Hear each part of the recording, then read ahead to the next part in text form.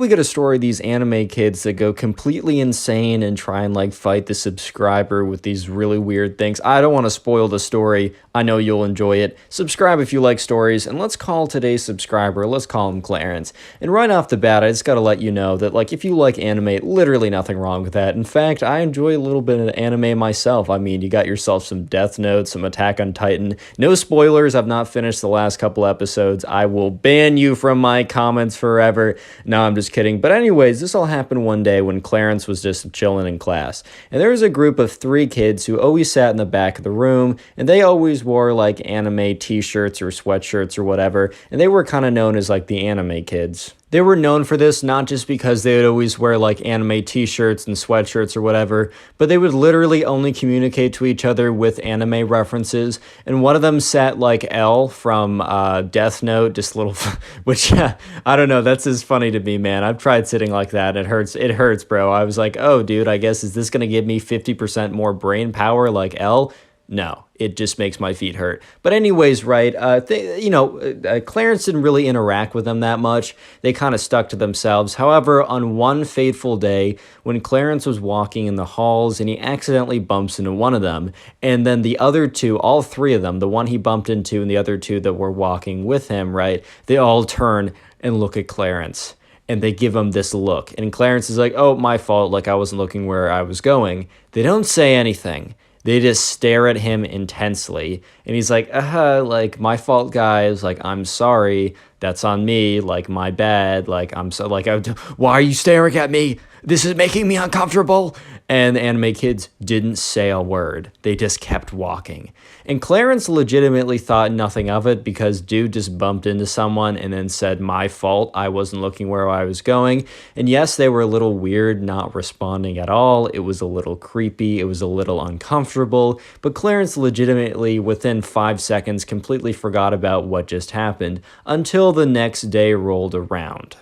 So the next day, right, it's recess, and Clarence is just outside, and his friends, I don't know, they're doing something else right now, or Clarence does have friends, but for some reason, he's just alone at that very moment. And the 3 anime kids come up to Clarence, and remember, Clarence isn't like enemies with these people, or at least he didn't think he was, but he also never spoke to them, so it was kind of weird for them to kind of like just come up to him out of the blue and start talking to him. He was caught off a little bit off guard. And remember, he's completely forgotten about bumping into them until like they start talking to him, right? And they say, like, they come up to him and they're like, so you chose to fight us. You chose to start the battle, and we're gonna finish it. And Clarence is like, I think you have me mixed up for someone else, bro. I'm pretty sure I'm not the guy who started this battle that you're talking about. I legitimately have no idea what you're saying. And they're like, no, it was 100% you. You bumped into us, which is a understandable battle cry. And yes, you're a fool for this, though, because we will absolutely smite you in battle. And Clarence is like, oh, no, that was like a mistake. Like, I didn't mean to bump into you. That was an accident. Like, I'm sorry, my fault. And they're like, no, you can't take back your declaration of battle. This battle was started by you, but will be finished by us. And one of the kids, the one who sits like L from Death Note, like who kind of like reaches out of his backpack, and Clarence is like, hey, yo. And what he reaches out of his backpack was a black notebook. And on the front of the notebook says Death Note on it. If you don't know, there's like an anime Death Note where basically, I'm not going to spoil anything too important, but the main thing is there's a book, and if you write someone's name in it and like what they died from, like the person will die within like 40 seconds or something. I might have butchered that a little bit. It's been a second since I've watched it. Great show, by the way. But anyways, he whips out like a replica Death Note, and the other 2 anime kids are like, you don't want him to write your name in this book. And Clarence has never seen Death Note before. He was explained the premise by his friend afterward when he told his friend about this story. But basically, right, one of the anime kids whips out a fake Death Note, and he's just like, you don't want me to do this, bro. You don't want me to do this. And Clarence is like, do what? He's like, write your name in the Death Note. And Clarence is like, bro, what? I don't know what that is. This is like a book or something. He's like, no, it's not just a book, you idiot, you fool, you simpleton, you moron. If I write your name in the Death Note, you will perish. And Clarence is like, what? And Clarence is just like, all right, bro, write my name in that silly book. He's like, haha, you fool. And so the anime kid writes Clarence's name in the book. And he waits 40 seconds and he's grinning the whole time. And then 40 seconds passes and nothing happens. And he's like, Ryuk must have just nerfed this one. Ha ha ha. The other anime kids kind of look at him. And then they look back at Clarence and they're like, you might have won this battle. But this is not simply a battle.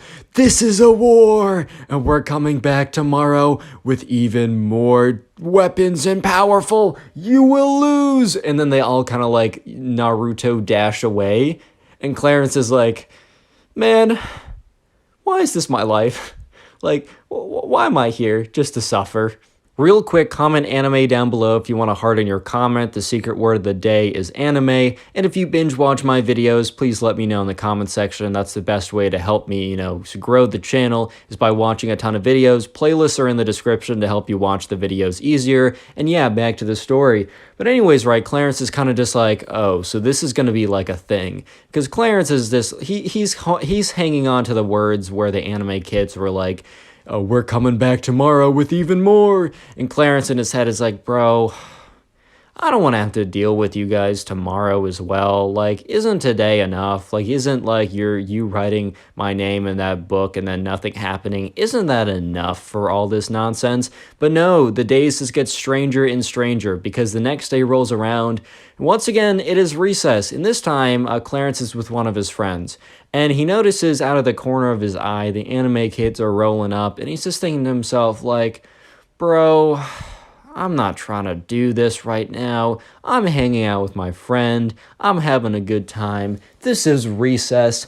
This is supposed to be my break from the nonsense. This is not supposed to be the nonsense, ×2 extended edition. Like, I'm not trying to do this. And the anime kids come up to him and they're like, ha ha ha, you might have won yesterday's battle, but you will never win the war. And then all three of them whip out these fake plastic Pokeballs. And at this point, Clarence is like, bro, you cannot be serious. And they're like, oh, so you know what we're about to attack you with. And one of them yells, Charizard attack! And they just chuck the plastic Pokeball at Clarence, and it hits him. And look, it's not like actually like, okay, ooh, yeah, duh, Connor, it's not a real Pokeball, shut up, right? But it's like, it's plastic, it's hard. And it kind of hurt a little bit. And Clarence is like, ow. By the way, a massive real-life Charizard did not come out of the Pokeball they threw. It just kind of bounced off Clarence, and it hurt a little bit. So Clarence is like, bro, don't do that. That kind of hurts. And then the other one's like, Bulbasaur, attack! And just chucks the Pokeball again. And Clarence is like, dude, stop. That hurts. It's going to leave a bruise. And the final one's like, Pikachu, I choose you. And just chucks the Pokeball. Once again, bounces off of Clarence. And he's just like, bro, can you not? And then another one takes out another Pokeball. Actually, it's the first one. And he's like, Blastoise. And he chucks it and just completely misses Clarence. He's like, bro, I'm going somewhere else. Like, screw you guys, I'm going home. So him and Clarence and his friend, like, they just walk away, and his friend's like, bro, what? So Clarence explains the story as I've explained it to you guys so far, and his friend is like, bro, that's so weird, like, I'm sorry you have to deal with this. That must be pretty annoying. So the next day rolls around, and this is like the craziest day yet. So once again, Clarence is at recess, and he's with a pretty big group of people. He doesn't know all of them super well, but, he knows enough of them well enough that, I don't know, they're doing some big activity or whatever. And once again, the anime kids come over. And Clarence is like, guys, I'm sorry, I have to deal with something. So he walks over preemptively, goes over to the anime kids and is like, what is it today? What's the massive battle? And this time, right, the last 2 days, there was a teacher, like, monitoring everyone at recess, but they were kind of busy looking at other things or something. But this time, the teacher happened to be looking at the anime kids and Clarence. And one of the anime kids is like, today, we will have our final battle. And he whips out this big, long sash, right? And Clarence is like, dude, what? And he unsheaths a katana from it. And Clarence is like, yo, you can't have that here. And the anime kid starts swinging his sword around, all like, he's like, you cannot control my power. My power level is over 25,000 right now. He's like, takes out his like katana, starts, and the teacher and the teacher like sees a kid with a massive sword, and the teacher's like, no, oh my God, like this is actually insane. So the teacher calls the freaking police, bro, because I mean, look, you can't bring something like that to school. The teacher both calls the police, tells the security guard, and the school goes on lockdown. So basically, after that happens, like there's something on the loudspeaker saying, students report to like your classrooms, this is a lockdown. And like all the students start like running to the classrooms. And Clarence has a sneaking suspicion that the lockdown is due to the katana anime kid, because you can't bring a freaking katana. By the way, that's a massive long like sword used in combat in like the 1600s. You can't bring one, even if it's like a replica, right? You can't bring that to school. So sure enough, right, all the kids, they're like rushing to their classes, and yeah, Clarence and the anime kid, they do have one class together, and it happens to be like their next class is after recess. So yeah, they all go to the same classroom to lock down. And dude, the anime kid who has the katana is legitimately sitting in class with his katana, like it's in his like container or whatever.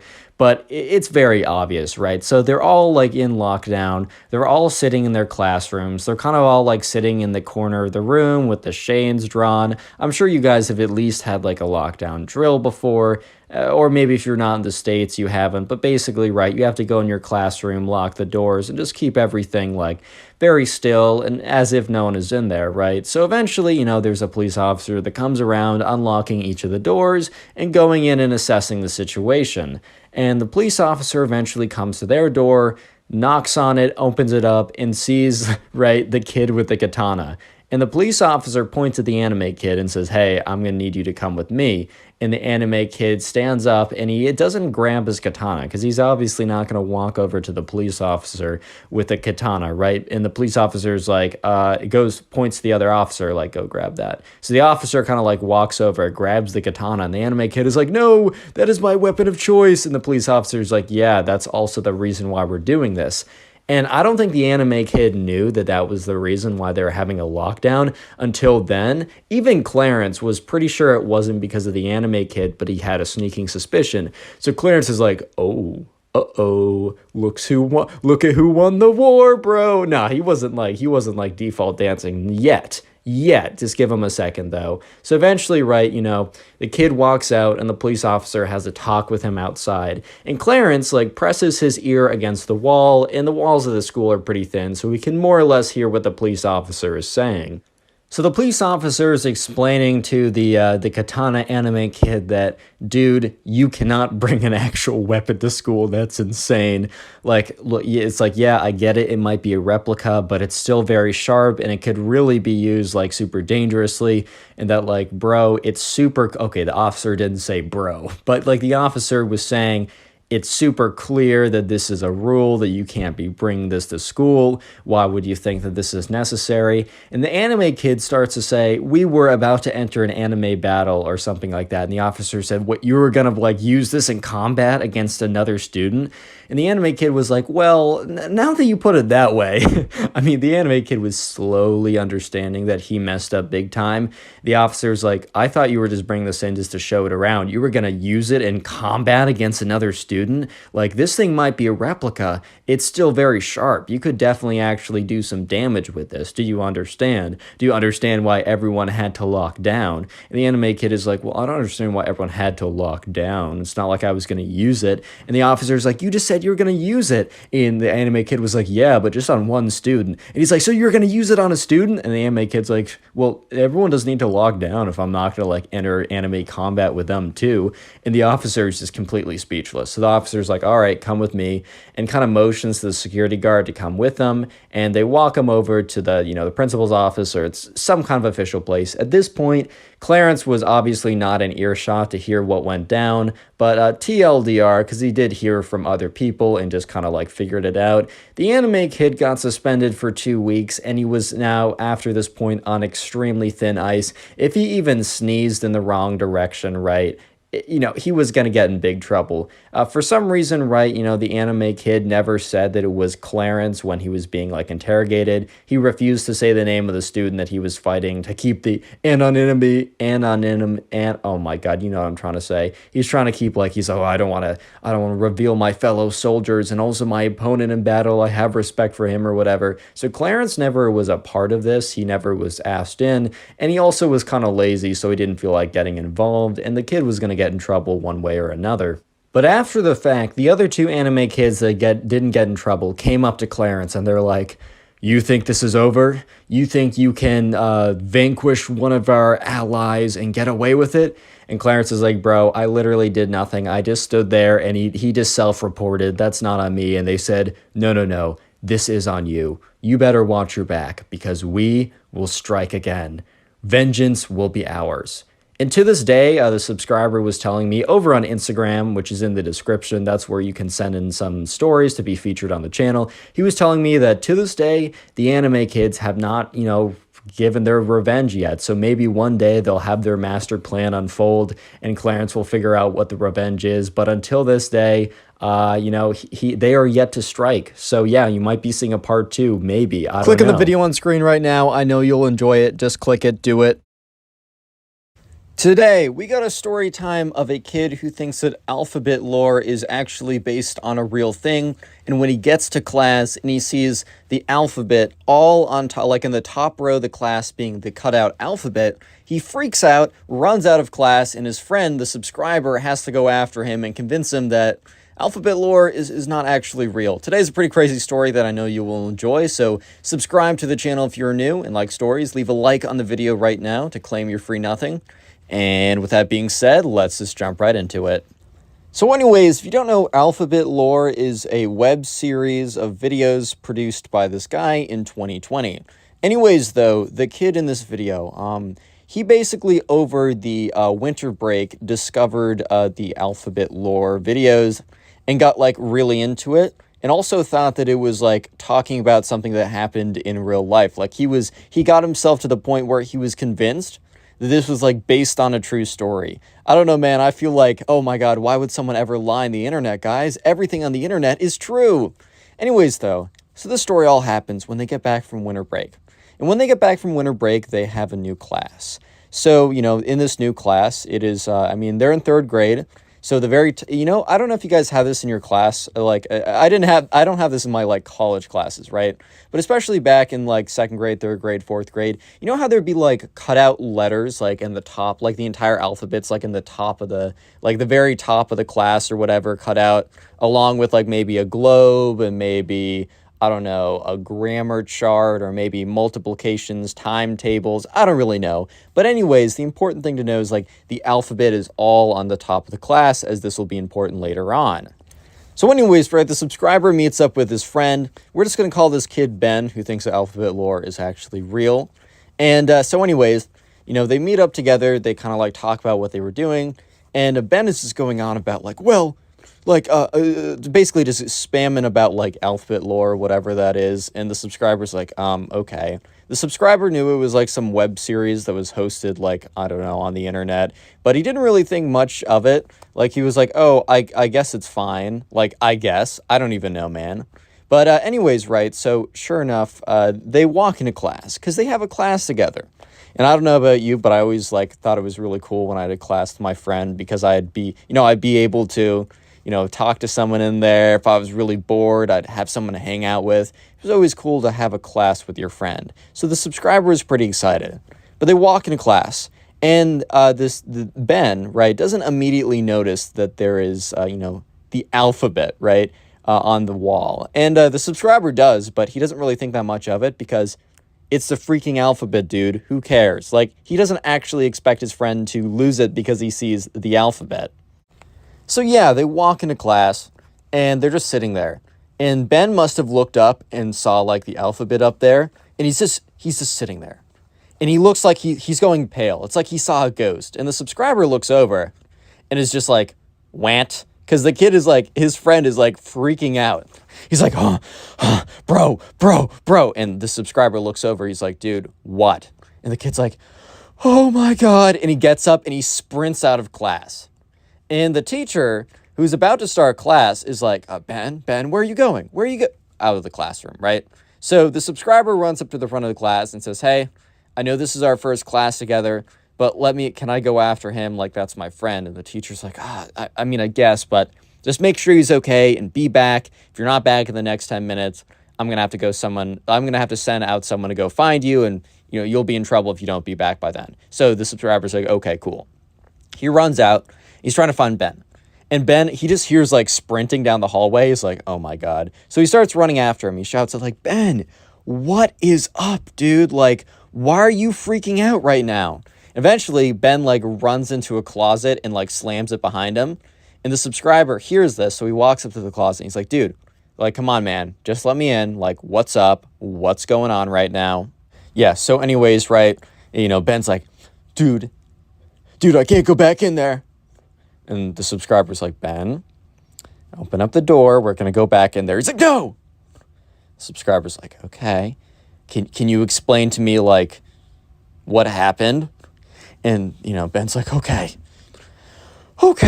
I went online and I found a ritual. And the subscriber's like, dude, what? You went online and you found a ritual? Like, okay. And then Ben goes on to say, yeah, it was to summon the characters from Alphabet Lore and make them real. And I did it. It was like you go at 3 a.m. in your bathroom mirror and you say a bunch of stuff. And I did it because I was like, it's totally not real, dude. And up until this point, I was like, okay, yeah, that's such a lie. But I was thinking, why would someone lie on the internet like that? But like, they didn't show up in real life. But we got into class today, and they were just sitting on the wall, and they were staring. And the subscriber's like, dude, that's just a cutout of the alphabet. Like, you're good, bro. Like, you're good. Trust. Yeah, so at this point, the subscriber's like, bro, are you serious right now? Like, really? But he doesn't want to, like, antagonize his friend. He's like, okay, dude, well, I just want to let you know that those are just, like, paper cutouts. You gotta trust me on this. And Ben's like, dude, like, they were, like, looking at me. And the subscriber's like, they were not looking at you. They're just paper cutouts. I need you to trust me on this. And the kid's like, well, how do I not know that you're not working for them? And the subscriber's like, wait, what? Working? Like, how does that even work, dude? Like, legitimately, how does that even work? And the kid's like, well, they might have, like, I don't know. And the subscriber's like, see, look, people lie online. You probably went on some forum and someone was trying to, like, mess around. And I'm not trying to say you fell for it, but maybe you fell for it. The alphabet was there. I guarantee you that the alphabet was there before you did the ritual. And the subscriber says, if I can prove that, will that be enough? And Ben's like, I guess. So anyways, the subscriber has to walk back into the classroom. It's been about 5 minutes. And the teacher looks at him, and Ben kind of like motions for the teacher to come out, and the teacher's just like, what? So the teacher walks out, and Ben is mentally preparing exactly how he's going to explain to her, hey, so my friend thinks that this webcomic online has appeared in real life in your classroom because he did a ritual spell, and I need you to prove that those cutout alphabet letters have been on your wall for longer than before winter break, and then he'll come back in. Like, that is not an easy thing to explain to a teacher who probably barely knows how to turn on her Chromebook, bro.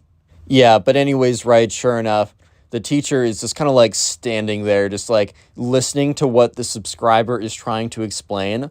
And the teacher says, look, I have legitimately no idea what you just said or what any of what you just said means. However, I'm just going to like put that aside and assume that if I can show you a photo of my classroom that shows the alphabet, I don't know why, but shows the alphabet predating winter break, then Ben can come back to class and we can have a more or less normal first day of class together. The subscriber says, yes. So the teacher's like, okay. Teacher takes out her phone, looks back, finds a photo from September of that year, so many months before winter break. It shows her like in the classroom. Someone took a photo of her. I think this is like her first year here, so she wanted like a photo on the first day of school in her classroom. And sure enough, the alphabet was like behind her. So they don't rush over, but they walk over to where Ben is in the closet. And the subscriber's like, hey, Ben, I have proof. So Ben opens up the door, and the teacher's like, look, I don't understand what's going on. I don't understand a single thing that's being said, and you guys probably can't explain it to me, or it'll take me like months of research to figure out what is even going on. However, I was told by the subscriber that if I showed you a photo of the alphabet being there before winter break, that you will come back to class, Ben. And Ben's like, yeah, that's right. And the teacher's like, okay, I'm not even going to look into it. She says, okay, here's a photo that my friend took on my first day of teaching. As you can see behind me, this is the same like room. And as you can see, the alphabet is behind me. And Ben is like, well, how do I know that this isn't like Photoshop? And the teacher's like, you really think I'm going to Photoshop this? And Ben's like, well, I mean, maybe the alphabet lower characters did that for you. And the subscriber's like, because the teacher looks at the subscriber like, you told me if I showed him this photo, we'd be good. Yeah, so the subscriber's just looking at Ben like, dude, come on. And then Ben's like, wait a minute. And takes a very much like closer look like, how do I even know that this isn't Photoshopped? And Ben's like, dude, or the subscriber's like, dude, you just said that. And he's like, okay, Ben, look at me. So Ben turns to the subscriber and he's like, do you really think, no offense, it turns to the teacher, says no offense, do you really think Miss Janet over here knows how to use Photoshop? Like, do you think she even knows how to turn on a computer? And Miss Janet's like, hey, wait a minute. Like, I'm showing you a photo on my phone. Anyways, though, the subscriber kind of motions her, like, relax. Like, I'm trying to help us out. And Ben's like, that's probably a good point. He's like, fine. But if the alphabet's in there, start attacking me, bro, it's going to be your fault. And the subscriber's like, you know what? If we'll make a $5 bet that I pay you, you don't pay me. Here's the bet. I will pay you $5 if the alphabet attacks you. And if the alphabet doesn't attack you, then nothing. And Ben's like, well, that's a pretty good deal for me because I don't lose anything and I only have upside, so I guess I'll take you up on it. Anyways, the three of them walk back into the classroom. Ben and the subscriber sit down. The alphabet does not attack him because he did not actually summon the characters from alphabet lore in real life because doing a ritual online doesn't actually mean anything. And with that being said, if you enjoyed today's video, click on one of the videos on screen right now. And if you're listening on Spotify, well, listen to another podcast and peace. How's it going, everyone? Welcome back to the channel. Today I have a story that my friend told me about where basically his little brother was telling him about this time where basically this kid came into his class and tried to convince everyone that he was Dream. Believe it or not, he wasn't Dream, but it actually turned out to be pretty funny because, the kid really did believe that he could pull it off, but at the end of the day, man, no one was buying it, and it was a pretty good story, so I thought I'd tell it on here. Real quick, make sure you are subscribed to the channel with notifications on. If you don't turn on the notifications, you won't see my story time videos that I try and upload every single day. And also, if you leave a like in the video right now for a limited time, I will give you literally nothing in return, just because I'm feeling extra generous. And with that being said, let's get right into the story. Alright, so this story was told to me by my friend, and so basically my friend has a little brother, and his little brother is in the 5th grade. Let's call his little brother Ryan, right? So Ryan is, he's going to school, and this story took place last year, so it was pretty recent, right? So Dream was pretty popular at this time. Dream is still very popular now, but last year was kind of like the rise of Dream and his popularity. It was also kind of a very high point for Minecraft as well, so it was very popular, and obviously there's like a younger demographic that does tend towards those videos.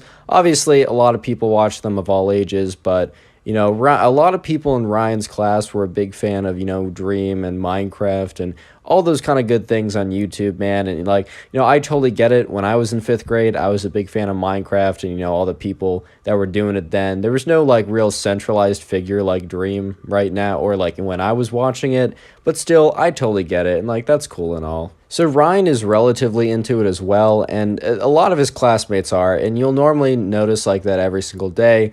someone will be talking about it. It'll be some part of the discussion. So one day, Ryan is sitting in class, and him and his friends are talking about Dream. I don't know exactly what they're talking about, but, maybe the new Minecraft manhunt video or something. Honestly, dude, if I was in 5th grade, I would probably be, as hyped as they are about the Minecraft manhunts. I mean, to be fair, man, whatever you think about Dream, those videos are entertaining. There's a reason why they get so many views. But anyways, Ryan and his friends were sitting in class talking about Dream's new video, whatever that was at the time. And then he noticed that one of his friends was kind of like looking at them and kind of like smirking a little bit and was trying to be super obvious about like smirking and like kind of like doing this big old smile. And this friend, let's give this friend a name. Let's call this friend Sam, right? So Ryan and his friends are talking about this Dream video, and Sam is just there smirking the whole time, looking at them. And eventually he walks over and he joins the conversation. He's like, so you guys really like this Dream guy on YouTube? And then he has this big old smile. And obviously, right, Ryan and his friends just have no idea what's going on, and they're just pretty confused, bro. They're just like, yeah, he's cool. I like his videos, right? Like, that's cool. Like, do you know who he is? And then Sam looks at them and has this big old smile. It's like, do I know who that is? And then, like, has, like, this big, like, look, right? And they're kind of looking at him. They're like, does he know who that is, right? Like, they're not catching on, bro. And Sam is like starting to get like a little bit frustrated because he's trying to put on this big act and have them be all like mystified, but they're really just confused, which I would be too if I was in that situation. Ryan and his friends are kind of looking at Sam like, okay, bro, I don't know what your angle is. And then Sam looks at them and says, well, I might know a thing or two about this Dream guy. And he gives him this big old smile, right? And then Sam says, have you guys ever seen Dream? And they're like, no, he's not done a face reveal. And then Sam looks at Ryan and his friends and he's like, so you guys don't know what this Dream guy looks like. So he could look like anyone. He could be anyone. And they're kind of looking at him like, okay, bro, like, sure, I guess. Like, we don't totally get the connection here. Like, we're not totally sure what's going on. We're not catching your drift, bro. And then Sam looks Ryan dead in the eyes and is like, what if I was to tell you that I know this Dream guy really, really well? Like, I know this Dream guy better than anyone else knows him. And at this point, Ryan was really confused. And Ryan's friends were also really confused because they were starting to realize that he was trying to, like, imply something. And now he's making a claim that, like, he knows this Dream guy, which they're like, okay, this dude obviously does not know this Dream guy. But they're starting to realize that he's trying to imply that he is Dream, right? Because he just prefaced it with, there's no way you actually know what he looks like, so he might as well be me. So Ryan and his friends are like, they decide to play a little bit dumb because they really want a confession. Like, they want Sam to say point blank that he claims that he is Dream. Like, they don't want, like, to make an assumption, then, like, then have Sam be like, oh, like, I didn't mean that. Like, you guys are crazy, right? Ryan and his friends wanted Sam to say. So they're like, we don't actually know what you mean, bro. Like, what are you trying to say? And Sam is like, come over here. And he kind of, like, has them come over. He's like, all right, quiet down. Don't make a noise when I tell you this. Don't be shocked. I don't want to draw attention. And Ryan and his friends are just like, oh boy. And Sam is like, Ryan? And then he says the names of the other friends there. I just don't know, and also just don't care. They're not important for the story, man. I'm sure that they're good people. But he's like, Ryan and friends, insert names, right? I have a confession. And he has this big old smile. And they're all just like, okay, let's see where this goes, bro. Because, like, they're just lost. And Sam is like, Ryan? You know that Dream guy on YouTube? And then Ryan's like, yes, I know that Dream guy on YouTube. We were literally just talking to you about him for like 5 minutes and you were being all weird. We also talk about him every day. Yes, I know that Dream guy on YouTube. Yes. And then basically Sam says, that Dream guy? Well, don't tell anyone, right? You have to promise me that you won't tell anyone, but that Dream guy is me. And they just look at him like, bro? So they're kind of just looking at him, and I'm going to be honest, none of them believed him, even in the slightest. So they're like, okay, Sam, like, why should we believe you? We've never seen Dream before. You don't really sound like him. We don't think it's you, right? We don't really have any reason to believe that he's actually you, besides the fact that you just told us that you're him, which we kind of just think that you're saying that because you've been noticing how everyone's been talking about him and really likes his videos recently. And then Sam is like, looks a little offended. He's like, you guys don't believe me? And they're like, hey, bro, we really like you, but no, we honestly don't believe you. So then Ryan and his friends were like, okay, right, we can't really believe you right off the bat, but if there's any way you can prove to us that you're actually Dream, like, we would love to see that, because obviously, like, we don't totally believe you, which I hope you can understand, but if you're actually Dream, like, obviously that would be awesome. We love his videos. And look, Ryan's in 5th grade, bro. Like, Ryan didn't believe him, but he kind of wanted to. It would be really cool if one of his friends was actually like his YouTube hero, right? Like, that'd be pretty cool. So Ryan and his friends were like, okay, just come back with proof the next day.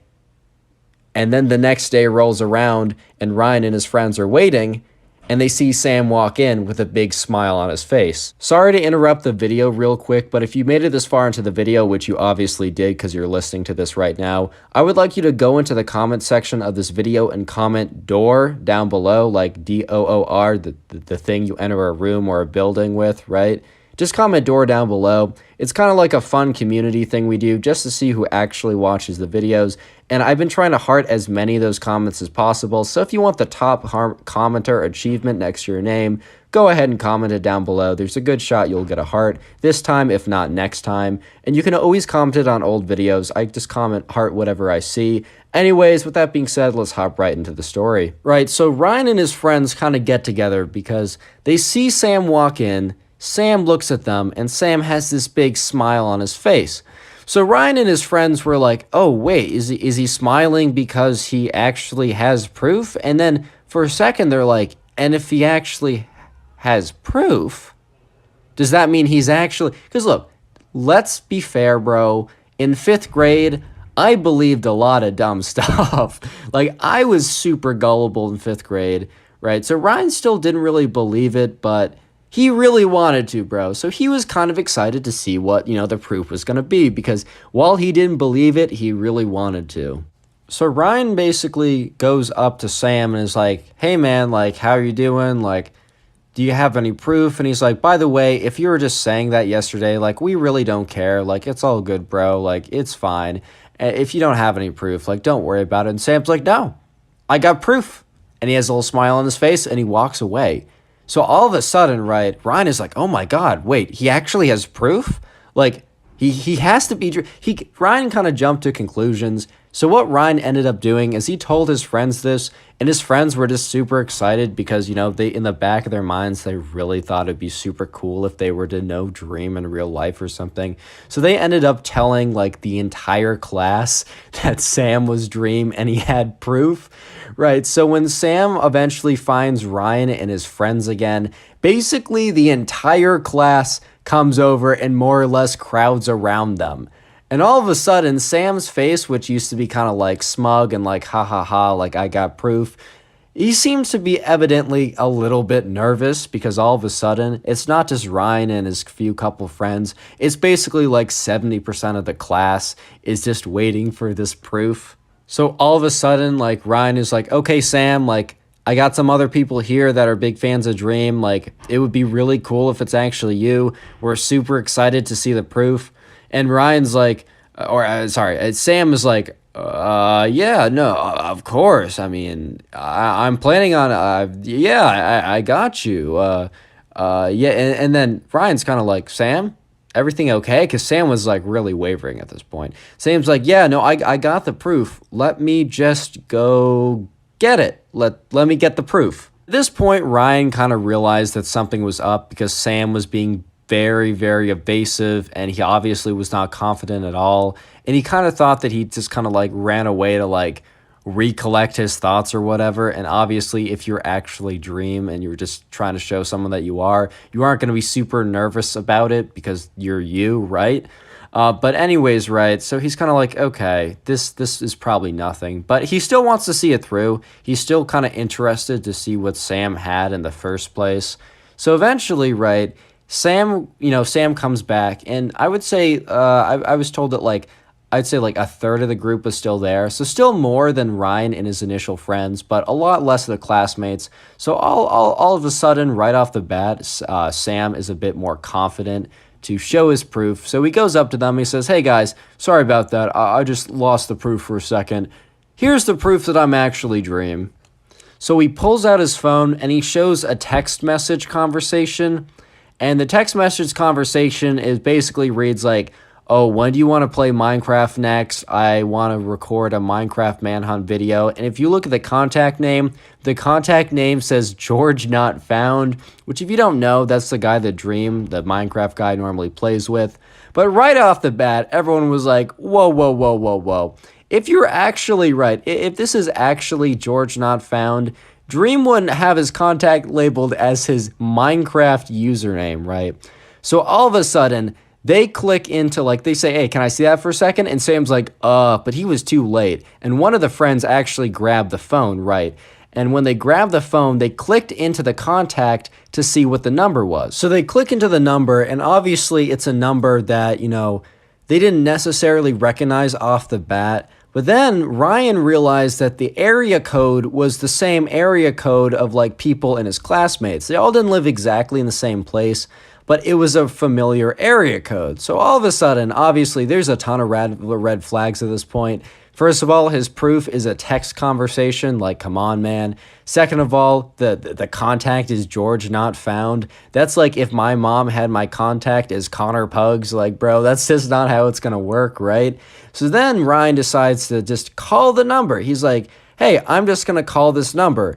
And at this point, Sam was sweating. He's like, oh, no, George is asleep. He's in England or whatever, right? Which obviously is not the case because it wasn't even like a British area code. It was literally the area code of like 20 minutes away from the school, bro. But anyways, they call the number and then they hear a phone buzz in class. And then they look around and they see that one of the guys standing on the other side of the room, his phone is ringing. And the guy probably wasn't paying attention to what was happening because he picked it up. I guess he was like spacing out or he's far enough away that he didn't totally realize what was going on. And he picks it up and he was like, hey, Sam, what's up? And it was just over at that point, man. So after that, Sam basically explains that, yeah, no, he wasn't actually Dream. And Ryan was like, okay, I kind of knew that the whole time. Like, it would have been cool if you were, but I didn't really expect that.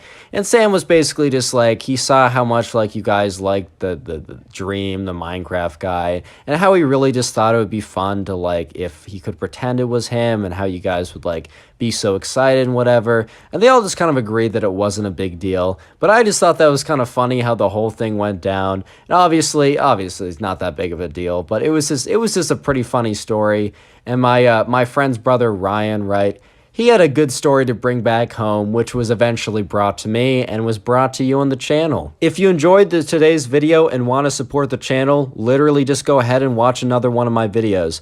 I'm going to have some old storytime videos up on screen right now, or if you don't see them on screen, just go ahead and click on my channel, or you can watch the storytime playlist, which will be on screen, or it'll be linked in the description. Anyways, guys, thank you so much for watching. Like, subscribe, and yeah, see you in the next one. How's it going, everyone? Welcome back to the channel. Today I have a story time for you that was told to me by one of my subscribers, where basically the subscriber went to a summer camp and he met this guy, and this guy claimed that Dream went to his school, right? So it turns out that this guy that claimed that did not live too far away from my subscriber. So my subscriber actually decided to fact check his claim and showed up at his school one day, and it was absolutely hilarious, and I had to tell the story. If you enjoy storytime videos, make sure you are subscribed to the channel with notifications on. You need to turn on notifications to make sure you do see all the new videos. And also leave a like on the video as I'll give you nothing, which is pretty cool. Anyways, let's get right into the story. So this subscriber went to a summer camp, and the summer camp was towards the end of the summer, and he had to go back to school in about 2 weeks after the camp ended. And this camp was a sleepaway camp that was located about like 20-30 minutes away from his house, so not too far away. And anyways, he gets to the camp and, he's a little nervous because he doesn't really know anyone there. And his mom drops him off. He's like, hey, and she's like, hey, you're going to be totally fine. Like, I'm sure you'll meet people, all that good stuff. This subscriber was a pretty big fan of Dream. This was about like a year ago or a year and a half ago when Dream kind of like was really like popular for his Minecraft manhunts. And I'm not going to lie, like I don't really watch Minecraft content anymore, but back when Dream's Minecraft manhunts were like super popular, like he just came out with them, they were pretty entertaining. I'm going to be honest. Like feel free to hate on me, bro. Like those things were entertaining back in the day. Anyways, he was a pretty big fan of Dream, so he gets to the camp, right? And that detail is more important later on. So he gets to the camp, and they basically say, okay, well, we're gonna have a little meet and greet thing before we head off into groups or your cabins, so you'll have an opportunity to meet people. And also, you'll have an opportunity to meet people at your cabin. And when they said that, the subscriber is feeling much better. He's like, okay, you know what? I'll definitely be able to meet people here, right? The subscriber goes to this area where all these other kids are, and he's kind of standing by himself, but he also notices that everyone else at this camp is more or less standing by themselves because no one really came here with friends except for a couple guys, right? But basically, what they do is when the camp counselors come out and they're like, okay, guys, right, let's break up into smaller groups. So they counted off like into 9 different groups. So they went around going like, you're a 1, you're a 2, you're a 3, if you guys have had that happen before. So this guy gets a 4, a pretty unnecessary detail. I just remember it from being told it, right?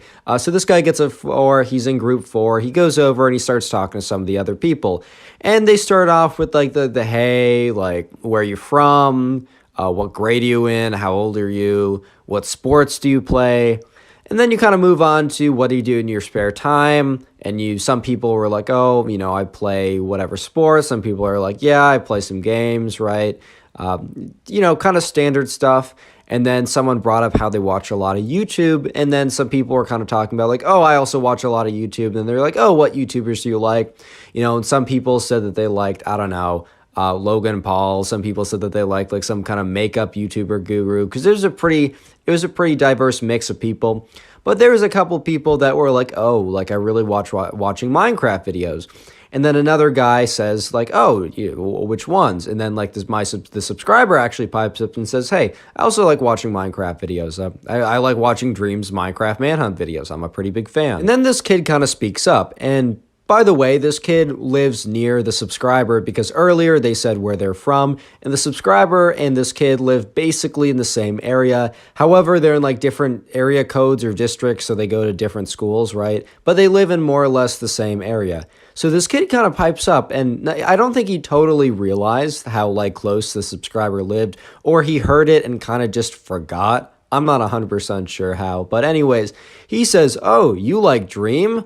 I know something very special about Dream. And then like the few people, including my subscriber who knew Dream, their ears kind of perked up because they're like, I like this guy. I watch him on YouTube. That's pretty cool. Like, I like this guy. What's the interesting thing? Like, I'm curious. And the guy said, Dream actually goes to my school. And they just kind of looked at him like, no, he doesn't. And he says, no, he really does. And he's being very firm about it. Like, he's being very matter of fact. And then they're just like, they're not 100% sure why he would lie. I mean, maybe because like he just heard that they like Dream and like he's trying to like impress them or something. But then he says, no, here's a photo. And he takes out a photo and he shows them some blonde guy. And you have to remember that at this time, and even at this time, Dream has never done a face reveal. I think he's maybe blonde or brown hair, but no one really knows what he looks like. So they're all like, okay, dude, we don't actually know what Dream looks like, but that could be him. The subscriber was thinking to himself, well, that could be him, I guess. Like, I don't see why it would be, but I also don't see why it wouldn't be. So if he's being so like, if he really thinks so. Anyway, so the breakout group ends, and then they're asked to go to their sections, which they were told in the beginning. Basically, that's where their like sleepaway camp area is. And they break up into groups, and the subscriber notices that the guy who claimed that Dream went to his school happened to be in his camp group. So he went up to him and he's like, hey, I'm from the group earlier. And the guy was like, oh, hey, how's it going? And then they kick it off, right? He's a decent guy. Like they have some good conversations, and he's kind of the friend that the subscriber has while he's at this camp. Well, he doesn't like press him right away because the subscriber thinks, okay, if Dream actually goes to his school, like I know he offered up that information, but he probably doesn't want me talking about it all the time to him. Like I'm sure that if it's actually true and he tells people it, that like people bug him all the time about it, and it's only going to get worse as he gets more popular. So maybe I'll just like let him chill out. Like I just won't.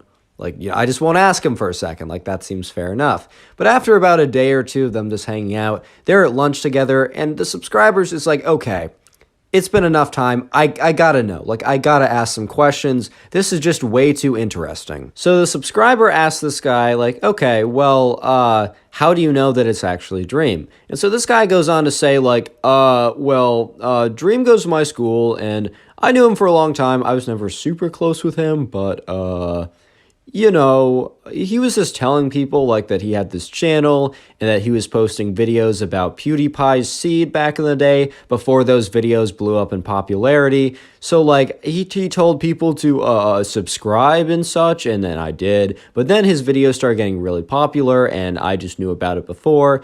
And while he didn't really go around telling people this afterwards, I was just one of those guys that he told before because I totally had a class with him, and yeah.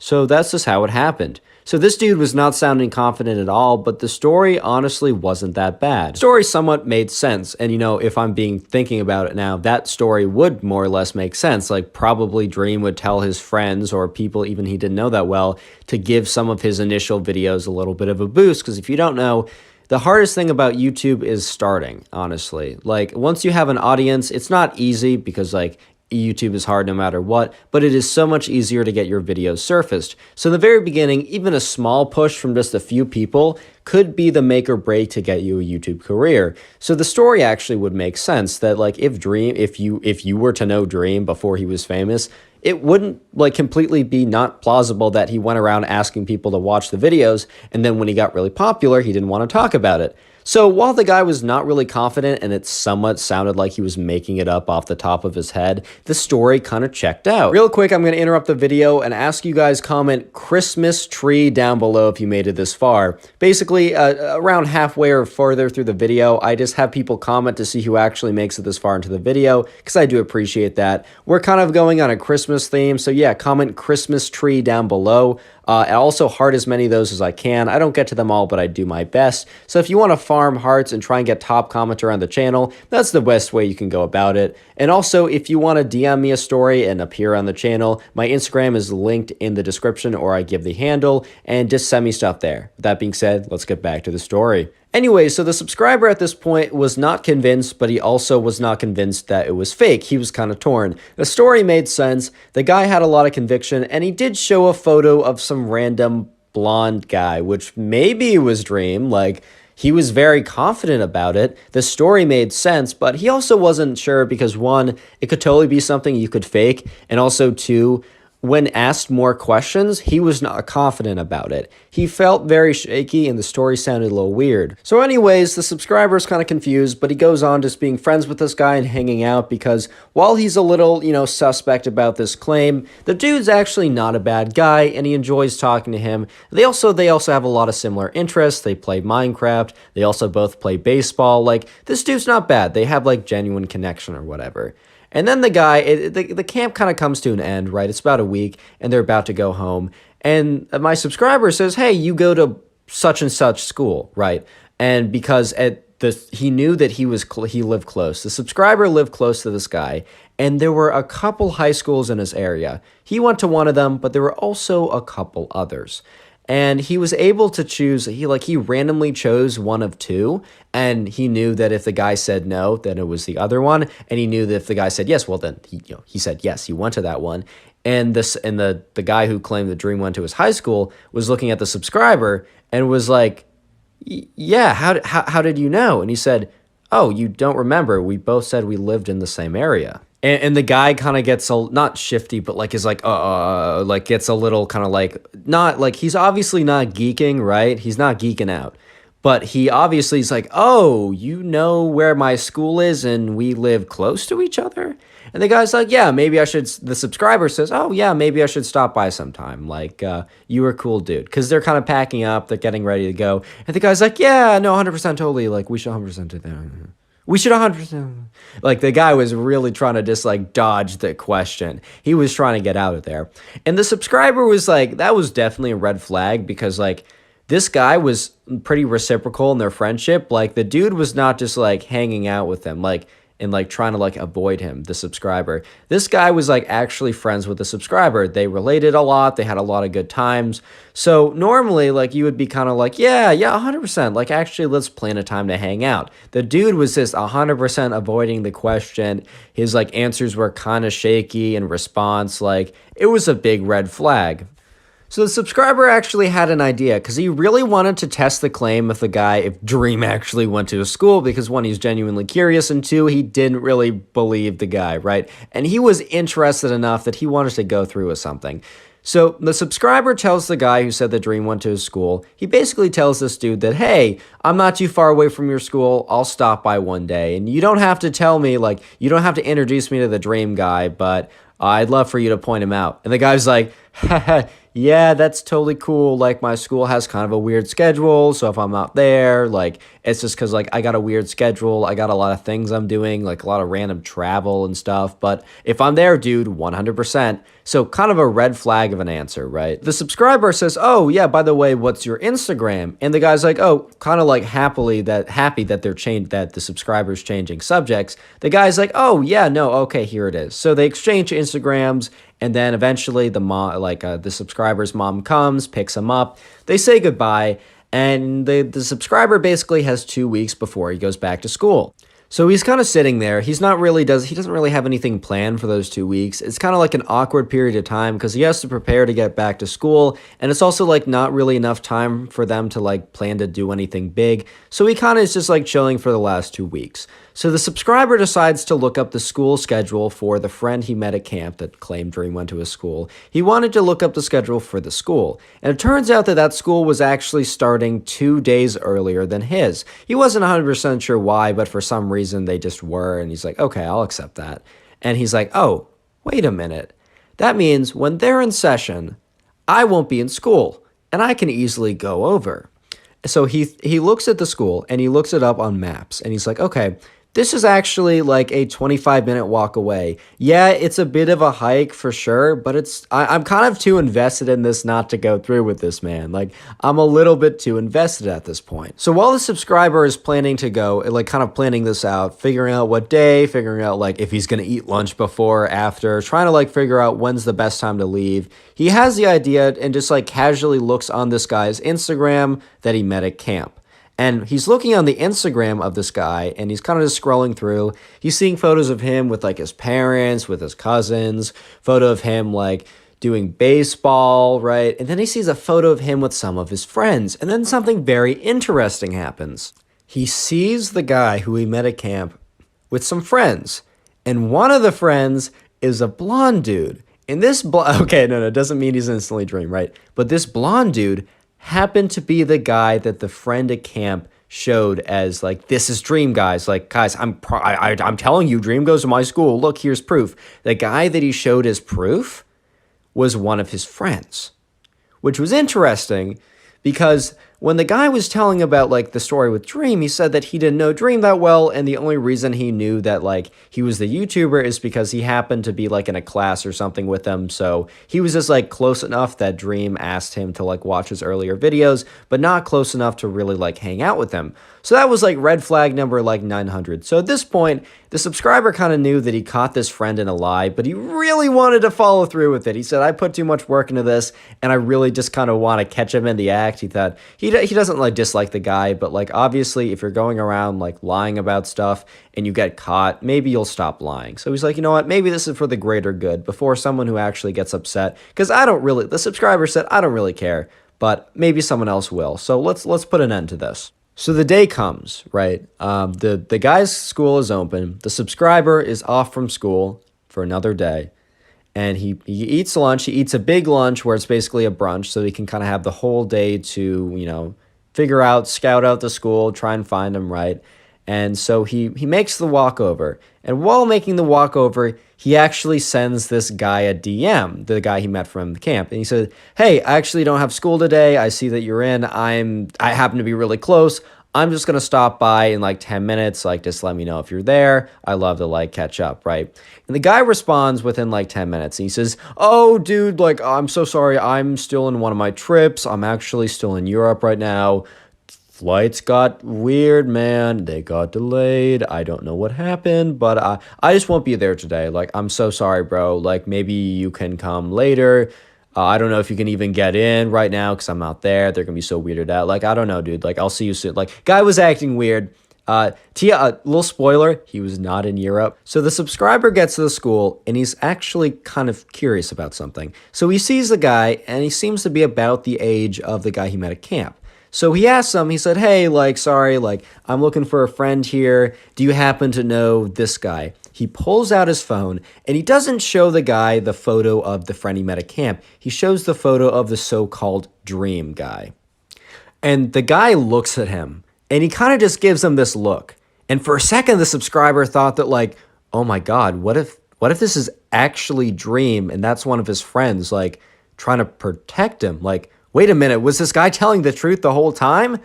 No. This guy says, "Look, that's like one of my best friends, and I think I know why you're here. So did so and so," and he lists the name of the guy. Let's just call him John. Let's say that the guy who said the dream went to a school at the camp. Let's call him John. So the guy that like the subscriber meets, he said, "Hey, did John say that this guy is Dream?" And the subscriber says, "Yeah, he did." And the guy kind of lets out a sigh. He's like, "Oh boy, another one of these." So the guy says, "Look, this is one of my best friends. He doesn't even play Minecraft. We just play Call of Duty together. There's no reason for him really to be Dream besides the fact that he's blonde." So basically, John just goes around and tells people that at places where he doesn't think it'll get back to him, like an idiot, man. Like, you're not the first person to come here.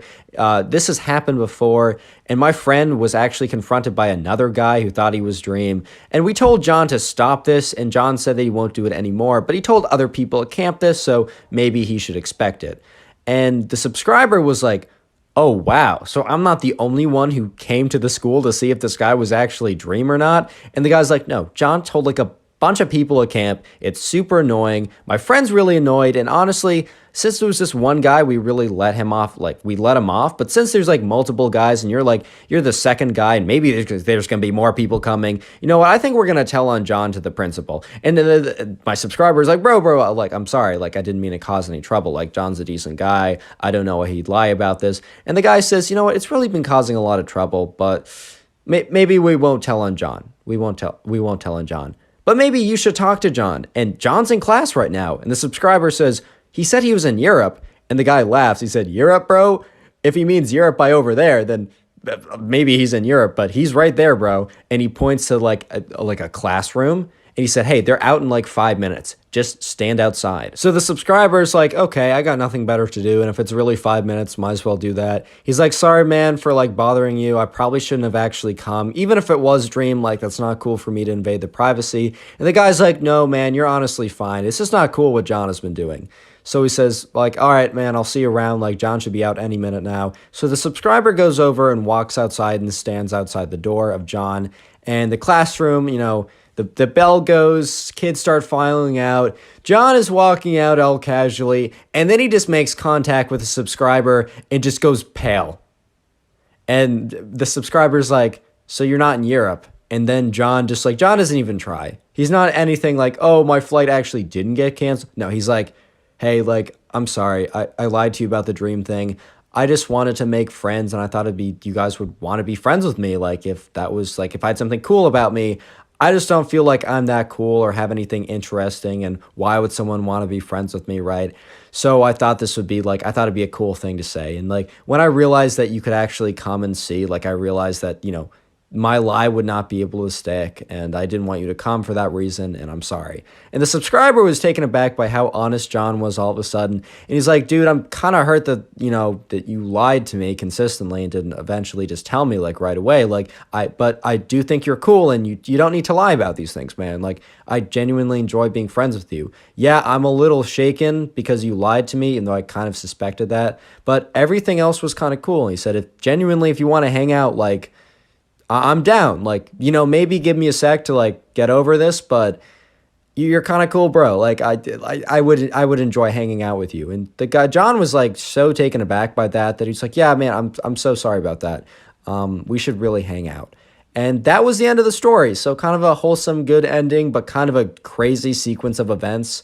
And I thought you guys would really enjoy that. If you have a little bit of time and want to support the channel, literally just go ahead and watch another one of my story videos. Watching old story videos really helps promote the channel, and you can do that by watching any of the videos on screen right now, or even more easy, you can just click on the Storytime playlist that has all my Storytime videos together in one place. If you don't see it on screen, it's also first link in the description, so go ahead and watch that. Thank you guys so much for watching. Leave a like, subscribe, and yeah, see you in the next one. Peace. Minecraft kid of, well, I mean, you can read the title. Normally, I tell you guys to grab something to eat, but dear God, please do not grab anything to eat while you listen to this story.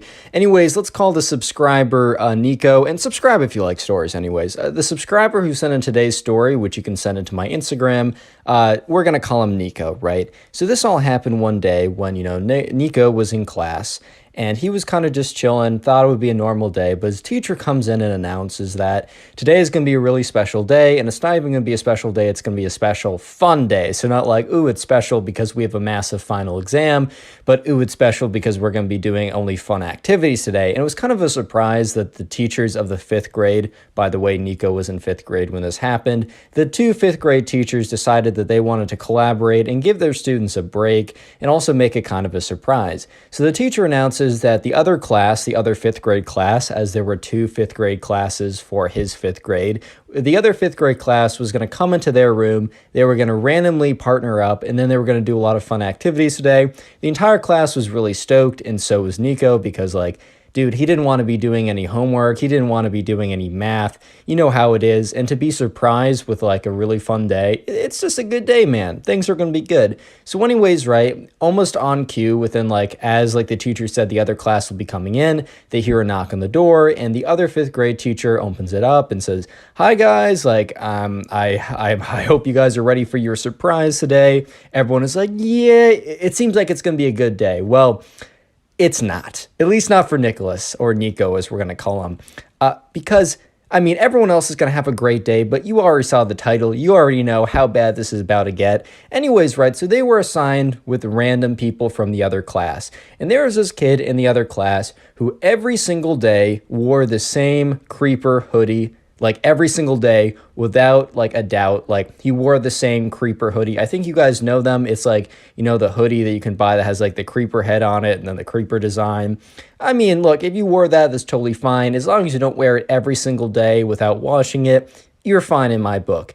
But the thing is, right, this kid either had 7 identical creeper hoodies, or he just wore the same thing every day without washing it. And by the smell of it, not by the look of it, you could definitely tell that he was not washing it, and this was the one-of-one copy.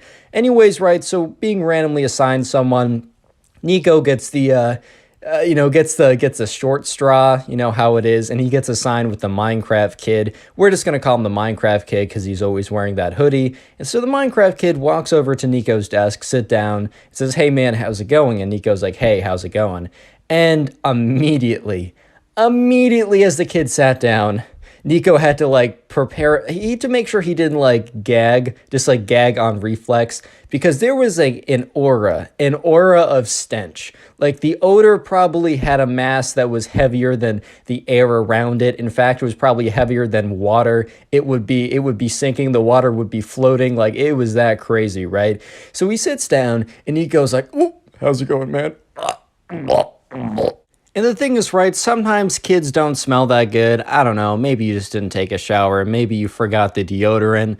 That's totally okay, but normally there's not an aura of stench, you know? Normally they're not so stinky that if you were like 5 feet away, you would smell them. Like, it's normally not that bad.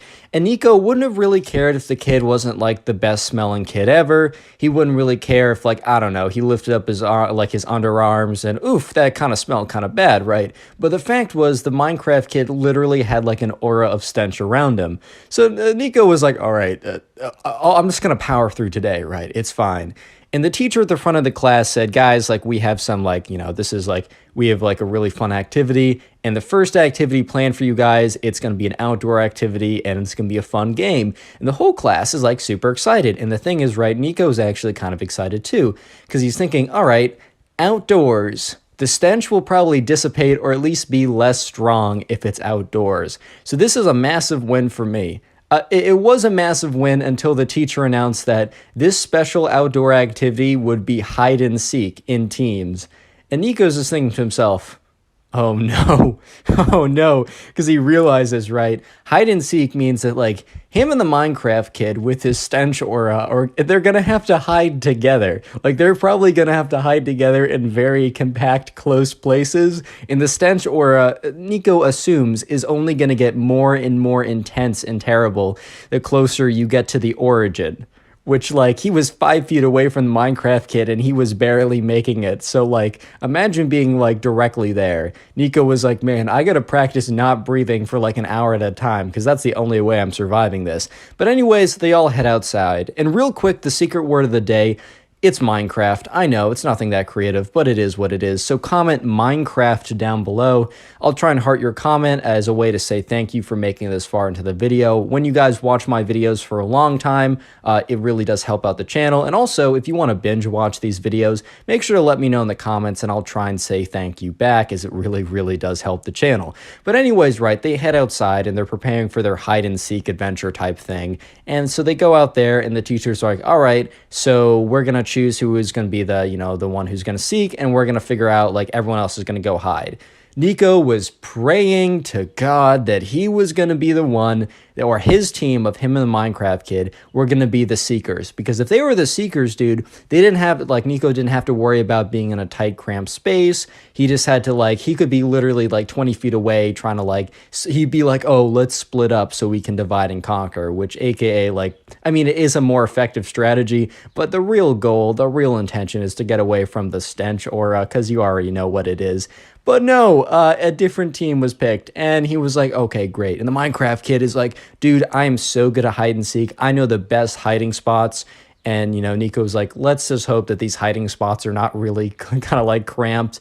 And sure enough, the Minecraft kid is leading him. He's like, dude, let's go. So they got 60 seconds, or the hiding, or the seekers had to count till 60, and they were counting pretty loud. And the Minecraft kid's like, come on, quickly, quickly.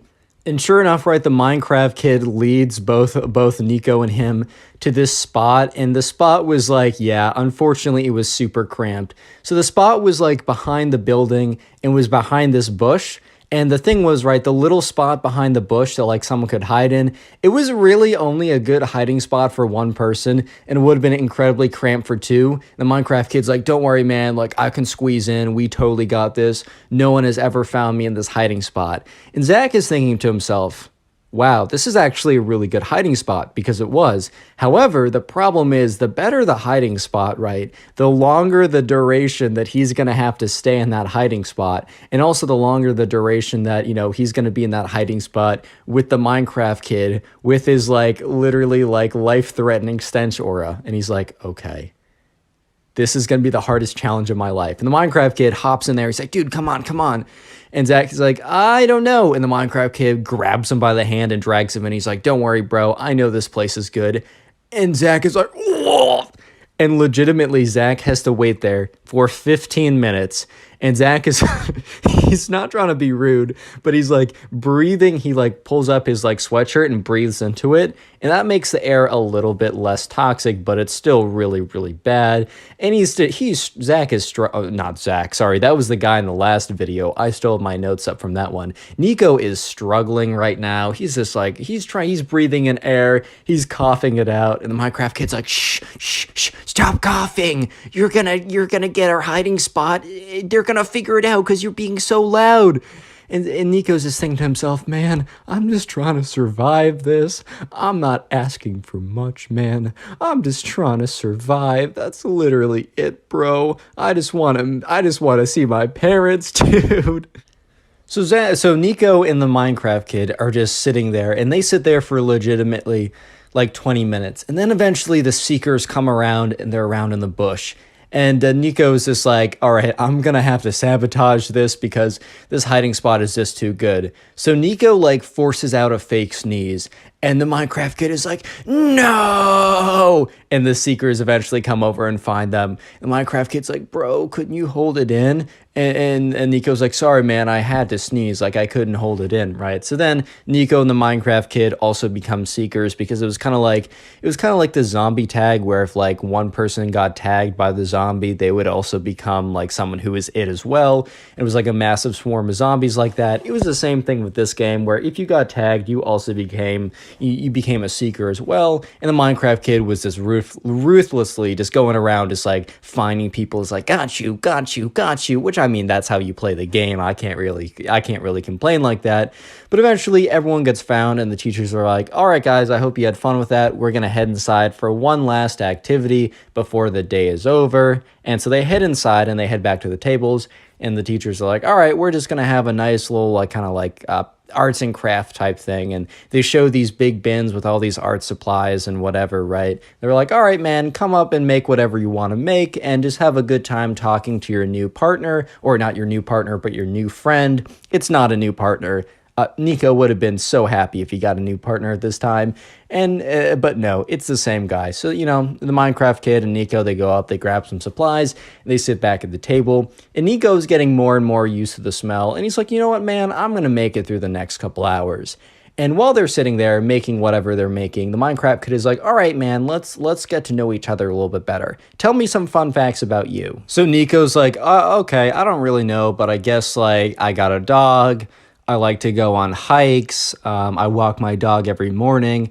And when I do that, I listen to music. That's what I do personally. But back to the story. I don't know. I really, I enjoy playing Fortnite with my friends. What about you, man? And the Minecraft kid was like, well, I obviously am kind of a fan of Minecraft, as you can tell by my hoodie. By the way, nothing's wrong with liking Minecraft, bro. I love Minecraft. It's probably one of my favorite games of all time.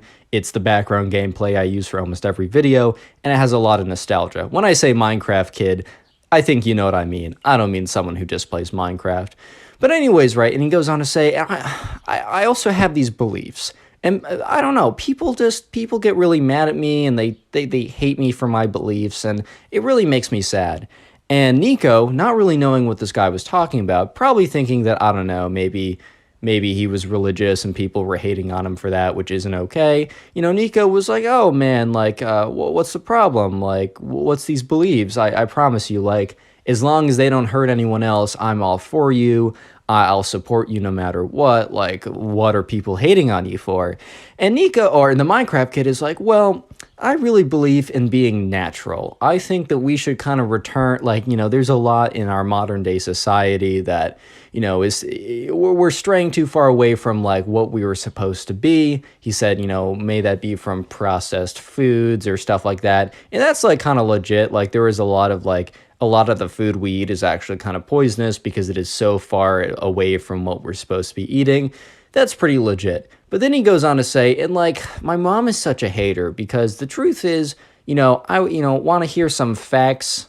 And, Nico was like, sure, I want to hear some facts, whatever. He's like, caveman, they didn't when they went to the bathroom, man, they weren't using these like really high chemical toilet paper. And Nico was like, bro, what? And the Minecraft kid is like, yeah, it's so crazy. My mom is such a hater about this. But you know what? I want to return to the good old natural days.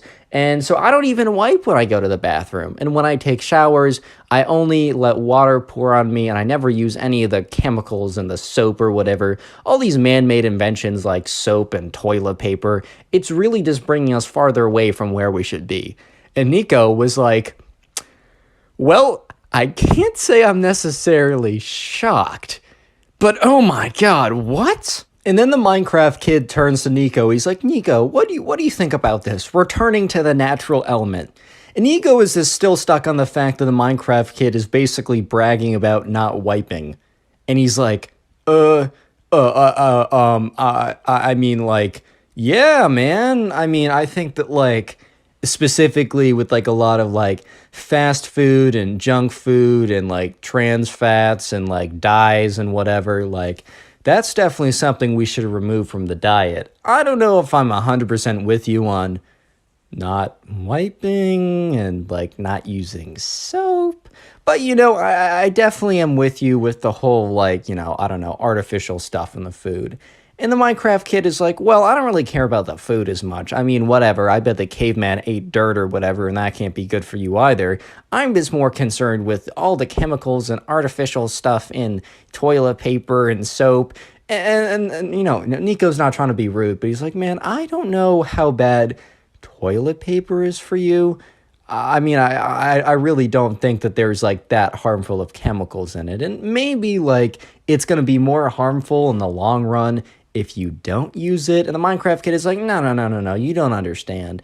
I wouldn't really expect you to understand, as I've done a lot of research myself. Bro, just a little note from me. Whenever someone says they've done their own research, no, just stop listening to them.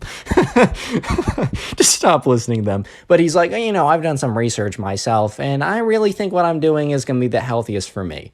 And that ended the day, but Nico was just so startled by what he heard that he actually contacted one of his friends who was in the other 5th grade class. Nico really was wishing that he was going to be partnered with his other friend in the 5th grade class, but it didn't work for him like that. And he said, hey, man, you know that kid with the creeper hoodie? And the dude's like, yes, I saw you got partnered with them. You smelt it too.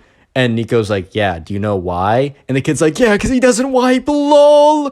And Nico's like, bro, what? He tells everyone that? And the other kid in, like, Nico's friend in the other class is like, yeah, bro, he's bragged to everyone about it. Like, legit, everyone here knows. I should have given you a heads up. I just wasn't able to. I'm sorry about that. And Nico's like, wow, like, I spent a day with them. You got to spend, like, the entire year with them. You're a trooper. And he's like, dude, I know. I once got partnered with them. I had to go to the bathroom to, the insides of his stomach came out on the outsides is what I'm trying to say from the smell. And anyways, Nico was like, you know what? I'm so excited to go back tomorrow because we're going to have a normal day of school. And Nico never thought he'd ever utter those words. Click on the video on screen right now. I know you'll enjoy it. Just click it. Do it. We get a story of these anime kids that go completely insane and try and like fight the subscriber with these really weird things. I don't want to spoil the story. I know you'll enjoy it. Subscribe if you like stories, and let's call today's subscriber, let's call him Clarence. And right off the bat, I just got to let you know that like if you like anime, literally nothing wrong with that. In fact, I enjoy a little bit of anime myself. I mean, you got yourself some Death Note, some Attack on Titan. No spoilers, I've not finished the last couple episodes. I will ban you from my comments forever. No, I'm just kidding. But anyways, this all happened one day when Clarence was just chilling in class. And there was a group of 3 kids who always sat in the back of the room, and they always wore like anime t-shirts or sweatshirts or whatever, and they were kind of known as like the anime kids. They were known for this not just because they would always wear like anime t-shirts and sweatshirts or whatever, but they would literally only communicate to each other with anime references. And one of them sat like L from Death Note, just little, which I don't know, that's just funny to me, man. I've tried sitting like that. It hurts, bro. I was like, oh, dude, I guess is this gonna give me 50% more brain power like L? No, it just makes my feet hurt. But anyways, right, Clarence didn't really interact with them that much. They kind of stuck to themselves. However, on one fateful day, when Clarence was walking in the halls and he accidentally bumps into one of them, and then the other 2, all 3 of them, the one he bumped into and the other 2 that were walking with him, right, they all turn and look at Clarence. And they give him this look. And Clarence is like, oh, my fault, like I wasn't looking where I was going. They don't say anything. They just stare at him intensely. And he's like, like, my fault, guys. Like, I'm sorry. That's on me. Like, my bad. Like, why are you staring at me? This is making me uncomfortable. And the anime kids didn't say a word. They just kept walking. And Clarence legitimately thought nothing of it because dude just bumped into someone and then said, my fault, I wasn't looking where I was going. And yes, they were a little weird, not responding at all. It was a little creepy. It was a little uncomfortable. But Clarence legitimately, within 5 seconds, completely forgot about what just happened until the next day rolled around. So the next day, right, it's recess, and Clarence is just outside, and his friends, I don't know, they're doing something else right now, or Clarence does have friends, but for some reason, he's just alone at that very moment. And the 3 anime kids come up to Clarence, and remember, Clarence isn't like enemies with these people, or at least he didn't think he was, but he also never spoke to them, so it was kind of weird for them to kind of like just come up to him out of the blue and start talking to him. He was caught off a little bit off guard. And remember, he's completely forgotten about bumping into them until like they start talking to him, right? And they say like they come up to him and they're like, so You chose to fight us. You chose to start the battle, and we're gonna finish it. And Clarence is like, I think you have me mixed up for someone else, bro. I'm pretty sure I'm not the guy who started this battle that you're talking about. I legitimately have no idea what you're saying. And they're like, no, it was 100% you. You bumped into us, which is a understandable battle cry. And yes, you're a fool for this, though, because we will absolutely smite you in battle. And Clarence is like, oh, no, that was like a mistake. Like I didn't mean to bump into you. That was an accident. Like I'm sorry, my fault. And they're like, no, you can't take back your declaration of battle. This battle was started by you, but will be finished by us. And one of the kids, the one who sits like L from Death Note, like kind of like reaches out of his backpack, and Clarence is like, hey, yo. And what he reaches out of his backpack was a black notebook. And on the front of the notebook says Death Note on it. If you don't know, there's like an anime Death Note where basically, I'm not going to spoil anything too important, but the main thing is there's a book, and if you write someone's name in it and like what they died from, like the person will die within like 40 seconds or something. I might have butchered that a little bit. It's been a second since I've watched it. Great show, by the way. But anyways, he whips out like a replica Death Note, and the other two anime kids are like, you don't want him to write your name in this book. And Clarence has never seen Death Note before. He was explained the premise by his friend afterward when he told his friend about this story. But basically, right, one of the anime kids whips out a fake Death Note, and he's just like, you don't want me to do this, bro. You don't want me to do this. And Clarence is like, do what? He's like, write your name in the Death Note. And Clarence is like, bro, what? I don't know what that is. This is like a book or something. He's like, no, it's not just a book, you idiot, you fool, you simpleton, you moron. If I write your name in the Death Note, you will perish. And Clarence is like, what? And Clarence is just like, all right, bro, write my name in that silly book. He's like, ha, you fool. And so the anime kid writes Clarence's name in the book. And he waits 40 seconds, and he's grinning the whole time, and then 40 seconds passes, and nothing happens. And he's like, Ryuk must have just nerfed this one, ha, ha, ha. The other anime kids kind of look at him, and then they look back at Clarence, and they're like, you might have won this battle, but this is not simply a battle. This is a war, and we're coming back tomorrow with even more weapons and powerful. You will lose. And then they all kind of like Naruto dash away. And Clarence is like, man, why is this my life? Like, why am I here? Just to suffer? Real quick, comment anime down below if you want to harden your comment. The secret word of the day is anime. And if you binge watch my videos, please let me know in the comment section. That's the best way to help me, to grow the channel is by watching a ton of videos. Playlists are in the description to help you watch the videos easier. And yeah, back to the story. But anyways, right, Clarence is kind of just like, oh, so this is going to be like a thing. Because Clarence is this, he's hanging on to the words where the anime kids were like, we're coming back tomorrow with even more. And Clarence in his head is like, bro, I don't want to have to deal with you guys tomorrow as well. Like, isn't today enough? Like, isn't like you writing my name in that book and then nothing happening? Isn't that enough for all this nonsense? But no, the days just get stranger and stranger because the next day rolls around. And once again, it is recess. And this time, Clarence is with one of his friends. And he notices out of the corner of his eye, the anime kids are rolling up. And he's just thinking to himself, like, bro, I'm not trying to do this right now. I'm hanging out with my friend. I'm having a good time. This is recess. This is supposed to be my break from the nonsense. This is not supposed to be the nonsense, ×2 extended edition. Like, I'm not trying to do this. And the anime kids come up to him and they're like, ha ha ha, you might have won yesterday's battle, but you will never win the war. And then all three of them whip out these fake plastic Pokeballs. And at this point, Clarence is like, bro, you cannot be serious. And they're like, oh, so you know what we're about to attack you with. And one of them yells, Charizard attack!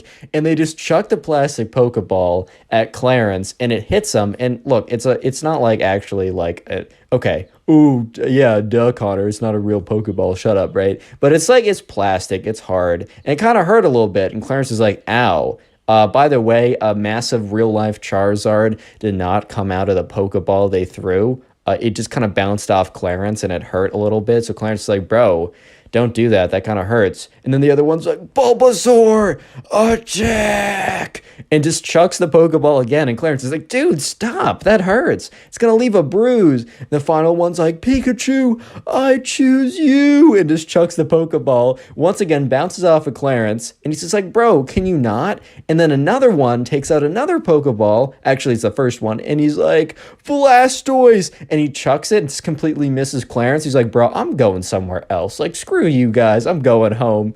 So him and, Clarence and his friend, like, they just walk away. And his friend's like, bro, what? So Clarence explains the story as I've explained it to you guys so far. And his friend is like, bro, that's so weird. Like, I'm sorry you have to deal with this. That must be pretty annoying. So the next day rolls around, and this is like the craziest day yet. So once again, Clarence is at recess, and he's with a pretty big group of people. He doesn't know all of them super well, but, he knows enough of them well enough that, I don't know, they're doing some big activity or whatever. And once again, the anime kids come over.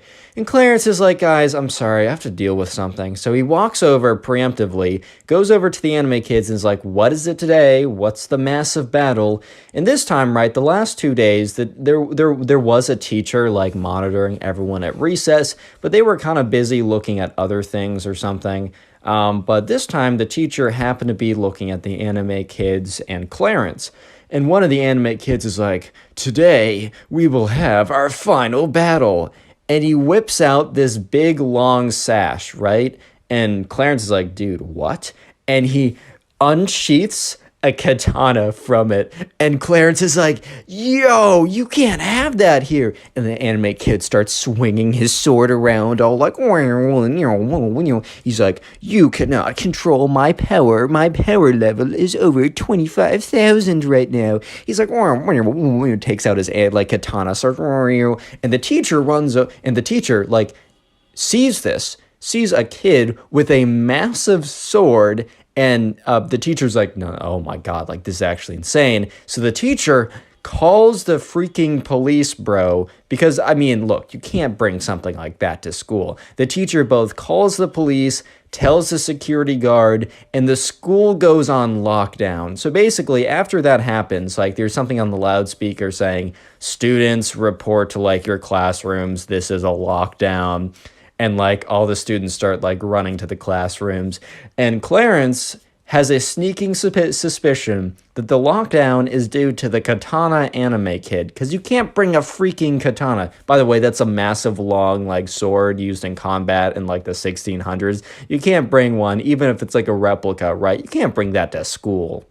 So sure enough, right, all the kids, they're like rushing to their classes, and Clarence and the anime kid, they do have one class together, and it happens to be like their next class is after recess. So yeah, they all go to the same classroom to lock down. And dude, the anime kid who has the katana is legitimately sitting in class with his katana, like it's in his like container or whatever.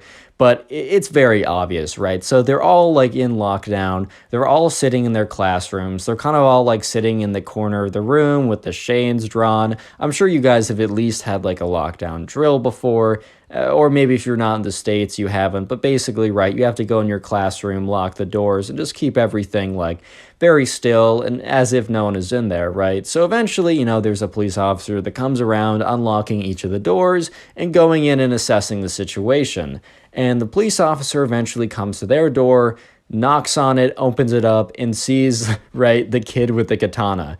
And the police officer points at the anime kid and says, hey, I'm going to need you to come with me.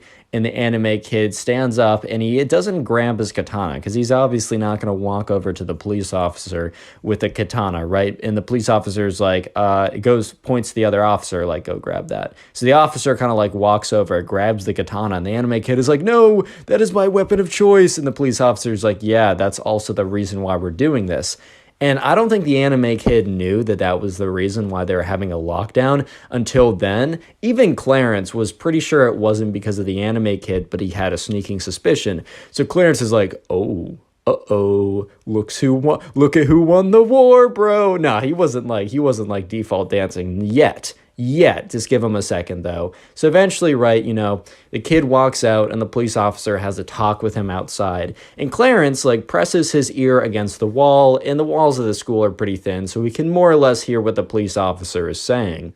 So the police officer is explaining to the katana anime kid that, dude, you cannot bring an actual weapon to school. That's insane.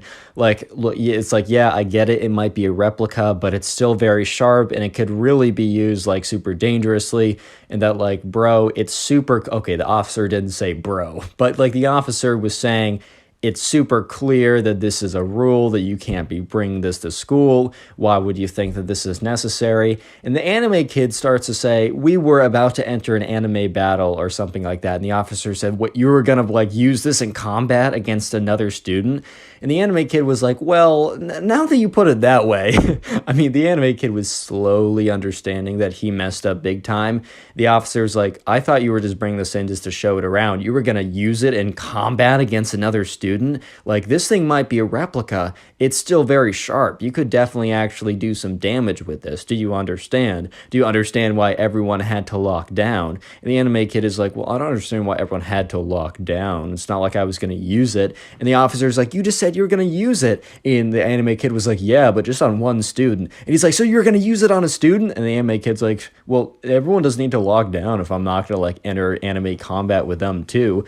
And the officer is just completely speechless. So the officer's like, all right, come with me, and kind of motions to the security guard to come with them. And they walk him over to the principal's office, or it's some kind of official place. At this point, Clarence was obviously not in earshot to hear what went down, but TLDR, because he did hear from other people and just kind of like figured it out. The anime kid got suspended for 2 weeks, and he was now, after this point, on extremely thin ice. If he even sneezed in the wrong direction, right, he was going to get in big trouble.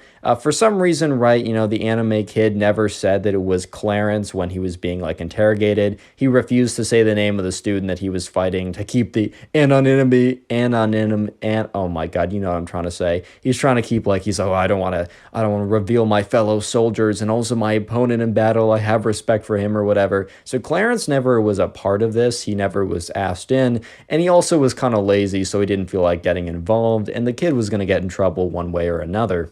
But after the fact, the other two anime kids that didn't get in trouble came up to Clarence, and they're like, you think this is over? You think you can vanquish one of our allies and get away with it? And Clarence is like, bro, I literally did nothing. I just stood there, and he just self-reported. That's not on me. And they said, no, this is on you. You better watch your back, because we will strike again. Vengeance will be ours. And to this day, the subscriber was telling me over on Instagram, which is in the description, that's where you can send in some stories to be featured on the channel. He was telling me that to this day, the anime kids have not, given their revenge yet. So maybe one day they'll have their master plan unfold and Clarence will figure out what the revenge is. But until this day, they are yet to strike. So yeah, you might be seeing a part 2, maybe. I don't know. Click on the video on screen right now. I know you'll enjoy it. Just click it. Do it. Today we got a story of probably the cringiest emo kid on planet Earth. This is probably one of the craziest stories I've received in a long time. So sit back, relax, subscribe if you like stories, and let's call today's subscriber who sent in this story, let's call him Logan. So Logan was in the 7th grade when this all went down, and in Logan's class there was an emo guy and an emo girl. Yes, I'm in love with an emo girl type emo girl. And I'm just gonna call them emo girl and emo guy, because you guys know if I have like a billion names for people, I swap them. And even if I have one name, I've even messed that up once before. My brain is very small. But this all happened one day when the emo girl and the emo guy were at recess together, and basically like Logan had recess for a very long time. I know a lot of people don't have recess past like 5th grade, but Logan had it all the way through 9th grade, which is pretty cool. So basically, right, the emo guy and the emo girl every single day at recess would sit at this bench, which kind of was like close enough to everyone else, but also far enough that they weren't going to like get, I don't know, hit by someone on the swing or have to like interact with people.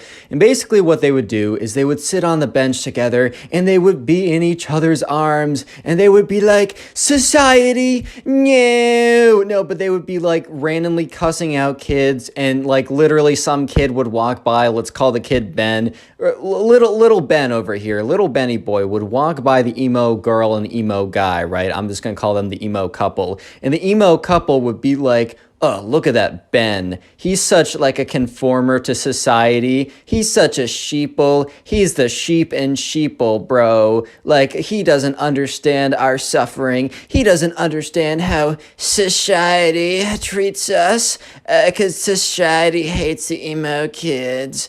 And Ben would walk by and like he'd be able to hear all this nonsense. He'd be like, bro, I can hear you. And they'd be like, oh, what is that, sheeple? And sometimes they would just like get really like aggro and cuss people out. They'd be like, hey, Ben. And he's like, yeah, you suck, bro. And Ben's like, all right, no one likes you guys. And they're like, society keeps hating on us. Bro, why do you think society hates you so much? If you're sending hate out, you're getting hate back at the end of the day. But this all happened one day when Logan made the mistake of getting too close to the emo guy and the emo girl. So the emo couple was sitting on their little bench, right? And they were just like, society, as always. And sure enough, Logan, he sees his friends at the tetherball. I don't know if you guys ever played tetherball back in middle school, but that was the most fun game ever. I would legit play it if I had it in my backyard right now. But his friends were over at the tetherball, and Logan was walking over. And Logan could either take the long route, having to go around the basketball court to the tetherball, or he could pass by on the short route. He'd have to pass by the emo bench, as I'm going to call it, because that's where the emo guy and the emo girl would always sit every single recess and complain about society or whatever. And so sure enough, right, Logan just, he doesn't know like the real deal with the emo kid and the emo girl, and he doesn't want to take the long route. So he decides that he's going to pass by the emo bench.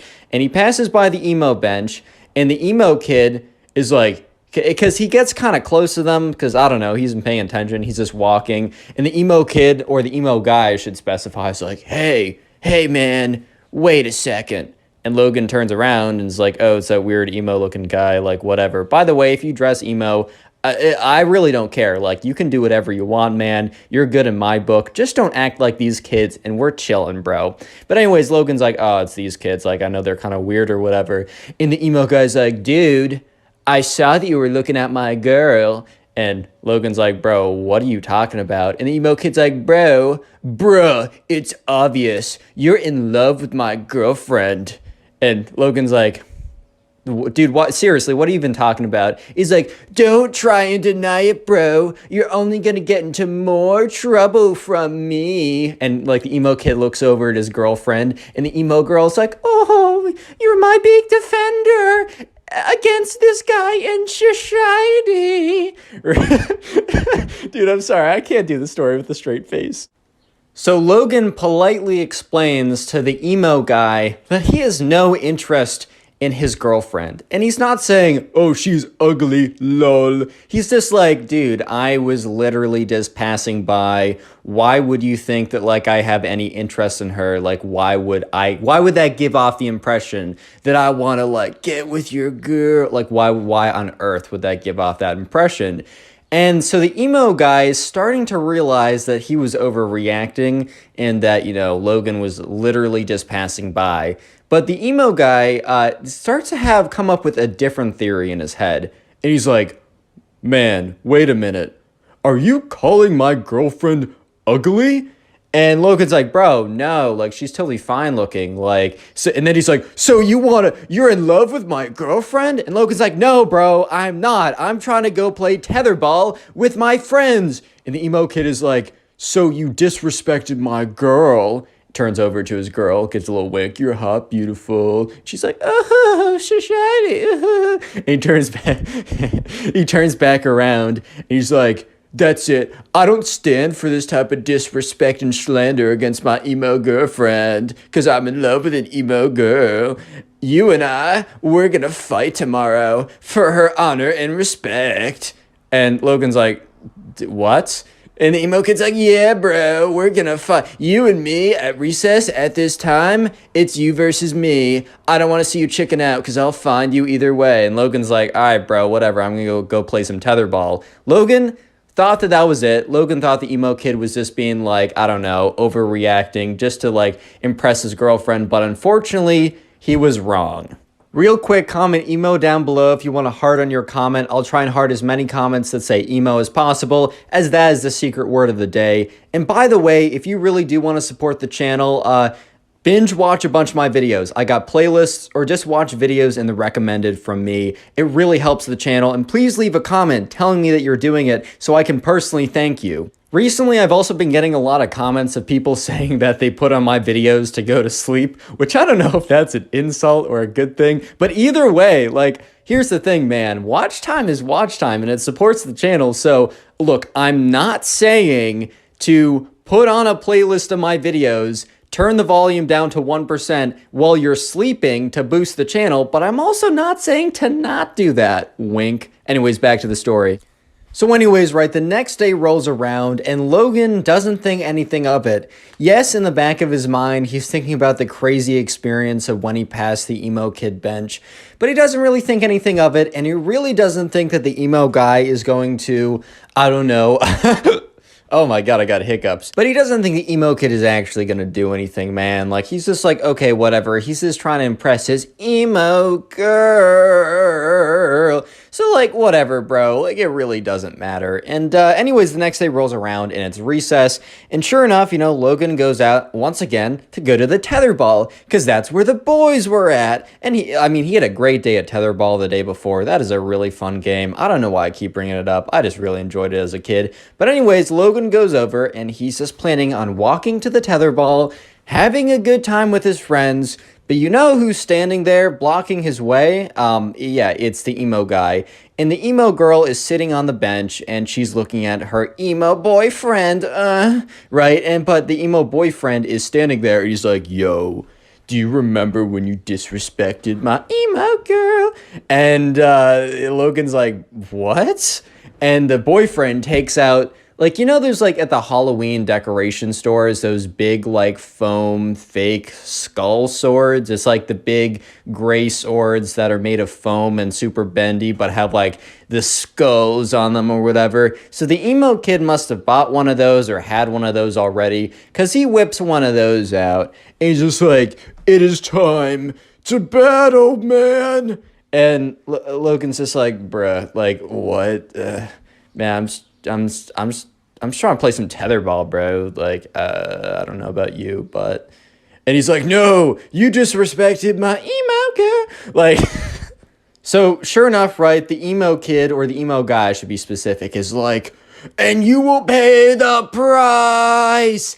And he runs in against Logan, and he takes the foam sword. He starts, like, going whap, whap, whap, whap, whap. Just starts, like, beating him with the foam sword. But, bro, it's a foam sword. It literally bends on impact. So when he hits him, right, the sword just bends in half, right? It just kind of whaps around. However, he's kind of whapping it pretty hard. He's like, pop, pop, pop, pop, pop. So it's, like, almost like slapping him. And sure enough, Logan's getting kind of little red marks. It's like if someone was like... You know, they're slapping you. I slapped my knee, by the way. Don't be weird. If someone's, like, slapping you, they might leave, like, some red marks. They're not going to do any actual damage, though, unless you're in a professional slapping contest and your head explodes or something. But, yeah, sure enough, the teacher saw that and is like, hey, you there, stop that. And, you know, the emo kid's like, dude, this guy started it first. And the teacher's like, no, I saw the whole thing. You just came up to this kid, and you were just slapping him. Go to the principal's office. You have detention for the rest of recess. And the emo kid looks at Logan and is like, this is not over, man.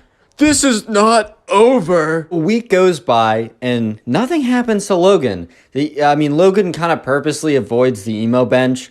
And he does look over, and he sees the emo boyfriend and the emo girlfriend all cuddled up, cursing out society, as always, right? And sure enough, right, he just thinks he's done. Logan thinks he's in the clear, that the emo kid has stopped his nonsense, but no, wrong. The emo kid has not stopped his nonsense. It's about to get much worse, believe it or not. So sure enough, a week goes by, and during that week, nothing happens. So Logan literally forgets entirely about the whole emo kid, whatever, disrespecting his emo girl type thing. He just doesn't even, like, think about it. Like, at the end of the day, he's just like, all right, whatever, man. I'm going to go play some tetherball, go hang out with my friends, play some, like, Yu-Gi-Oh cards. I don't know, whatever they do at recess.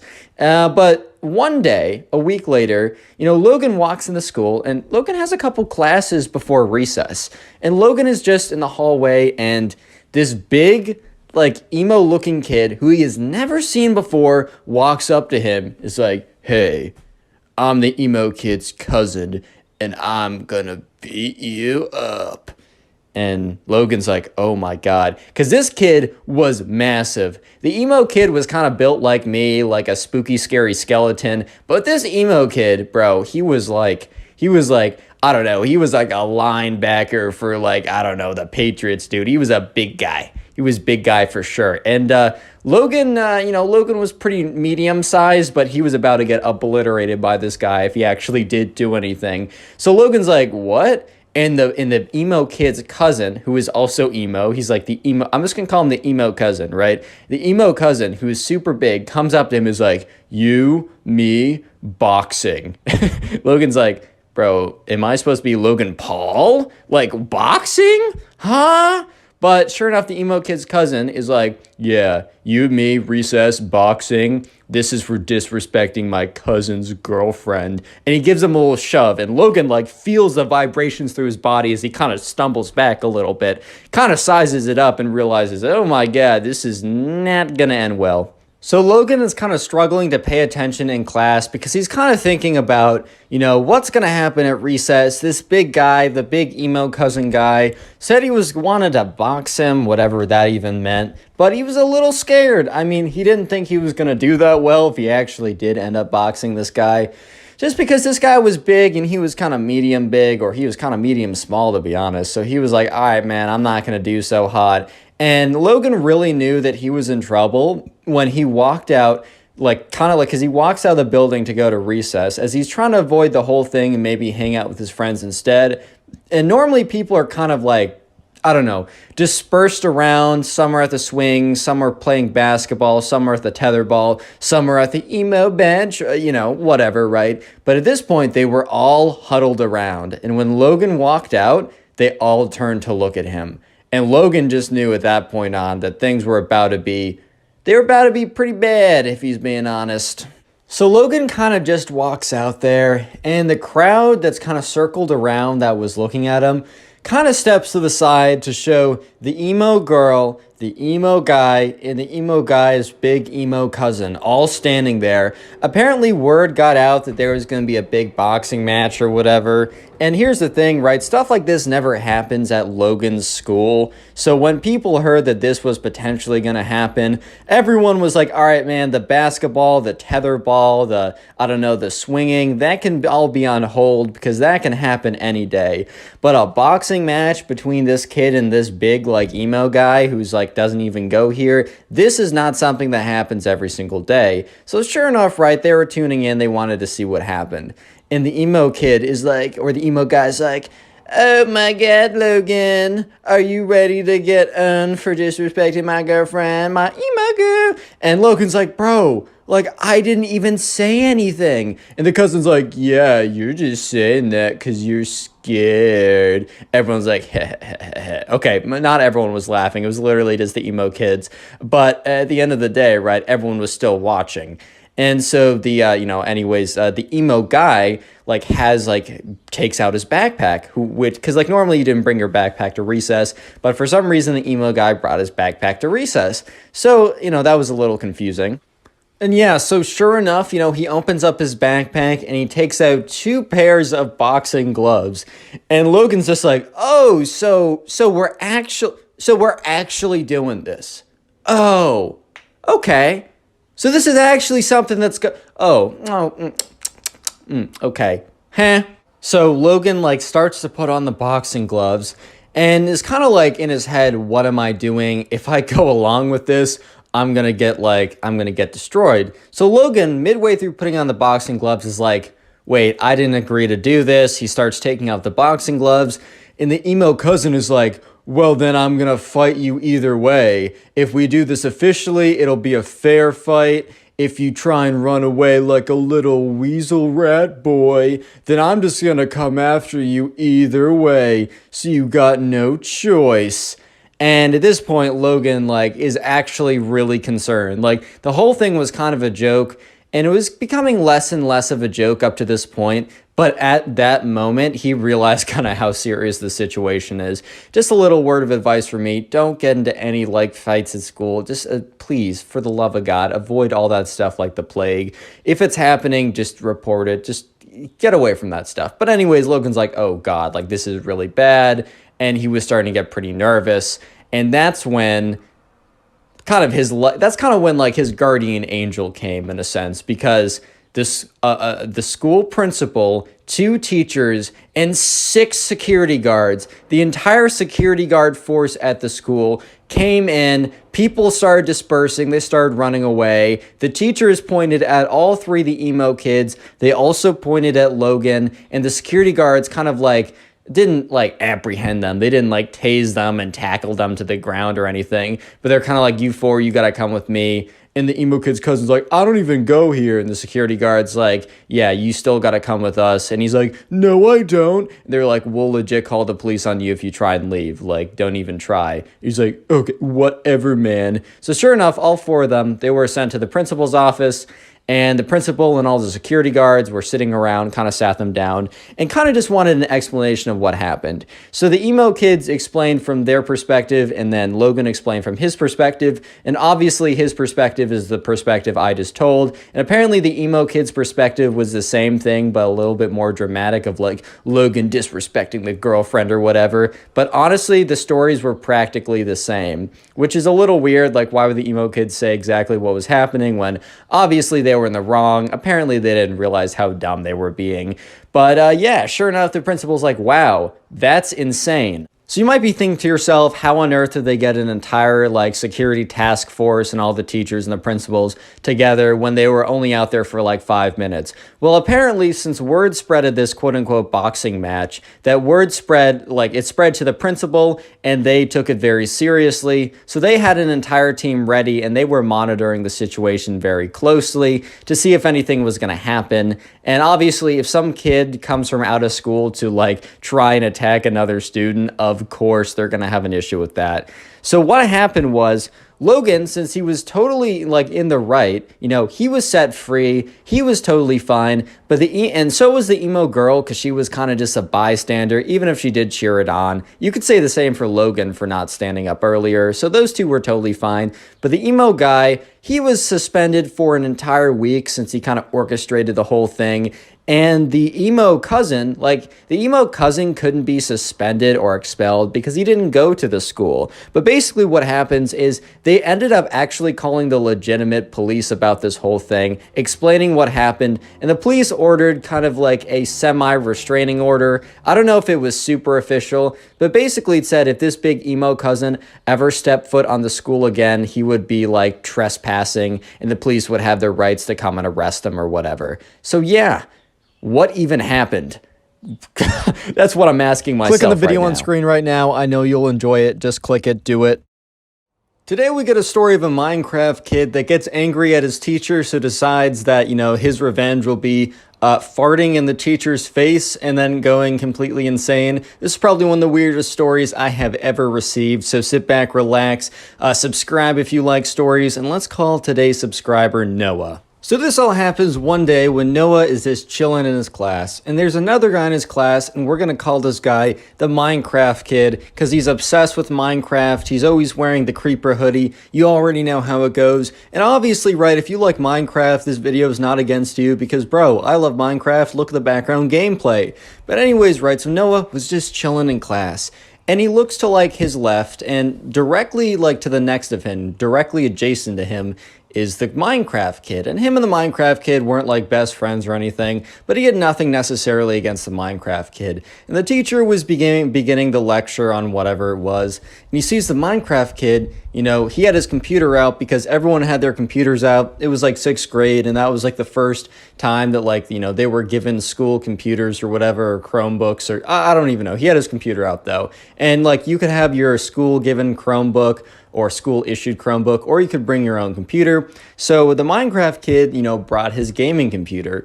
And the difference with today and any other day is Noah looked over and saw the Minecraft kid reach into his backpack, pull out a mouse pad and a gaming mouse. You know, one of those like gaming mice that like all light up and glow and all that stuff? Yeah, he whipped out one of those. And at first Noah's like, oh, he just wants to use a mouse instead of the trackpad. Like, that's totally understandable. Trackpad sucks. I 100% agree. And anyways, right, Noah doesn't even really pay that much attention.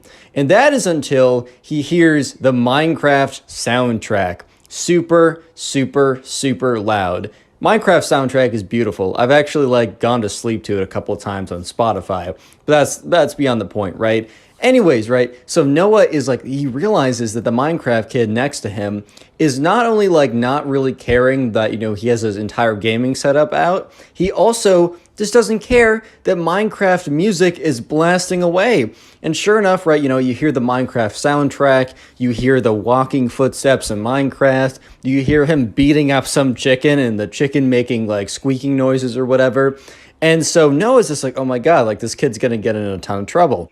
But sure enough, right, the music was just so loud that the teacher turns around and looks at the Minecraft kid and is like, Minecraft kid, turn down that music. You can't be playing music in class. So the teacher didn't realize that this was just music to a video game. The teacher just thought that the Minecraft kid was playing music in class, which, sometimes kids have tried to listen to music, but normally they'd use headphones or whatever. And the teacher says, hey, no listening to music in class, you gotta be paying attention. So the teacher kind of doesn't think anything more of it and goes back to their work. And so the Minecraft kid, sure enough, just turns off the volume, but keeps on playing Minecraft. And it's super obvious because he's whipping his mouse around and clicking really fast and doing all this stuff. And obviously if the teacher paid really close attention, he would realize that the Minecraft kid was not just listening to music, but was not listening to music at all, but instead was playing a video game with music in the background. So anyways, right, Noah's dude, this kid's gonna get caught. And sure enough, right, the Minecraft kid, I think in the beginning was playing normal Minecraft, but then he goes on to one of those servers. I think he's playing Bed Wars or something. And this kid is really good at Bed Wars. And when you're really good at Bed Wars, a lot of times you'll be clicking super fast so that you can place more blocks. Or maybe when you're fighting someone, you take less knockback and you might get more hits. So this kid starts butterfly clicking, which is when you take two fingers and rapidly slam your mouse with it. And sure enough, right, the kid in the middle of class starts spamming his mouse and Noah was just dude, that's so loud. And sure enough, the teacher turns around and is like, hey, Minecraft kid, are you playing video games in class? And the Minecraft kid legitimately keeps on clicking because apparently he's in the middle of a fight or something, a PvP fight, and keeps on clicking, ignores the teacher for a good 10 seconds. The teacher looks at him in disbelief, and the Minecraft kid looks up and is like, huh? And the teacher's like, shut off your computer. You're not allowed to be playing video games in class. First you're listening to music, now you're playing video games. That's super disrespectful and distracting. You're not just distracting yourself, you're distracting everyone else in the class, and that is totally not fair for them. And he said, and then the teacher followed up by saying, Minecraft kid, you're on super thin ice. Turn off your video game. So the Minecraft kid is whatever, man. And closes the computer, closes the computer screen, whatever, and kind of slumps back in his chair with his arms crossed because, man, he just, he wanted to play Minecraft. He didn't want to pay attention to whatever was going on in class, right? So at this point, Noah thinks that the Minecraft kid is done being stupid in class, but Noah was very, very wrong to say the least. Because anyways, right, Noah kind of goes back to paying attention to the class, trying to take some notes. He's trying to do well in this class. And then Noah, to his surprise, hears clicking noises. And he's like, all right, there's no chance that the Minecraft kid is back to playing his video games. But sure enough, the Minecraft kid had taken out his computer again and went back to playing Bed Wars. And once again, he's on his mouse going clicking it literally as fast as he possibly could. And that he's not being slick. He's not being anything he's not being clever or anything like that. Because the teacher immediately turns around and is like, Minecraft kid, I told you, you can't be playing video games in class. I already told you you were on super thin ice. That's it. If you can't pay attention and you're going to be distracting everyone else, then you can't be in this class. Go to the principal's and principal's office and she'll deal with you. And the Minecraft kid just looks at him and says, what did you say to me? And the teacher's like, no back talk. Go to the principal's office now. And from here on, things were about to get much, much worse. But real quick, comment Minecraft down below if you want to harden your comment, as Minecraft is the secret word of the day. And by the way, if you've been binge watching my videos, please leave a comment like this down below so I can heart it, maybe reply, just so I can know that you're doing it and say thank you. Because when you watch a bunch of my videos in a row, it really does help out the channel more than you can even imagine. And I mean, also, if you want to be like this guy, I'm not saying to leave a playlist of my videos on overnight when you go to sleep with the volume on 1%, but I'm also not saying not to do that. Wink. Wink, wink, wink, nod, smile. Anyways, back to the story. This is where it gets crazy. So at this point, the teacher has told the Minecraft kid that, you know, he needs to go to the principal's office right now. And the Minecraft kid is not happy about this at all. And so sure enough, you know, the teacher, let me just paint the picture for you guys. The teacher is sitting down at their desk, at their chair, whatever, right? And the Minecraft kid walks up to go to like the door to leave the class, presumably, right? You know, because he has to go to the principal's and whatever, right? So he walks up to the front of the class. At this point, everyone has kind of been paying attention. Noah's like, wow, like this kid, you know, whatever. I mean, the punishment fits the crime. If you're being an idiot, like play stupid games, expect stupid consequences, like it is, or expect stupid prizes. That's the actual phrase, my fault. But anyways, right, the Minecraft kid does something absolutely crazy because he walks up to the front of the class and he slows down as soon as he gets to his teacher. And the teacher's like, keep moving. Principal's office is that way. And as soon as the teacher says, keep moving, the principal office is that way, the Minecraft kid runs over to the teacher. And the teacher, remember, is sitting down at a pretty low desk / chair. And the Minecraft kid stands, like, whips out a chair, puts it down from the teacher. And the teacher is in the middle saying, hey. And the Minecraft kid steps on the chair, turns around, and rips the biggest fart you've ever heard in the teacher's face. Like, this is the most ridiculous thing Noah has ever seen in his life. And in Noah's head, he was like, huh? What? Huh? And the teacher was just as shocked. The teacher's just like in a state of disbelief, also a state of like stink, because like, man, the Minecraft kid was eating like mega, like I don't know, he was eating like premium beans for the last 7 months before doing this fart, bro. I swear to God. Like Noah said he could like legit like smell it from being like 20 feet away.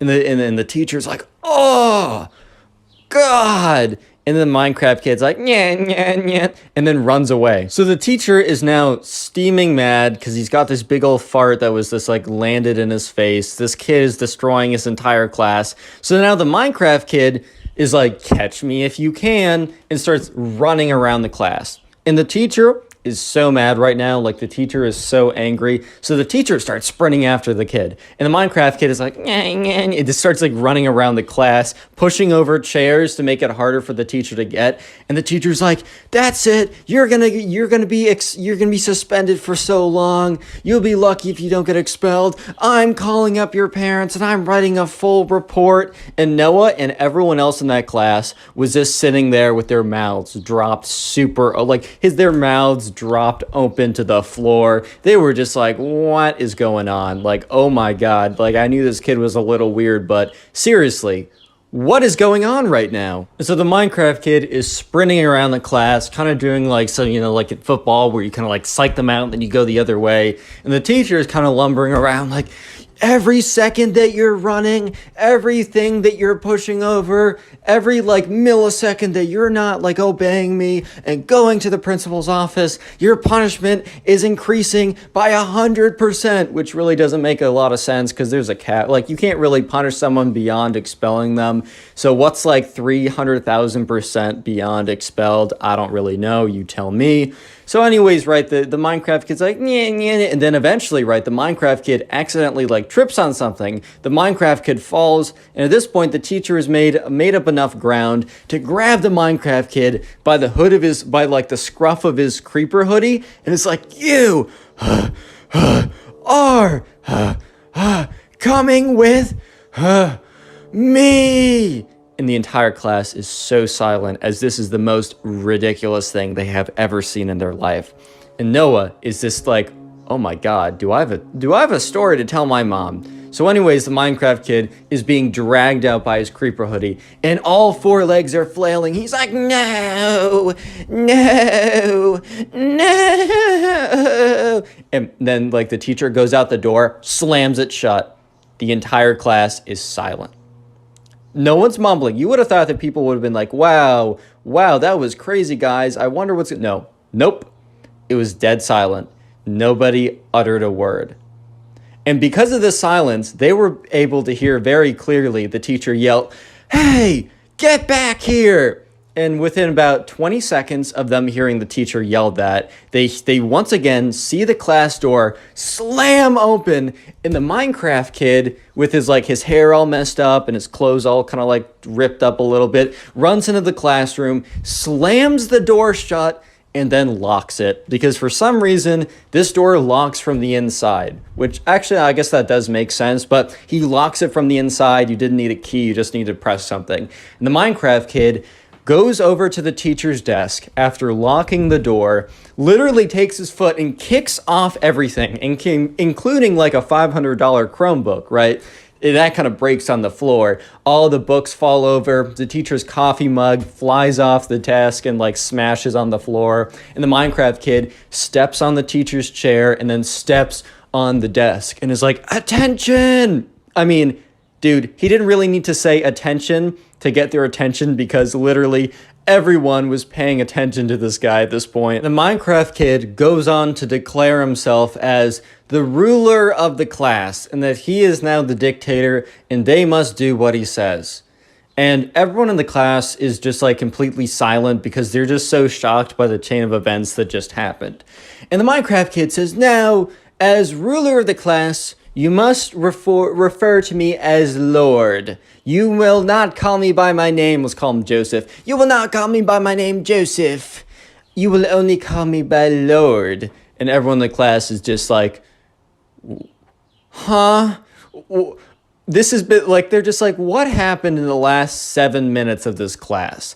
How did we get from learning about the quadratic equation to this, to having a kid like fart in the teacher's face, run away from them, close the door, slam all their stuff off the desk, and declare himself ruler of the class?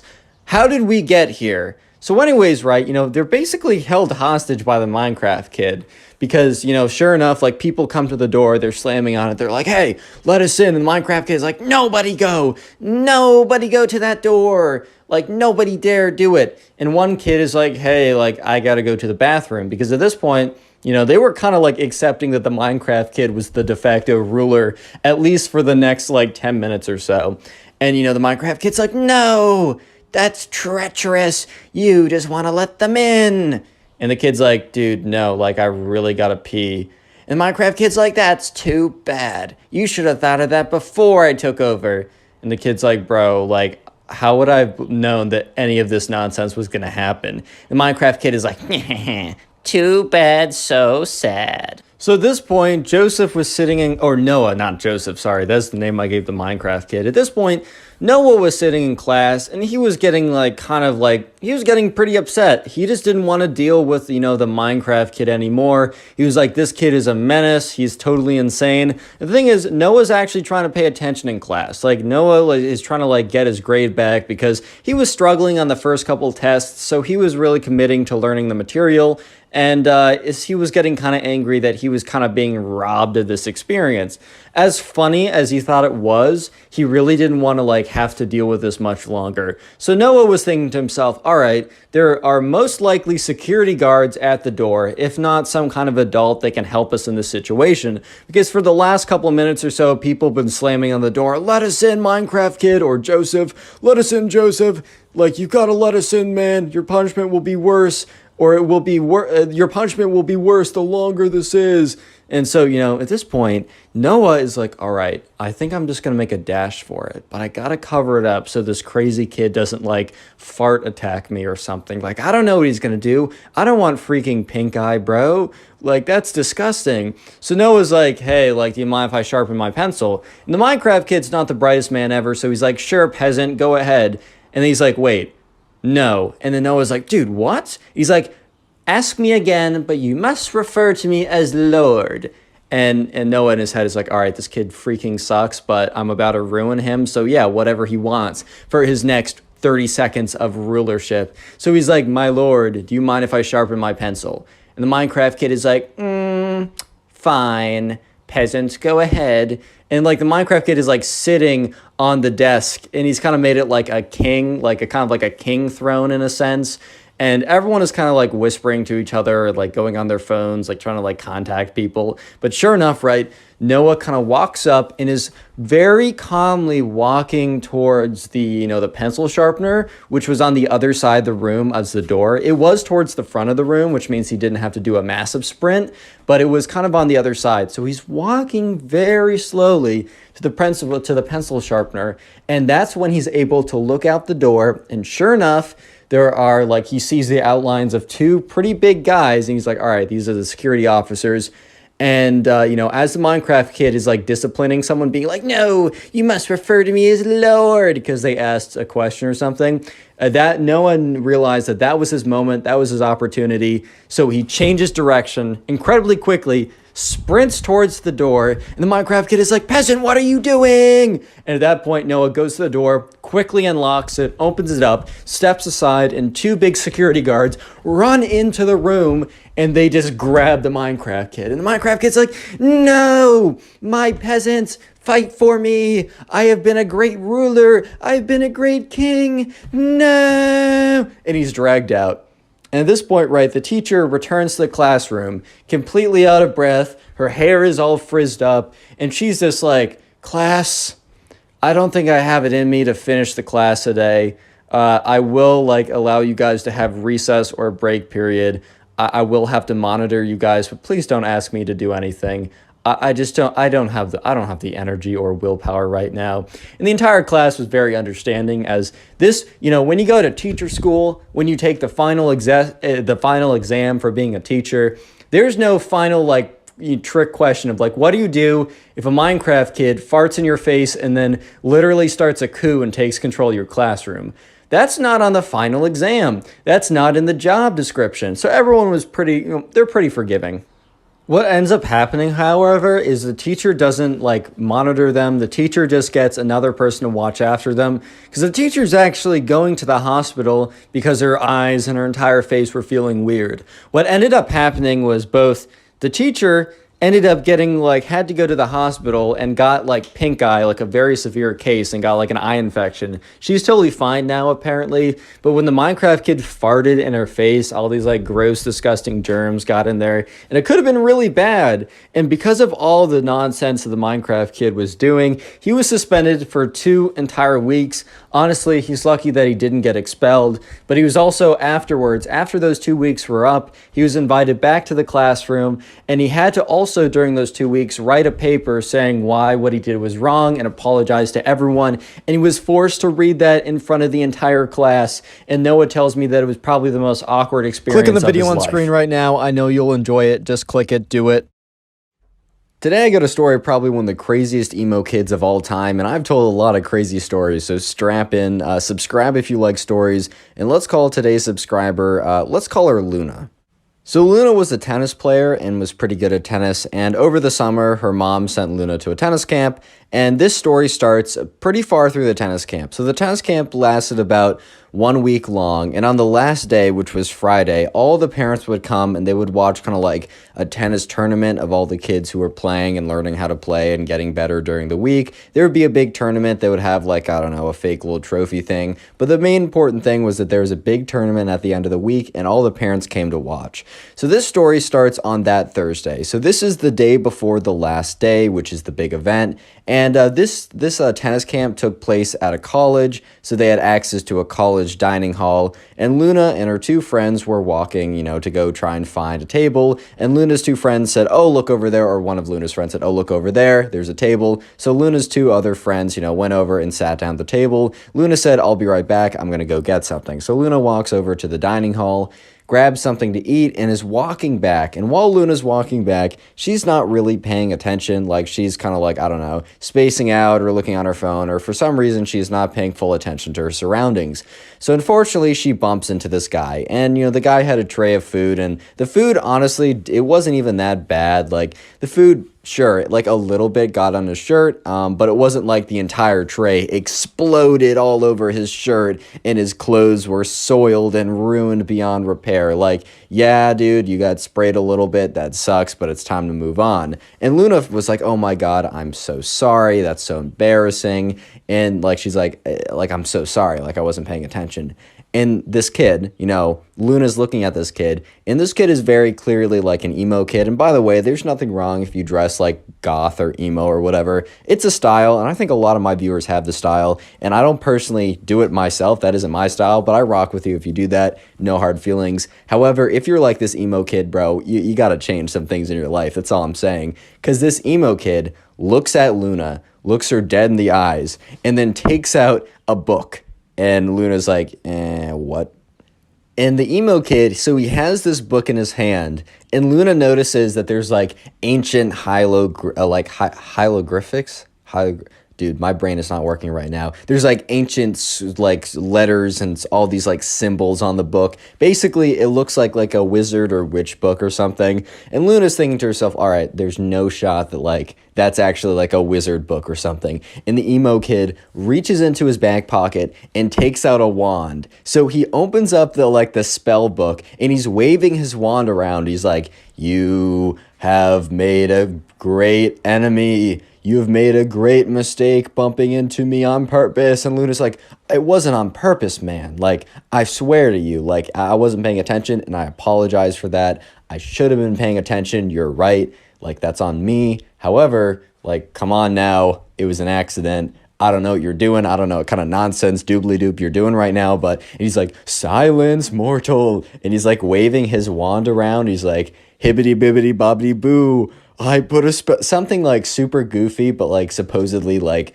I don't know, wizard tongue or something. He's like, beepity boop, boppity bee. I'm like, okay, bro, like, let's calm down now. And he's like, there, you've been cursed. And he slams the book shut with one hand, puts the wand back in his pocket, puts the book back into his backpack, which he was carrying around. Or I guess not a backpack. I guess it was like a tennis bag with a racket in it. And the emo kid walks off. And Luna is just standing there, just kind of like, what just happened? Like, can we just have like a little pause and a rewind of what just happened here? Because I don't think that like I really understood what was going on, because there's not a shot that actually just happened. So Luna goes back to the table with her two friends, and her two friends are like, what took you so long? And Luna's like, well, I actually have a very interesting answer that I bet you guys were not expecting. So Luna tells them the story, and they're like, one of them was just like, oh my God, that's crazy. The other one was like, dude, like, I know that kid. Like, I was in a tennis group earlier this morning. We're practicing forehands. I know that kid. He was so weird, bro. He was all like, okay, he wasn't like the other emo kid, bro. I'm just playing around. But he was like all like in the corner, hushed away. And when the coach like said to him it was his turn, he kind of like looked up at him and flicked his long dark hair back, kind of sighed, and then like, hit a forehand or something. And they're like, that kid was super weird, but I had no idea that he was like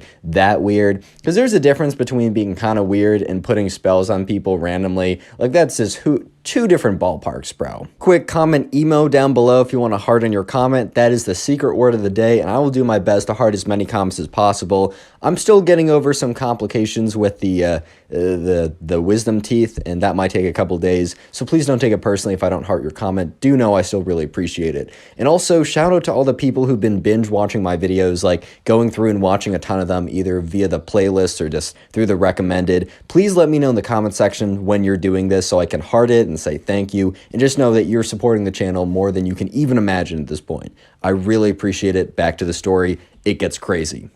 Anyways, right, so the next day rolls around, and remember that, Luna was at a tennis camp, and on the last day, which was the next day, because this whole spell incident happened on a Thursday, and the last day was on a Friday. So it was Friday, it was the last day, and it was only like a half day because the parents would come and pick you up by the end of it. But anyways, right, there was a big tennis tournament, and all the parents came to watch. So it was a pretty big deal. And so everyone was sitting around on the tennis court, and like the coach was standing at the very front. Everyone was sitting on the tennis court, and he was reading off his list of like, all right, guys, like, thank you for all your hard work this week. And finally, it pays off.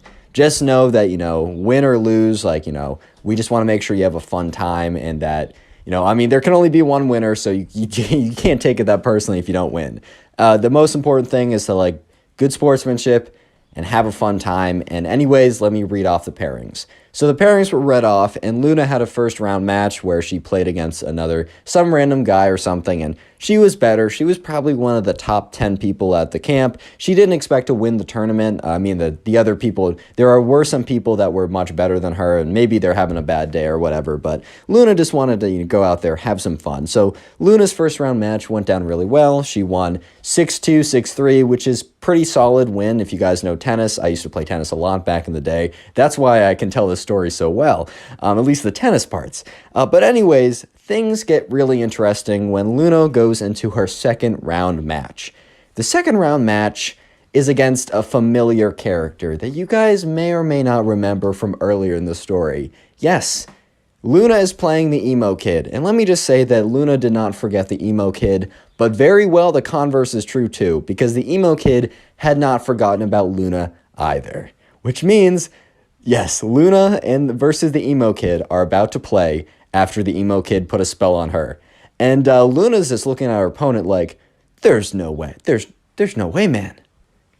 There's no way. So anyways, right, Luna, so when you play tennis, you normally, like, you will warm up with your partner and then you'll get into playing. But basically, you both stand on two sides of a net, just very quickly for people who don't know. And so Luna was standing on one side of the net, and the emo kid was, like, sulking over and kind of, like, was all hunched over and kind of, like, wandered over to the other side of the net. And so Luna walks up to kind of, like, the net in between, and the emo kid walks up as well. And Luna's like, all right, like, do you want to warm up? And the emo kid is like, insert maniacal laugh. I can't do a maniacal laugh right now. I just can't do it. So insert like the most evil maniacal laugh from like TV shows and movies you can think of. And dude, out of all the responses Luna was expecting, okay, Luna was either expecting like yes or no. It was a yes or no question. But out of all the responses that Luna was expecting, let me just say a maniacal laugh was not on the list, dude. Like, it just was not on the list. And so Luna's kind of just thinking like, okay. And then the emo kid goes on to say, like finishes up his maniacal laugh and is like, why would I need to warm up when I have the curse on my side? And Luna was just like, oh, so we're still going with that. We're not just going to like, because Luna was kind of thinking, all right, well, let's just put yesterday behind us because that was very weird. You know what? Luna gave this guy, the privilege of allowing, just to put that behind them. Because normally that's not a thing you just put behind, right? The fact that, like, you got a spell put on you, normally you don't just forget about that. But Luna was like, oh, okay, so no warm-up? And the emo kid said, yeah. Well, I mean, I have the curse on my side, so why would I need to warm up anyways? And Luna was like, all right, fine, I really got to smack this kid. So Luna and the emo kid kind of go immediately into playing the match, and so Luna spins the racket, and sure enough, it is the emo kid's choice. So basically, in the beginning of tennis, you spin like heads or tails, and if you get it right, you can choose to serve or have the other person serve. And the emo kid starts maniacally laughing. So once again, insert the like maniacal evil villain laugh after the racket is spun. And, Luna's just kind of looking at him like, dude, what? And the emo kid is like, looks like my curse is already working.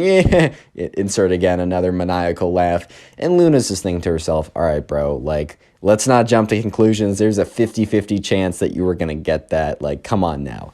In the back of Luna's mind, she was like, well, I wonder if the curse is real, but her rational mind was able to take control and be like, all right, let's just smack this kid. I know I'm better than him. So sure enough, right, the emo kid starts serving. Basically, that's the way you start a tennis point. So the emo kid throws it up, bops it in, And the serve is not that good.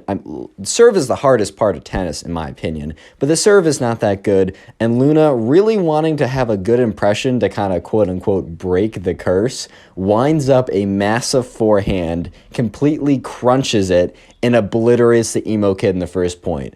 Like, this ball is blazing off of Luna's racket and just smack right past the emo kid. The emo kid wasn't even, like, the emo kid plus the curse were not good enough to give him the reaction time to be able to deal with it. That's how bad this whole thing was, dude.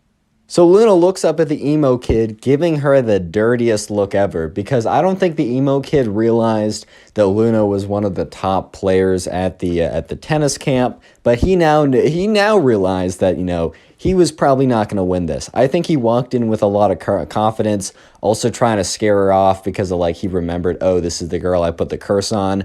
Odds are he would have, like, if this was a different person, he would have put a curse on them beforehand. Like, he would have walked up to the tennis net, whipped out his magic wand, and been like, "Blah, you're now cursed," or something, just to mess with their head. But since he's already done that, right, he was trying to use that as leverage. But anyways, the match continues, and the emo kid is getting destroyed. So at this point, the emo kid is down about 3-0, and they're only playing one set. Basically, in tennis, you play to 6 games. Whoever gets to 6 games first win by 2 wins, and if you get to 6-6, you play a tiebreaker. But anyways, right, Luna's up 3-0, so absolutely smoking the emo kid. And it's Luna's serve, and she serves it in, and it is very clearly a winning shot. However, it was close, right? It wasn't like, it was clearly in, but it wasn't like in by so far that, like, you'd have to be, like, crazy to say that it was out, right? And the emo kid was like, out. Because if you don't know, you make your own calls when you play tennis. There's no umpire unless you're really good. And this was a lower level. I think in the final match, like the final match of their big tournament, they might have, like, someone, like, officiating it. But the emo kid was like, out.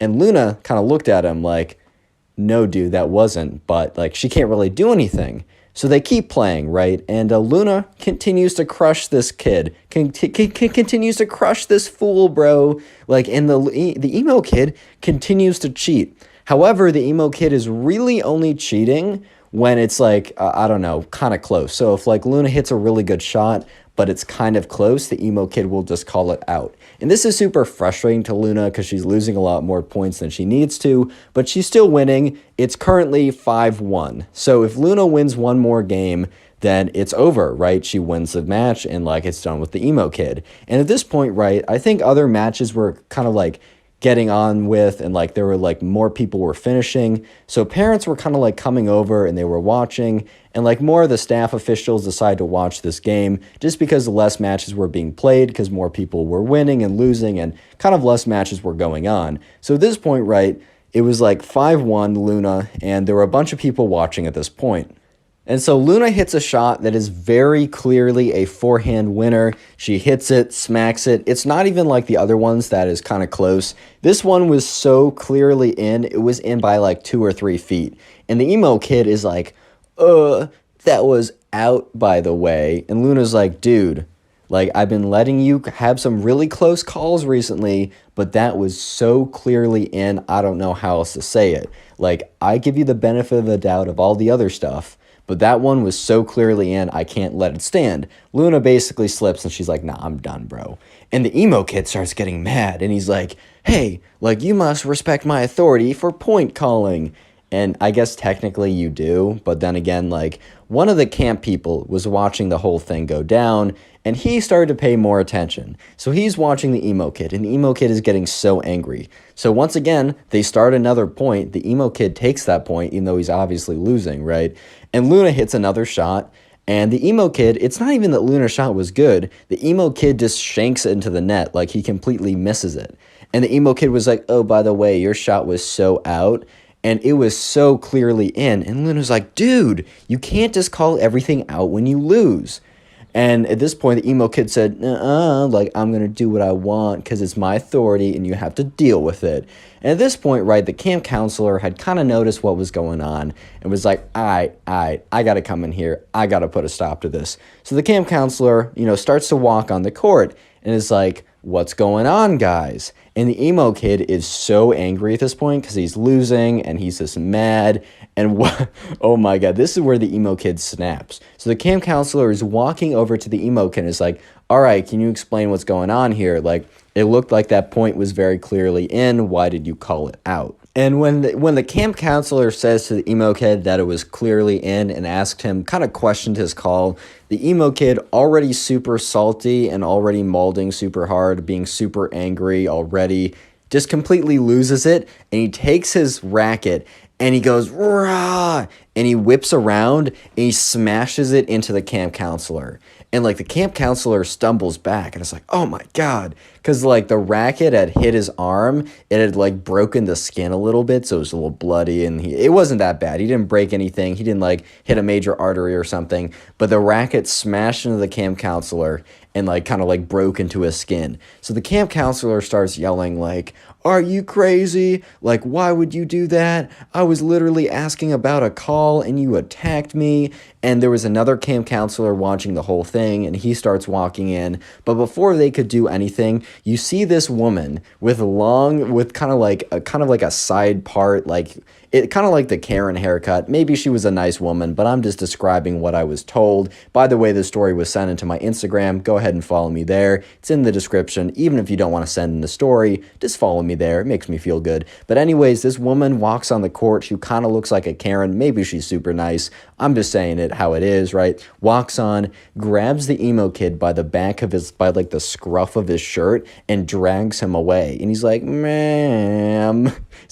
He's like, ma'am, I was winning. The emo kid literally had the audacity, as he was being dragged off court for attacking one of the camp counselors, to say that he was winning. What? Yeah, so the other camp counselor, I mean, the one that got hit with the rackets, like, I got to get this checked up. Like, I think I'm fine, but, like, I just want to make sure that, like, it didn't break anything farther because his skin was kind of bloodied up. And the other camp counselor, the one that was not attacked by the emo kid, walked up and said, hey, Luna, like, sorry you had to deal with that. We're giving you the win, obviously. And so sure enough, Luna went on. Luna didn't win the tournament, but, did pretty well. And the emo kid was nowhere to be seen after he's dragged off by his mom. Presumably, his mom was like, all right, like, we're done. Grabbed him and just dragged him off. Click on the video on screen right now. I know you'll enjoy it. Just click it. Do it. Today we got a story of this kid who thinks that he's a wizard and tries to put spells on the subscriber, bro. It's pretty funny, so sit back, relax, subscribe if you like stories, and let's call today's subscriber who sent in the story, let's call him Jacob. So Jacob's in middle school, I don't know exactly what grade, but there's this kid in his class that was always kind of known as like the strange kid, and he was kind of known as the strange kid because he was known as the kid who ran in, like last year, ran into the girls' bathroom and said, hi ladies, how's it going? And then obviously got escorted out by the security guard, sent to the principal's office where they were like, bro, what are you even doing? Like, that's super weird, yada yada. And from that day forward, he was kind of just known as the weird kid. So fast forward a year later, and this happened at PE. So Jacob still had PE class, aka physical education, for any of you guys who don't call it PE. And today, what they kind of did was they mixed it up every single day. They play a different sport or some different activity that was kind of like physical exercise or whatever, right? And today was dodgeball. And so basically, the class was split in two, and half the kids went on one side, one of the teams, and the other half of the kids went on the other team, and Jacob just happened to be on the weird kid's team. And we're no longer going to call him the weird kid, we're going to call him the wizard kid, as you will see quite soon why he's called the wizard kid. So anyways, right, they're playing dodgeball, and Jacob and the wizard kid are on the same team, and it's pretty close. Like, it was divided up randomly, however, it just happened to be like a super even, like, division. So anyways, right, Jacob's team, which is also the wizard kid's team, was starting to, like, fall behind a little bit. It was, like, I don't know, 5-4, and there was a lot of pressure being put on the team. And if you don't know, in dodgeball, at least the rules that they played by, you were allowed to deflect dodgeballs with your own dodgeball, and you wouldn't get in trouble. But if a stray dodgeball hit you in any part of your body before rolling on the ground, you were basically it, or you were tagged out. So anyways, this all went down when Jacob and, the wizard kid and the other two people on his team were kind of like prepping and preparing for the other team to start throwing dodgeballs at them. and one of the team members on the other side threw a dodgeball really hard at Jacob. But Jacob was pretty good at deflecting the dodgeballs with his ball, so he kind of like outstretches his hand and he deflects the dodgeball. And you would be probably thinking, oh, this is a good thing, right? But no, because the dodgeball, yes, the one coming at Jacob, deflects off of Jacob's dodgeball. So Jacob is not it. However, the dodgeball deflects off of Jacob's dodgeball and hits the wizard kid. And unfortunately, by the rules that they played by, that was considered a point for the other team. So the wizard kid basically got tapped out. And Jacob felt really bad because, one, I mean, that's harming his own chances for his own team. But also, he's like, dang, I just got my own teammate out. So he looks at the wizard kid. He's like, bro, that was an accident, my fault. The wizard kid doesn't really respond, but Jacob just assumes that he was busy walking to the, where all the other team members were that were tagged out. But anyways, right, Jacob and the three remaining teammates actually end up winning. It's super close, and it's like Jacob has a 1v2 at the very end. But Jacob's probably one of the most skilled dodgeball players there. Will those skills transfer to other places in his life? Who knows, man. But at the end of the day, he was pretty good at dodgeball. So, his whole team rejoices except the wizard kid, who is apparently still pretty mad. Jacob doesn't blame him, like the wizard kid wanted his glory too. The wizard kid was pretty good at dodgeball too, so maybe he would have been the one to do the miraculous 1v2. Who knows, man? But anyways, right, so PE is over and they're walking back to class. And Jacob is kind of walking by himself for a second, and the wizard kid runs up behind him and taps him on the shoulder, and Jacob turns around. And the wizard kid looks at him and says, bro, you just messed with a wizard. That was the worst decision of your life.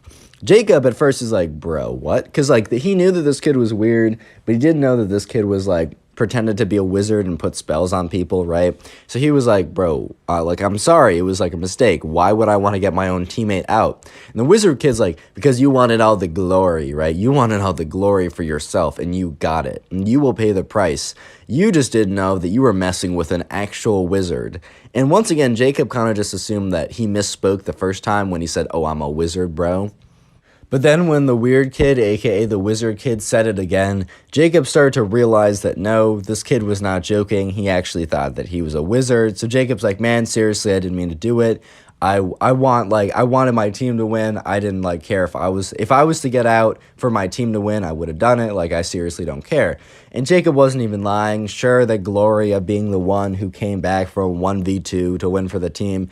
Yeah, he's not gonna lie. It was pretty sweet. However, still wasn't worth, it still wasn't worth, it wouldn't be worth losing, right? The glory, he would much rather win than have the glory taken away. But anyways, right, the next day rolls around, and this is when Jacob starts to understand why the wizard kid calls himself the wizard kid, because he's sitting in class, and Jacob was kind of sitting towards the back of the class, and he happened to have a seat next to him open.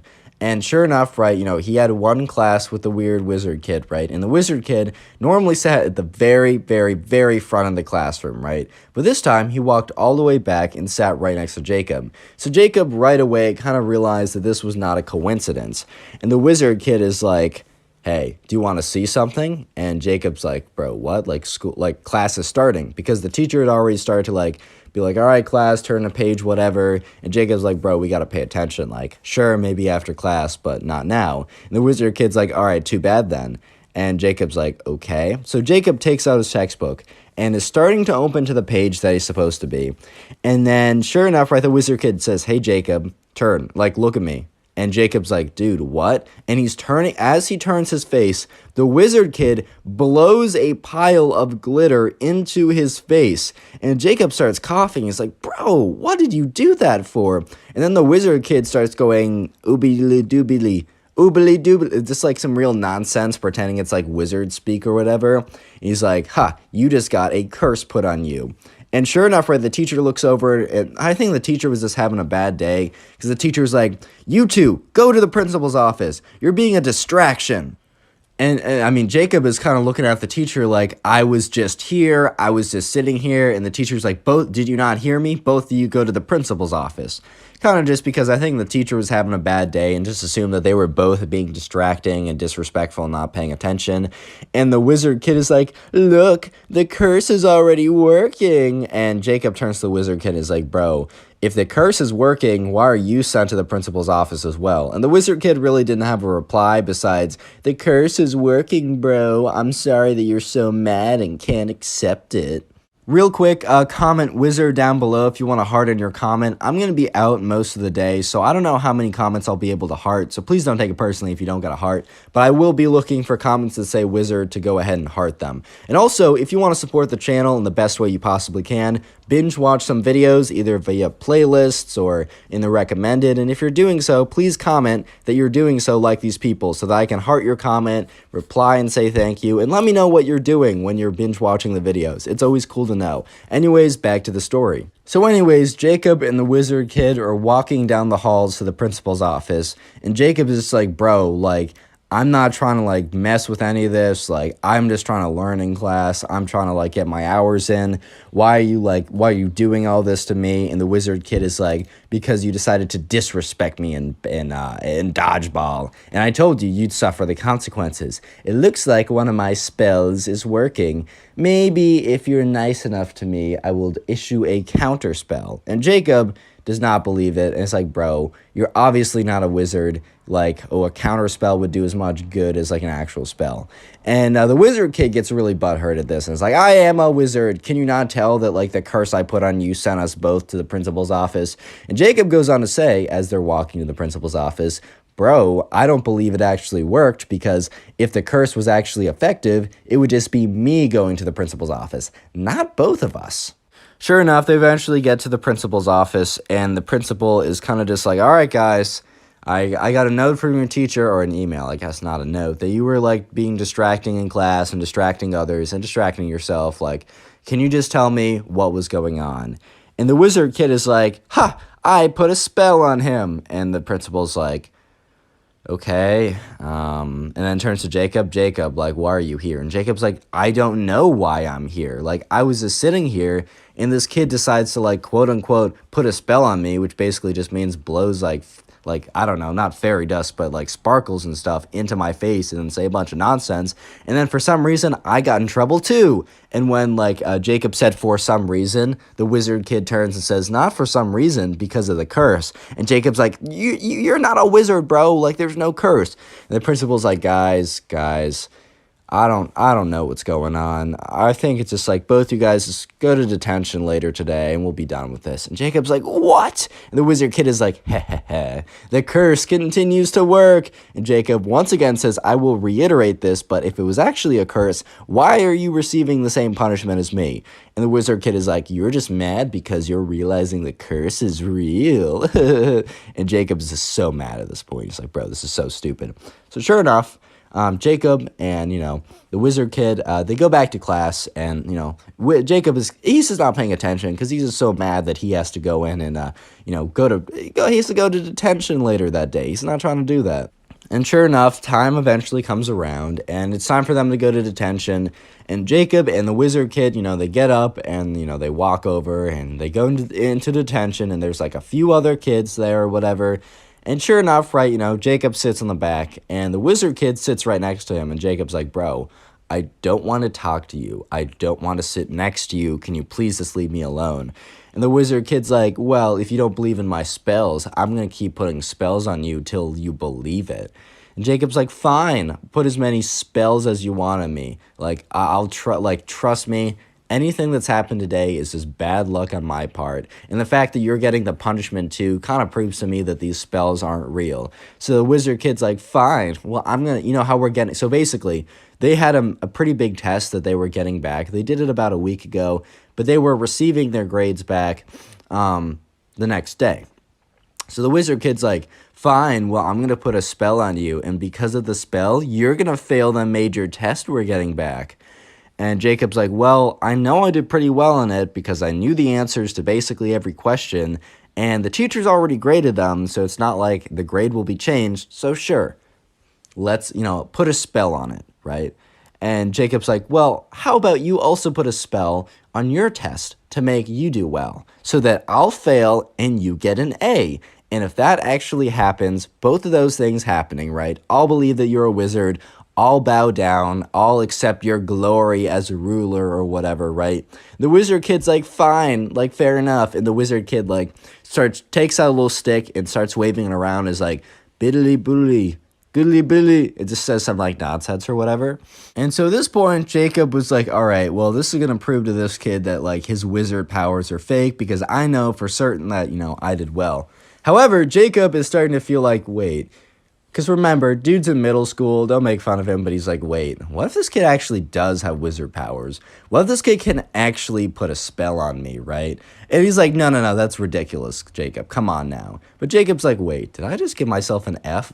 But then he realizes, wait, no, like, come on now, like, okay, obviously, I did well on this test. And the kid's gonna realize tomorrow that he's a fraud. Sure enough, eventually, detention or, I don't know, whatever they were in, it ends, and the next day rolls around, and they go back to the class where they both had a major assessment being passed back. And this time, right, Jacob makes sure that the wizard kid sits right next to him. He's like, all right, well, we're gonna see if your spell actually works. And the wizard kid is like super, I don't know, he's like super full of himself. He's like, I don't know why you'd want to fail an assignment you work so hard on, like, just because, like, you wanted to test if I was actually a wizard, like, that's so ridiculous.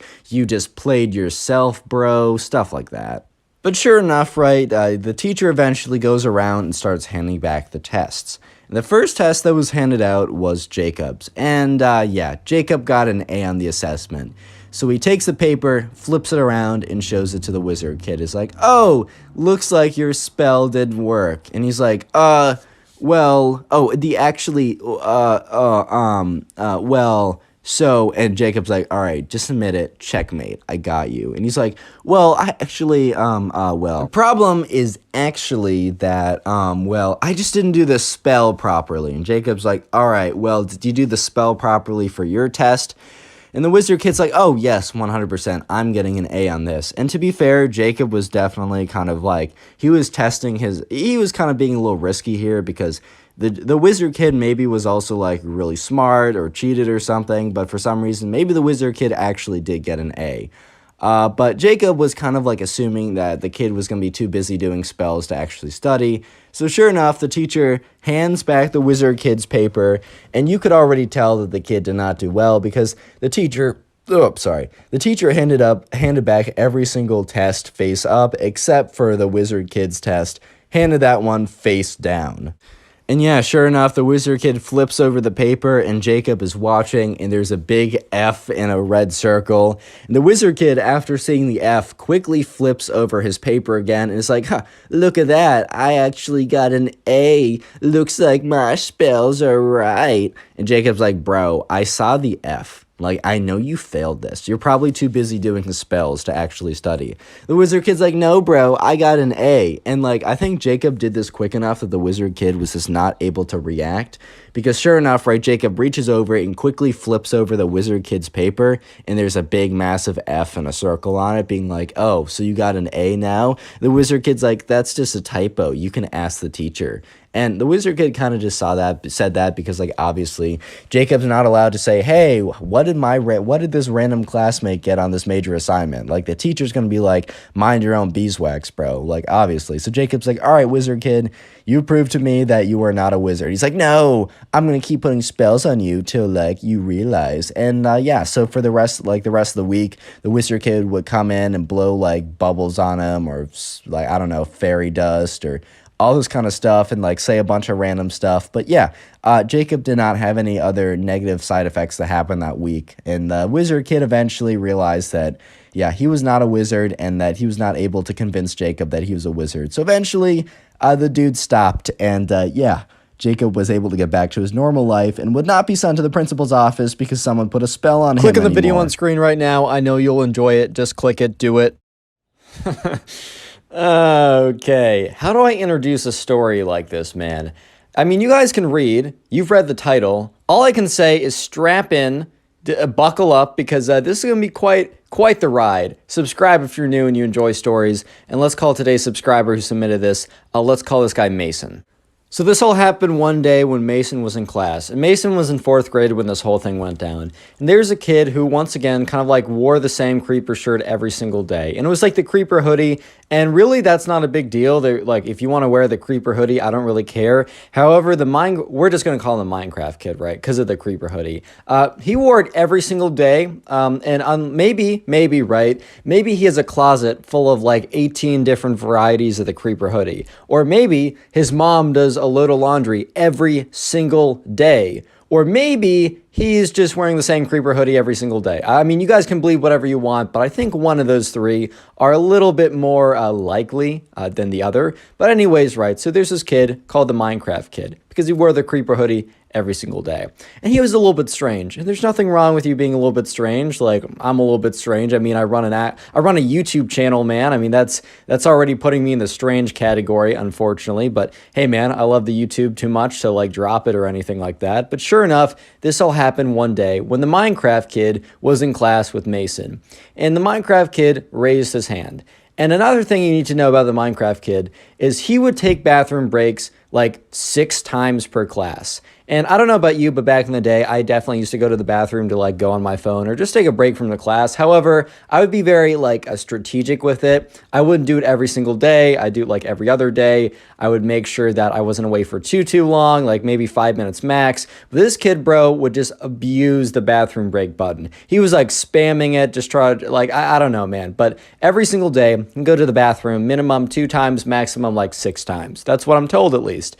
And sure enough, once again, one day, the Minecraft kid raises his hand for the 3rd time in class. And this has been going on for months. And I just think at this point, the teacher kind of just snapped. And he looks at the Minecraft kid. He's like, yes. And the Minecraft kid says, hey, can I go to the bathroom? And here's the thing, right? The teacher should not have reacted in the way that he reacted because maybe this kid has like IBS or something. Maybe he has to go to the bathroom like a ton per day. However, if he did, it was not registered with the nurse, or even if it was, the nurse did not communicate that properly to the teacher, which she probably should have, or he probably should have, just because, I don't know, if a kid's going to the bathroom 7 times per day, that might be a little suspicious to the teacher. However, the teacher was kind of just assuming that the kid was just going in to like go on his phone or whatever. And that was probably the case, but I mean, you really don't know. But after the Minecraft kid says like, hey, can I go to the bathroom for like the 3rd time? The teacher's like, you know what? No, you can't go to the bathroom. And the whole class kind of turns around and is like, wait, whoa, pause. Like, hold up now. Like, this kid's been asking you to go to the bathroom like 7 times a day for the last 6 months. And now you're saying no? Like, what changed, man? And the teacher's like, you're going to have to wait till the end of class. You've been going way too much, way too often. I think you're missing too much of classwork, right? And the Minecraft kid was not happy to hear this. For all we know, maybe he actually did have to go to the bathroom. But Mason, to be fair, right? Mason has gone to the bathroom. He's the subscriber who submitted this story. He's gone to the bathroom at times when the Minecraft kid has been in there. And Mason can hear the volume from his iPhone up all the way. The Minecraft kid is in there playing like Flappy Bird or watching TikToks or whatever, man. He's just going on his phone. Maybe he also has to go to the bathroom, but the Minecraft kid obviously definitely was kind of like, most likely was abusing it just to go to the bathroom. But sure enough, the Minecraft kid raises his hand again. He's like, I gotta go. And the teacher says, like, Minecraft kid, you've gone like 6 times during class, every single day for the last 6 months. You're missing out on class time. Please try and like conserve your like bathroom breaks. I will let you go, but just give it a second. I just can't let you go and disrupt the class like 1,000 times every single day. And the Minecraft kid was getting kind of angry. And he didn't say anything. He wasn't like, no, I really gotta go. And the Minecraft kid also didn't just stand up. Unfortunately, I think the Minecraft kid watched a little bit too much South Park. If you guys know what I'm talking about, there's an episode of South Park, which is a TV show kind of aimed for adults, so I wouldn't go search this up if you're too young, but there's this kid named Cartman. And one time, Cartman needed to basically go to the principal's office, so he decided to do number 2 on the desk of a teacher. And I think the Minecraft kid got a little bit too inspired by Cartman, because the Minecraft kid is like, you're going to want, like, I need to go to the bathroom, and you're going to regret it if you don't let me. And the teacher kind of turns around kind of sharply and looks at him and says, like, you shouldn't be threatening people. Like, that's a very bad thing to do. Like, you shouldn't be doing that. He said, you know what? Just because you're threatening me and said in such a threatening voice, "You're not allowed to go to the bathroom for the rest of the class." And this only made the Minecraft kid even more upset. And Mason is just sitting here watching this back and forth. And Mason kind of feels a little bit for the Minecraft kid because maybe he really needs to go. Maybe the first 2 times, yeah, I mean, it is kind of karma if you were just going to the bathroom 6 times per day just to go on your phone. However, right, I mean, maybe he really has to go, man. It's kind of cruel to like not let someone go to the bathroom when they really need to. But he did just go like 5 minutes ago and 10 minutes before that. So, I don't know. Anyways, right, Mason was sitting there, and the Minecraft kid raises his hand for a final time and says, "You're going to let me go, or you're going to regret this." And once again, the teacher's like, "If you threaten me again, you're not going to be allowed to go to the bathroom ever again when you're in my class." And at this point, the whole class is like, oh, I don't know if they're actually like hyping up like that, but things were getting legit and they could feel it for sure. They're like, "Oh, dang, dude, like stuff's getting real," right? And sure enough, the Minecraft kid says, "Very well, have it your way." The teacher kind of like has a little bit of a smile, but quickly brushes it off, probably because he felt like he won that discussion. Like, all right, well, this kid who's been abusing the bathroom system has lost, and I won as a teacher and I asserted my dominance. However, right, dominance was not asserted. In fact, I don't even know how to explain what's about to happen, so I'm going to do my best. Bear with me. Because the Minecraft kid, he kind of like stands up. And the teacher is currently facing the board, so the teacher doesn't notice the Minecraft kid stand up. However, Mason, the subscriber who submitted this story, as well as a bunch of other people. By the way, Mason submitted this to my Instagram. It's in the description. You should go follow it, even if you're not going to go submit stories. Give me a big number and make me feel good. Anyways, Mason is watching this whole thing go down, and he sees that the Minecraft kid stands up from his desk. And then the Minecraft kid stands on his chair. And then the Minecraft kid stands on his desk. And at this point, almost half the class is turned around watching the Minecraft kid because he's making enough of a commotion. In the next, YouTube, please be nice. YouTube, man, I'm going to describe the next thing without making you mad. So the Minecraft kid, well, he drops his pants. He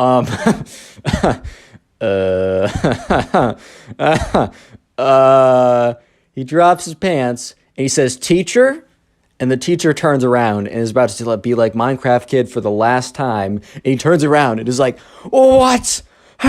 What? Huh?" And the Minecraft kid is like, "Teacher, I told you you would regret not letting me go to the bathroom." And just to put it very, just to be point blank, just to be straight up, just getting right to the point. Yeah, he just number 2 on the desk, man. It wasn't like anything crazy, right? It was pretty, just a little bit, but yeah. And everyone in the class starts like screaming. Like some of the girls are like, "Ah!" Some of the guys are like, "Yo, what? That's disgusting, dude." And the teacher's like, "Minecraft kid, what on earth are you doing?" And the Minecraft kid's like, "I told you should let me go to the bathroom, dude. Now you're just paying the consequences." The Minecraft kid was like feeling all full of himself. And the teacher was like, "Go to the principal's office now." And I don't think the Minecraft kid totally realized what was going on. And the Minecraft kid starts to panic. And the Minecraft kid looks to his left and looks to his right. And when the Minecraft kid looks to his right, you know who he sees? He sees the subscriber. He sees Mason. And he makes eye contact with Mason. And Mason is looking directly at the Minecraft kid and is thinking to himself, "Oh my God, what? Wow." But then he's like, "Wait, why is this kid making eye contact with me?" And he's like, "Mason made me do it. He dared me." And the teacher's like, "Mason." Mason's just like, "Dude, I swear I was just sitting here. What do you mean?" And the teacher's like, you know what? Minecraft kid, Mason, and anyone else involved, go to the principal's office right now. And Mason is just like, why? So he gets up, and because he's not going to like fight with his teacher when the teacher's literally going through a massive rage moment.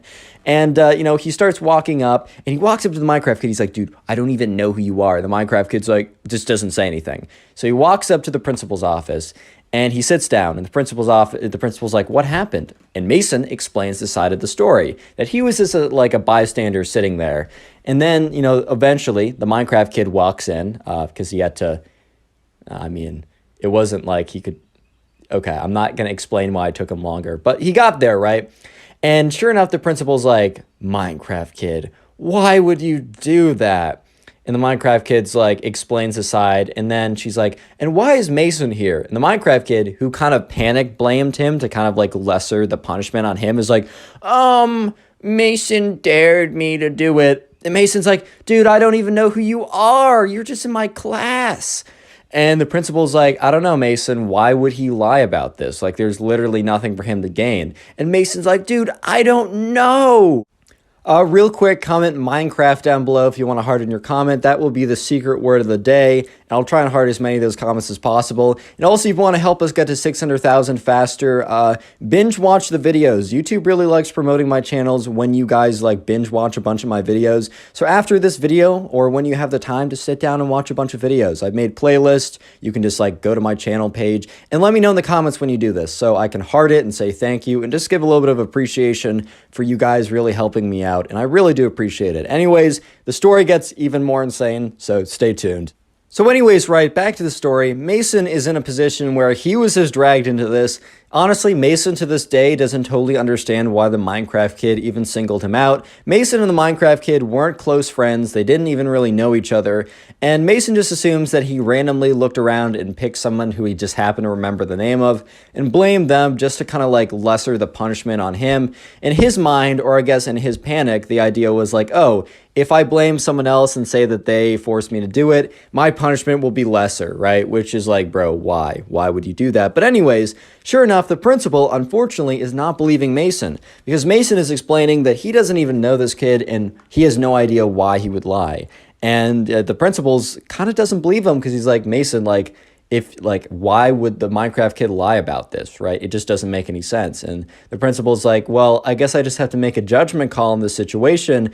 And Mason, I'm sorry, but I'm going to have to give you a punishment too because I don't believe you. And Mason is just like, what? Are you serious?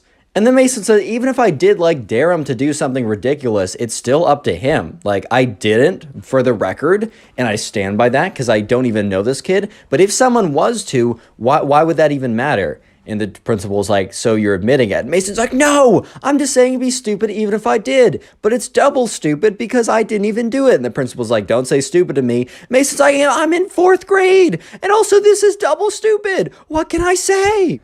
So eventually, right, the principal's like, all right, well, I'm going to have to call both your mothers and explain what happened. And Mason's just like, dude, this is the most ridiculous day of my life. So sure enough, the principal calls up both their mothers saying, hey, both your sons got in trouble. If you're not busy, can you please come in? And the Minecraft kid's mom was busy at the time, but Mason's mom kind of either had the day off or for some reason wasn't really needing to like be wherever she was. And she said, yeah, I'll come in right away. Maybe she was busy and she thought that this was a good idea to go see like what happened to her son. So Mason's mom comes in and she's like, looks at Mason with this look of like, what have you done? And Mason looks at her with these like eyes of like, bro, I don't know what's going on, confusion, whatever, right? The principal is like, all right, hi, Miss Mason's mom, or, whatever. Well, I'm so glad you could come. And the principal explains what happened. And then she kind of explains how she doesn't believe Mason. And Mason's mom started with a look of concern, and then she almost got a look of like annoyance. And the look of annoyance grew and grew the more the principal told the story. And Mason was looking at this and was like, okay, is my mom on my side, or is the look of annoyance because she's so annoyed with me? Either way, this is just the worst situation ever. So sure enough, right, by the end of the story, Mason's mom's like, why am I here? And the principal's like, well, didn't you hear like your son supposedly dared him to do it? And Mason's mom, like, first of all, my son disagrees with that statement. You don't really have any proof, but let's say he even did. Why would that matter? And the principal kind of was a little shocked. And Mason's mom's like, isn't it like a cliche saying for parents to be like, if your friend jumped off a bridge, would you as well? Like, are you really just supposed to do whatever the popular kid does? And then Mason's mom's like, even if my son did, which I'm not convinced he did, dared him to do what he did on the desk, right? Why is that my son's fault? Is this kid not like able to function by himself? Is the blame 100% not on, the Minecraft kid anymore? Is any of the blame really supposed to be on my son? And the principal's like, well, I'm sorry you feel this way, but I've made up my mind. Like, your son's going to be suspended for the day. He can come back tomorrow, but he can't come back today. And the Mason's mom is like, are you serious? Like, really? And she's like, yeah. And then Mason's mom's like, all right, what punishment did the Minecraft kid get? And the principal said, well, we're doing equal punishment. And Mason's mom's like, you can't be serious, man. You can't be serious. And the principal's like, I'm sorry you disagree, but this is the punishment. So Mason's mom's like, Mason, come with me. And Mason's like, oh, I can't tell if my mom's mad or not. So Mason gets up, kind of all scared or whatever, and he sits in the car.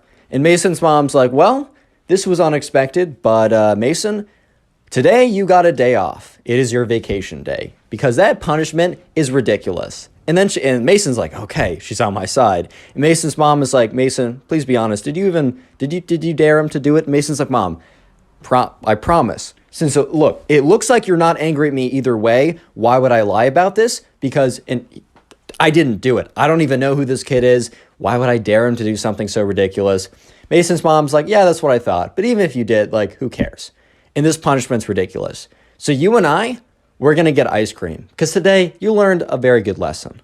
Sometimes there are rules that are ridiculous. And you'll be punished. But stay true to your convictions, man. Stay true to your convictions. So Mason and his mom went and got ice cream. And I don't think the Minecraft kid's mom was as excited or as pleased with her son, but click on the video on screen right now. I know you'll enjoy it. Just click it, do it.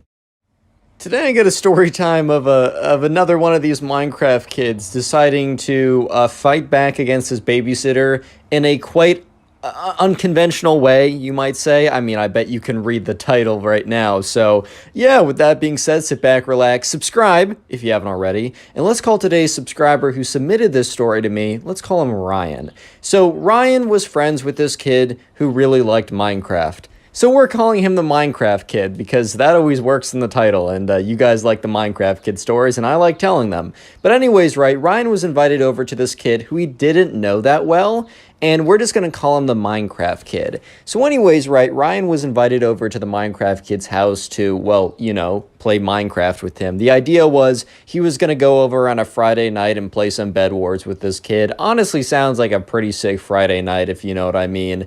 However, he didn't really know much about this kid, and he only kind of just started to know him because Ryan's mom and the Minecraft Kid's mom became friends like a couple months ago when they were both volunteering for something, or maybe they just met. I don't know why, but Ryan's mom and the Minecraft Kid's mom became friends, and for that reason, you know, Ryan's mom's like, oh, I have a son about your son's age, they should totally hang out. And since Ryan knew nothing about the Minecraft Kid, at their first like interaction, which wasn't like a sleepover playdate type thing, he was like, so what do you like to do? And he's like, I like to play Minecraft. He's like, cool, do you like to play Bed Wars? And he's like, yeah, it's my favorite game. So they bonded over it. So anyways, Ryan was heading over to the Minecraft Kid's house. And Ryan's mom told him, hey, just so you know, the Minecraft Kid's mom is not going to be there. She's going to be out for something. However, they hired a babysitter, and the Minecraft Kid's mom should be back by like 10 or 11. And Ryan was like, all right, that's totally fine. I don't really care. It's not like we would have been hanging out with the Minecraft Kid's mom and having her play in our Bed Wars trios or something, man. So it's fine. So Ryan gets over to the Minecraft Kid's house, and when he gets there, no one greets him at the door. He kind of stands there for a second, and he knocks on it, and he stands there for like a little more time, and he hears noises coming from upstairs. And it's a two-story house, and there's a window right above him, and the window is open, and he can hear noises. And you know what noises he hears? He hears block placing noises. He hears golden apple eating noises. He hears bed break noises. He's like, wait a minute. Bro, the Minecraft Kid is playing Bed Wars right now. And, you know, Ryan was thinking that he would have yelled up to the Minecraft Kid, but the door eventually opened, and presumably the babysitter, or who we thought the babysitter was, which, no, was the babysitter. That isn't, like, the big secret of the story, but the babysitter comes and, you know, opens the door and says, hey, so sorry, Minecraft Kid's upstairs. I'm, you know, making dinner right now for you guys. It'll be ready in, like, 30 minutes, so make sure you're not in the middle of the game in, like, half an hour. And Ryan's like, all right, that sounds pretty cool. So he goes up the stairs, he opens the door, and the Minecraft Kid's like, what's good, bro? I'm in the middle of a game. Get your like laptop out and set your stuff up, and we'll go into like doubles in just a second. And so sure enough, and by the way, guys, Bed Wars it's a Minecraft game where you can like, it's fun. You should go look it up and play it maybe. But just for context, it's a video game on Minecraft. But anyways, right, so he sets up his gaming setup or whatever. He gets that all ready. And yeah, sure enough, the Minecraft kid eventually wins his game. Great work, Minecraft kid. Not so great work at later in the night, as you can tell by the title. But yeah, anyways, Ryan and the Minecraft kid, they start playing some Bed Wars duos. Life's pretty good. And that's until they're in the middle of a game and it's really, really intense, right? It's getting really down to the wire. If you know a thing or two about Bed Wars, all the beds have been broken and they're really just both of them. Ryan and the Minecraft kid are super stacked. They have their golden apples. They have their diamond armor. Yes, they sweated to diamond armor. And the two people that were remaining were about as good as they were. And they were playing for all the marbles at this point, man. This was pretty intense. And that's when the babysitter yells, "All right, guys, time for dinner." And the Minecraft kid's like, "Well, 1 second." Yells down that, and Ryan and the Minecraft kid are like, all right, how are we gonna do this? Do we go in? Do we wait? And the Minecraft kid is a big fan of like camping, which in a video game, when you're camping, that basically just means that like you're staying on defensive ground and you're waiting for the opponent to come to you, which in Bed Wars, if you're super, super stacked, that can kind of give you the advantage because you can always drop golems. You got hometown advantage if you have the regen thing. Camping is an okay strategy, super late game, but that also means that the game's going to be a long time. And Ryan says to the Minecraft kid, "Hey man, do you think we should like be aggressive and we should be the one attacking them?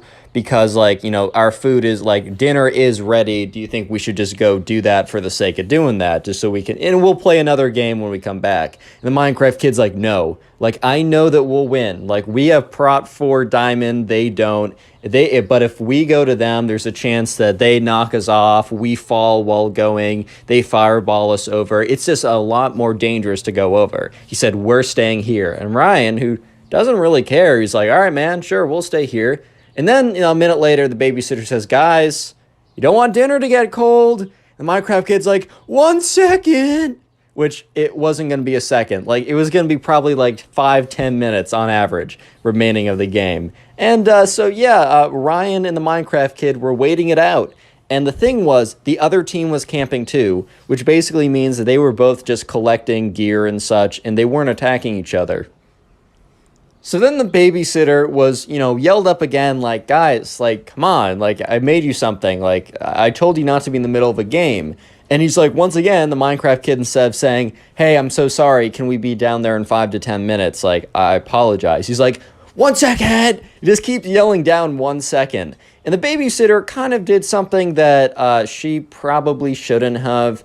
Like, it just wasn't that deep, but I think the babysitter was kind of getting mad that, they just were refusing to come down when, she was sweating out some good food or whatever. So the babysitter, what she does is she goes to the Wi-Fi router, and yes, you can probably already guess, unplugs it and replugs it, which basically, if your Wi-Fi, at least in my case, whenever my Wi-Fi is super slow or just kind of sucks, I go to the Wi-Fi modem or router or whatever. Modem? What am I saying? I go to the Wi-Fi router, and I think I combined router and modem. My fault. I go to my Wi-Fi router or box, unplug it, replug it. Wi-Fi's down for like 5 minutes, but then it comes back nice and fresh and clean. However, the Wi-Fi goes down. So basically, right, Ryan and the Minecraft kid are in the middle of a match, and like they start to go to like buy something from the store, and Ryan's clicking on it, but it's not registering it. And Ryan's like, dude, I think I'm disconnecting. And at this point, right, if you disconnect, you lose. And the Minecraft kid's like, no, it's not working. Why can't I place blocks? Why are things not registering? And then both at the same time, they get a message, like, not kicked, but like, it disconnects from Hypixel, like no connection. And the Minecraft kid's like, no! Starts slamming his fist. And Ryan, who doesn't really care, and looks at the Minecraft kid, and Minecraft kid was like, I was on a 99 win streak. I won 99 games in a row. I was going to go to 100. I've been recording the whole thing. I was going to clip it and post it on YouTube, man. I was about to get 100. Basically, he was pretty upset. So Ryan and the Minecraft kid, Ryan just looks at the Minecraft kid and be like, all right, man, I'm so sorry. Like, we'll grind it out tonight. We'll get you back to at least halfway, which was a lie. They were not going to play, nevertheless, win 50 games in a row. But, Ryan's just trying to calm the air. And he's like, yeah, man, don't worry. We'll get back to it. So they walk down, and the babysitter is waiting there. And she's like, guys, like, I asked you to come down. If you weren't going to come down, you should have at least told me. And I would have put it back in the stove. Now the food is cold. It really took me, turning off the Wi-Fi to get you guys to come down. Teenagers these days. Or not teen, I guess. She's a teenager. She's the babysitter. I guess preteens these days. And that's when Ryan is like, oh my God, she turned off the Wi-Fi. That's why we frozen the game. And Ryan looks over at the Minecraft kid, whose face, he's just stood there. Like he's been frozen by like a spell that turns you to stone. He's just frozen there, looking at her. His like jaw starts to slack a little bit, like, oh my God. Oh my God, it was you. It was you who got in between me and the 100 Bed Wars win streak. Real quick comment, Minecraft, if you made it this far into the video, as that will be the secret word of the day. And if you want to support the channel, as always, just go ahead and binge watch several videos or a bunch of videos whenever you have the time. And let me know in the comments if you do this, because it really does support me more than you can probably even imagine. It boosts the channel. YouTube likes watch time anyways. So right now, remember, Ryan and the Minecraft kid just lost in a very important game for the Minecraft kid. He almost got a 100 win streak, which is pretty impressive, I'm not going to lie. But unfortunately, the babysitter, who kind of like overreacted a little bit, got mad and unplugged the Wi-Fi, and that made them lose the game that they probably were actually going to win. And so when they walk down, they have no idea that the babysitter was the reason why they lost the game, until the babysitter is like, oh, guys, like, I really had to pull the Wi-Fi plug to get you guys down here. Like, crazy how, like, preteens are these days, or kids on their phones too much, like one of that, like, old man behavior type thing, even though this girl was, like, 17 or something. And the Minecraft kid is just so angry. He's like, you're the reason I lost my Minecraft game. And she's like, sorry, like, should have come down faster, or should have at least told me. And she goes to sit down, and Ryan is also like, all right, well, this is going to be a little awkward, but whatever. I'm still going down to sit down, like, whatever. Like, he's not going to react that ridiculously. How do I say this? Yeah, no, he acted ridiculously. The Minecraft kid waits until the girl sits, or the babysitter, she's 17. I guess she's still like a girl, I guess. She is, I don't know. She waits till the babysitter, right, sits down.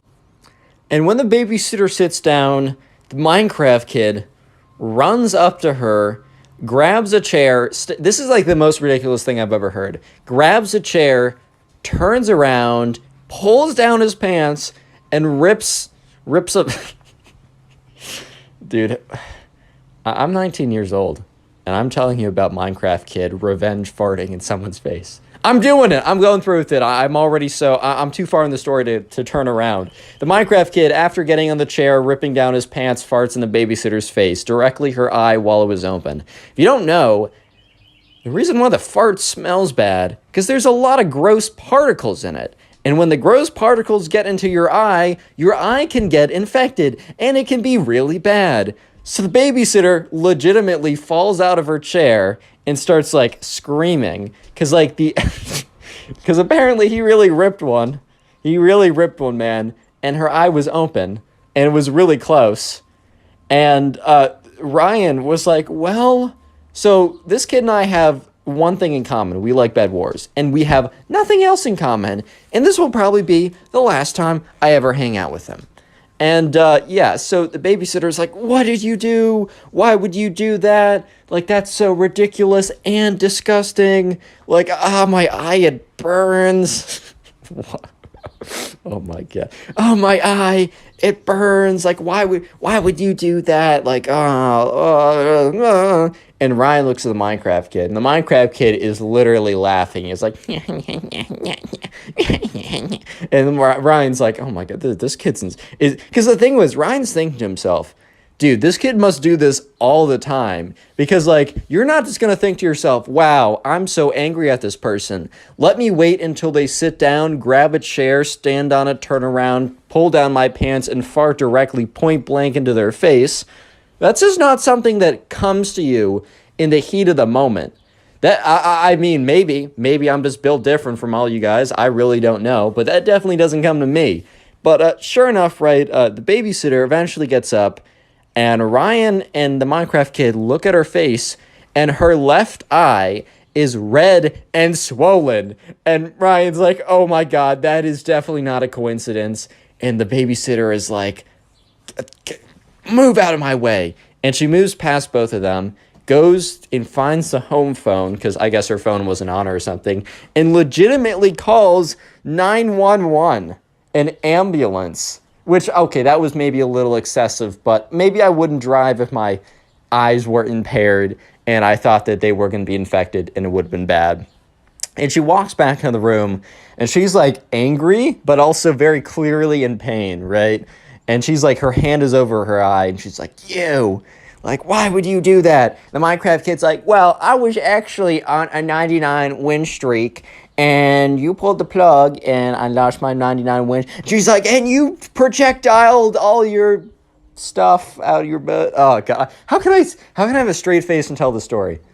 Anyway, she's like, and you probably gave me a raging infection. My eye burns. Like, if I lose sight, I'm suing your She was getting mad. And eventually, right, the ambulance does come. She explains the ridiculousness of the situation. The guy, she sits in the ambulance, drives to the hospital. They check her out or whatever. But remember, this is from Ryan's perspective, so we don't exactly know what the doctor says. Ryan's mom, who got really invested in the situation afterwards, said that, like, the doctor's, like, her eye is fine now, but the doctor said that, like, it really could have gone south if she didn't go there, like, immediately, which is insane. So anyways, right, Ryan and the Minecraft kid are legitimately just in this house alone, and that's when the Minecraft kid's mom comes back early, super angry and upset, because the babysitter sent a message to, his mom explaining everything and why that she had to leave the premises immediately.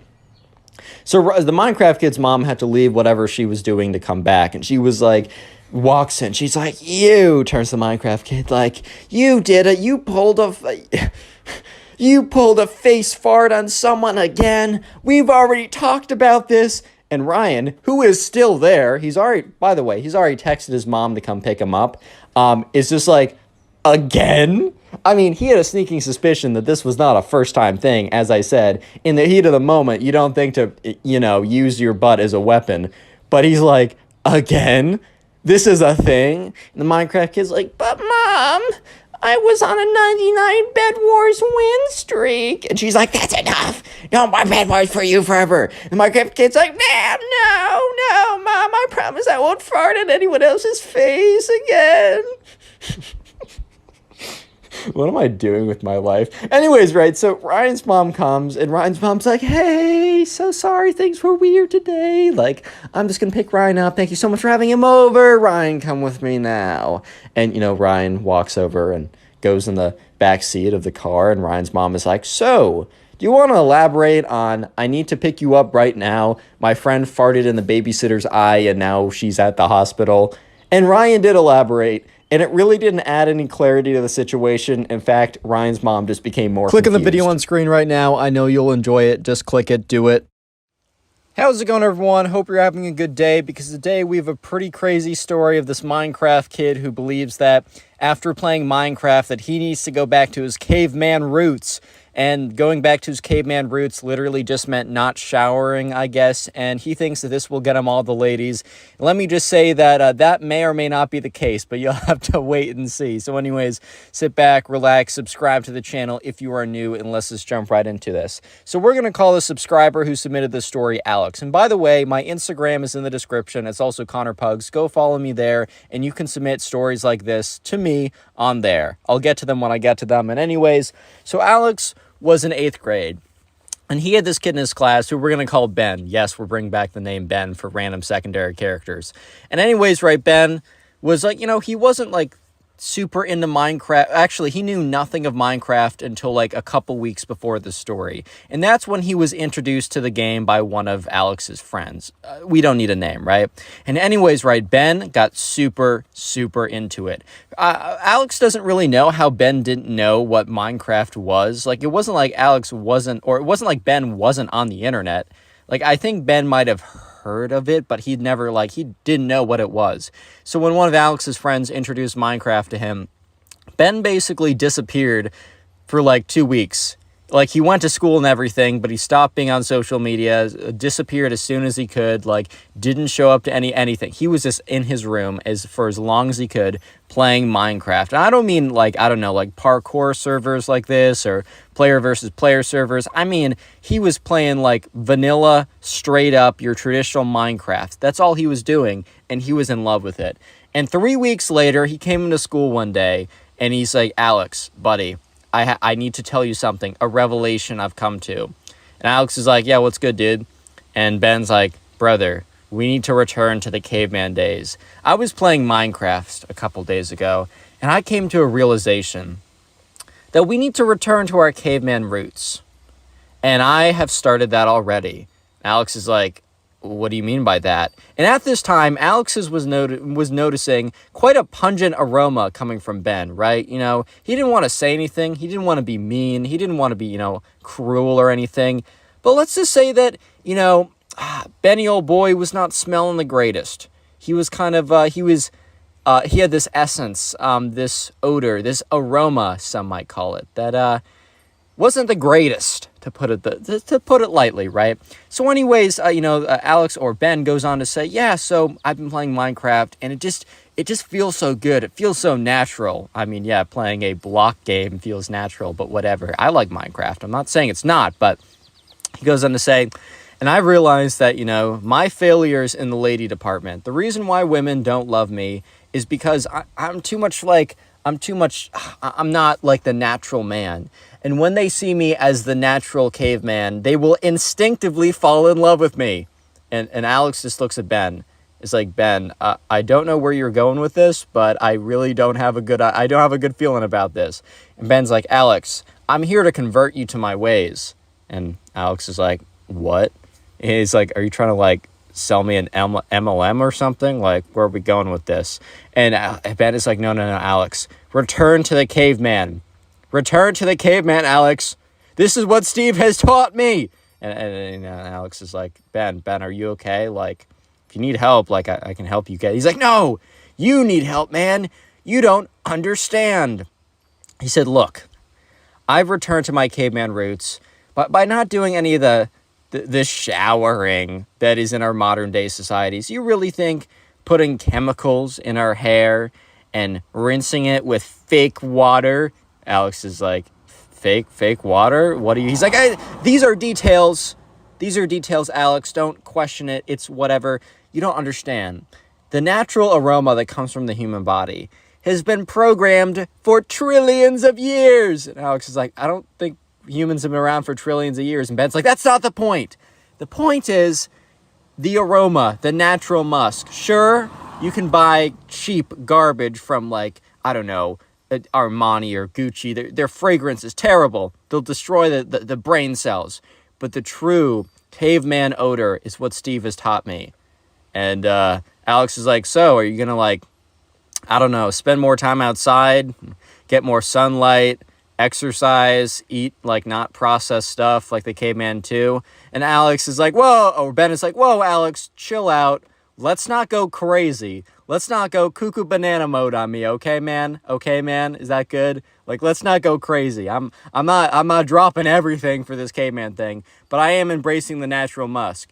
And Alex just looks at him and says, so Ben, you're not really changing anything about what you do besides not showering.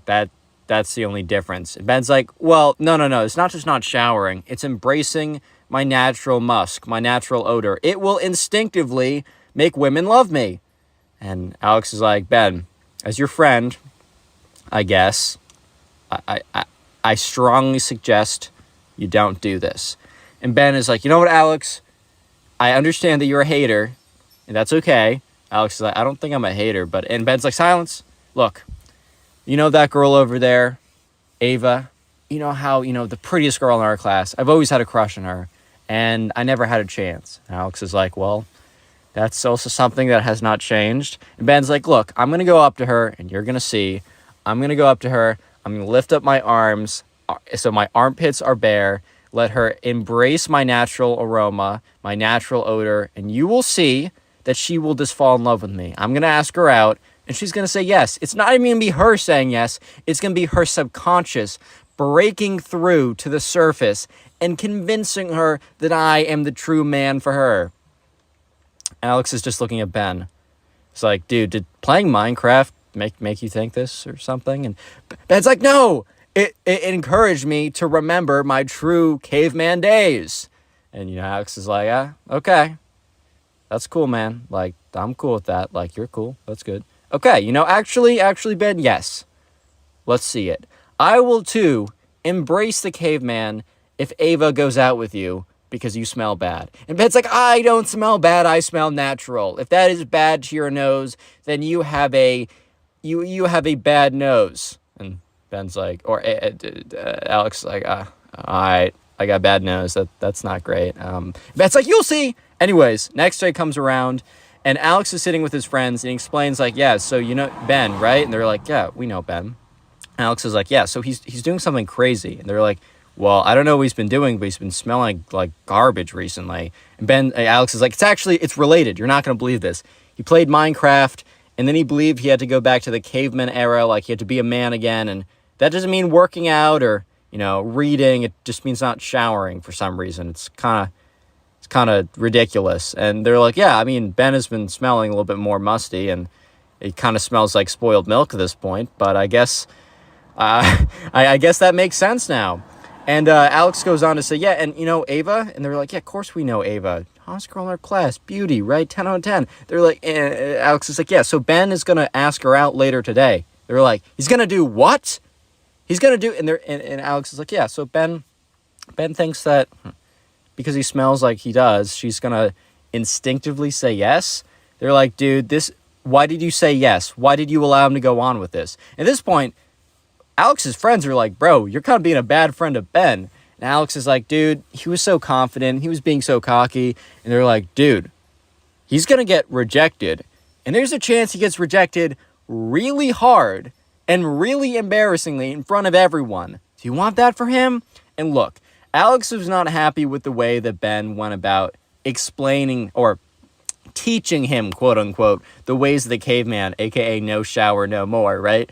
But at the end of the day, they were still friends, and Alex knew that Ava was not just going to say no, but, she had developed a bit of an ego because she did know that she was, the most beautiful girl in the class, and she could have any guy she wanted. She was not going to be nice about letting him down. She was going to be cruel, she was going to be mean, and she was going to crush him, dude. She was going to freaking crush him. And Alex is like, all right, I got to find Ben. I need to find him before he asks Ava out. And as Alex was saying that, he hears, or he looks up, and he looks at the table across, because they're sitting at lunch. He looks at the table farthest away, and that's where Ava and her friends were sitting, and Ben was walking up to her table. Real quick, if you made it this far into the video, comment Minecraft down below. And if you want to support the channel, one of the best things you can do is binge watch the videos. And please let me know in the comment section what you're doing while watching these videos. And also, final thing, a bit of a new request I have. If you haven't already done so, if you have a TikTok account, go follow my TikTok. It is Connor Pugs. I have about 7,000 followers on there. I'm reposting clips from here. I'm just trying to reach a new audience on TikTok and hopefully bring them to the family over on here.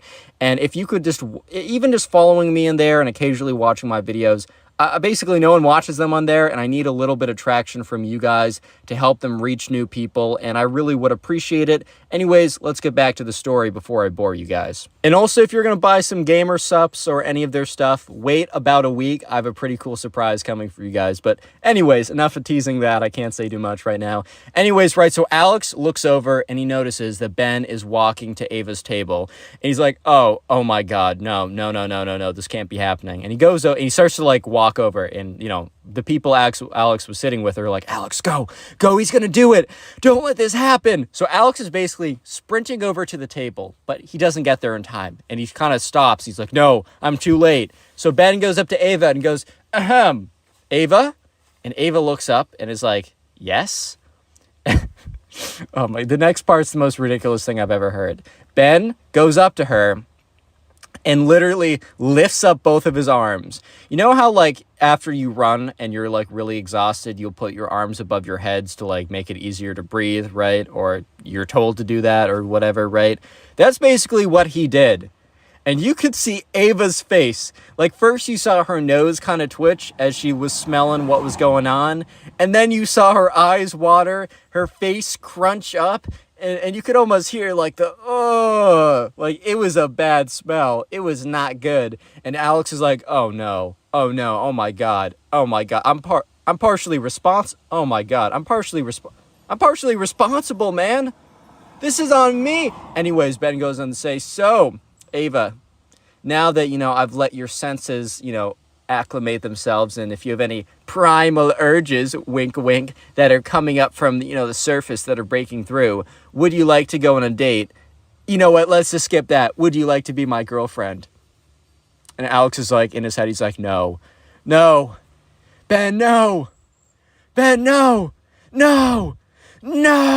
And so sure enough, Ava's just looking at him, blinking. Not even responding, not laughing or anything. She's just blinking. Because she's just so dumbfounded by did this kid just straight up ask me out? Because remember, Ava and Ben, they're not friends. They're not dating each other. They're not close like that. What? And he also smells terrible. And Ben is like, if you don't know your answer yet, maybe you'll know it in a second. And Ben literally gets closer to her and, like, pushes his armpit in her face. And she's like, ew, get away from me. And kind of pushes him back. He's like, looks over at Alex. And Ben's like, yells over, don't worry, Alex. Don't worry. Give it a second. You'll see, man. You'll see. It's crazy. You're not going to believe it. She's going to fall in love with me. And Ava looks up. Fall in love with you? I don't know who you are. I just know that you're a guy who came over here and is smelling terrible and is pushing his stinky armpits in my face. No, I will not go out with you. And, like, at this point, everybody in the cafeteria has turned their heads. Everybody has turned their heads and is looking at this because it's a scene. It's a spectacle. I mean, Ben is standing up there with his greased out armpits, and Ava, known as the prettiest girl in the class, has just demolished him in front of everyone, spectators of the entire class. At this point, there's an awkward silence because people have stopped speaking. Like, they've stopped speaking because they want to hear what's going on. And Ben is like, I see. Let me know if you change your mind. And Ava's like, no, I will never change my mind. As I said, she's a little extra, right? And Ben just walks over to Alex. And Alex looks at him. He's like, dude, I was trying to come over to tell you not to do it. Like, I'm sorry. This is my fault. Ben's like, bro, this is not your fault. She just needs time to realize. Like, Ben goes on to say that, this is totally part of the plan. He knew that there's a chance that, her, like, primal senses would be stopped by her, like, brain, but it was only a matter of time till, like, they break through. And now that he's, like, broken through to the senses through, like, essencing out the stink or whatever, that, like, eventually, within, like, the next 24 hours, she will come to her senses, maybe privately, maybe not publicly, but they will be dating. And Alex is like, dude, you can't seriously think that. And Ben is like, it's my theory. Like, I know it's to be true. You have your opinions, and I have my facts. I'm sorry, I stole that from Baskets. Greatest show ever. Rip Christine Baskets, bro. Brings a tear to my eye. Anyways, and so sure enough, next day rolls around. It has been 24 hours. And Alex just goes up to Ben. He's like, yo. Ben's like, yeah, what's up? He's like, hey, did she ask you out yet? And he's like, no, it hasn't been 24 hours. Ben looks at his phone, looks at the time. He's like, dude, it's been like 22 hours. And Ben goes on to say, see, you're proving my points. Once again, my facts destroy your opinions. And Alex is like, okay, but I mean, she hasn't asked you out yet. And 2 hours go by. Alex goes up to him and Ben's like, dude, I don't want to talk about it. Alex is like, that's fine, man. Like, you don't have to prove anything to me. Like, I get it. Alex is like, dude, you're good. Don't worry about it. Just please go home and take a shower. And sure enough, Ben, while he actually continued to play Minecraft, no longer believed the whole caveman philosophy of you must smell like garbage for women to like you. And that was partially due to the fact that it doesn't work, and he has firsthand experience in why it doesn't work.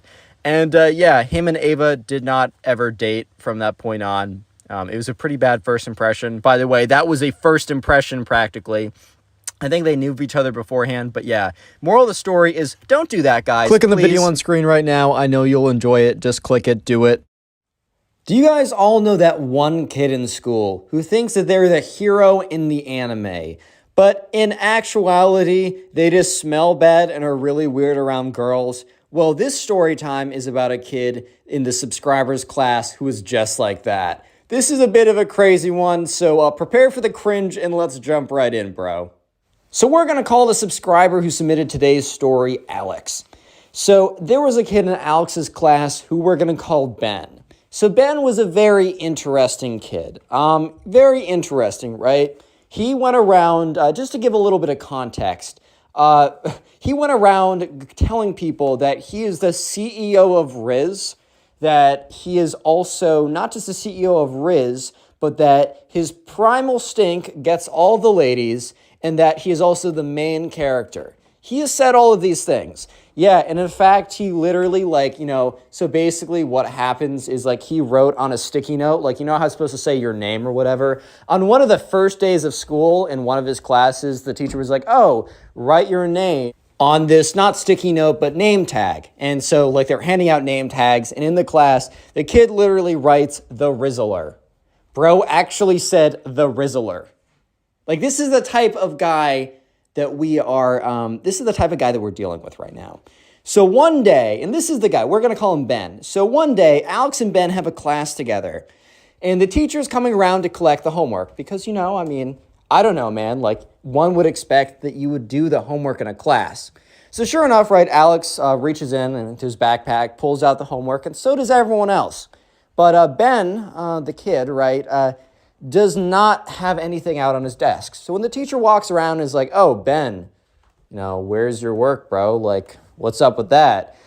Ben literally says, sorry, teacher, I was not able to do such an archaic task, aka what you call arithmetic. You just got to understand that that is significantly beneath me. I have been working on my studies as the Rizzler. And everyone in class turns around to look at him because I don't know about you, but this doesn't really happen. It's been a while since I've been in middle school. It's been quite a few years, but even in middle school, no one would do anything like this. I don't know, maybe this generation is just way beyond me, but bro, imagine being in class and when your teacher asks you, why did you not do the homework? You says, I was studying my own stuff, my own Rizology. I was studying a much more important field than mathematics. I was studying Rizology. So obviously the teacher is like, what? And he was like, yes, I was studying which first self gets the ladies the best. And the teacher is just, she's like, okay, it sounds like English.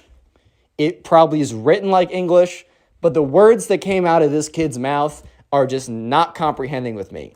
Bro literally said, I was studying which first self gets the ladies the best.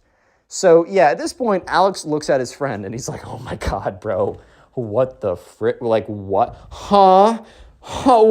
What? What's going on? Yeah, so Alex and his friends were pretty confused. And so the teacher's like, okay, I'm just going to mark your homework as not completed. And the kid's like, Ben is like, yeah, you should. You should also complete that my Rizology is completed, though.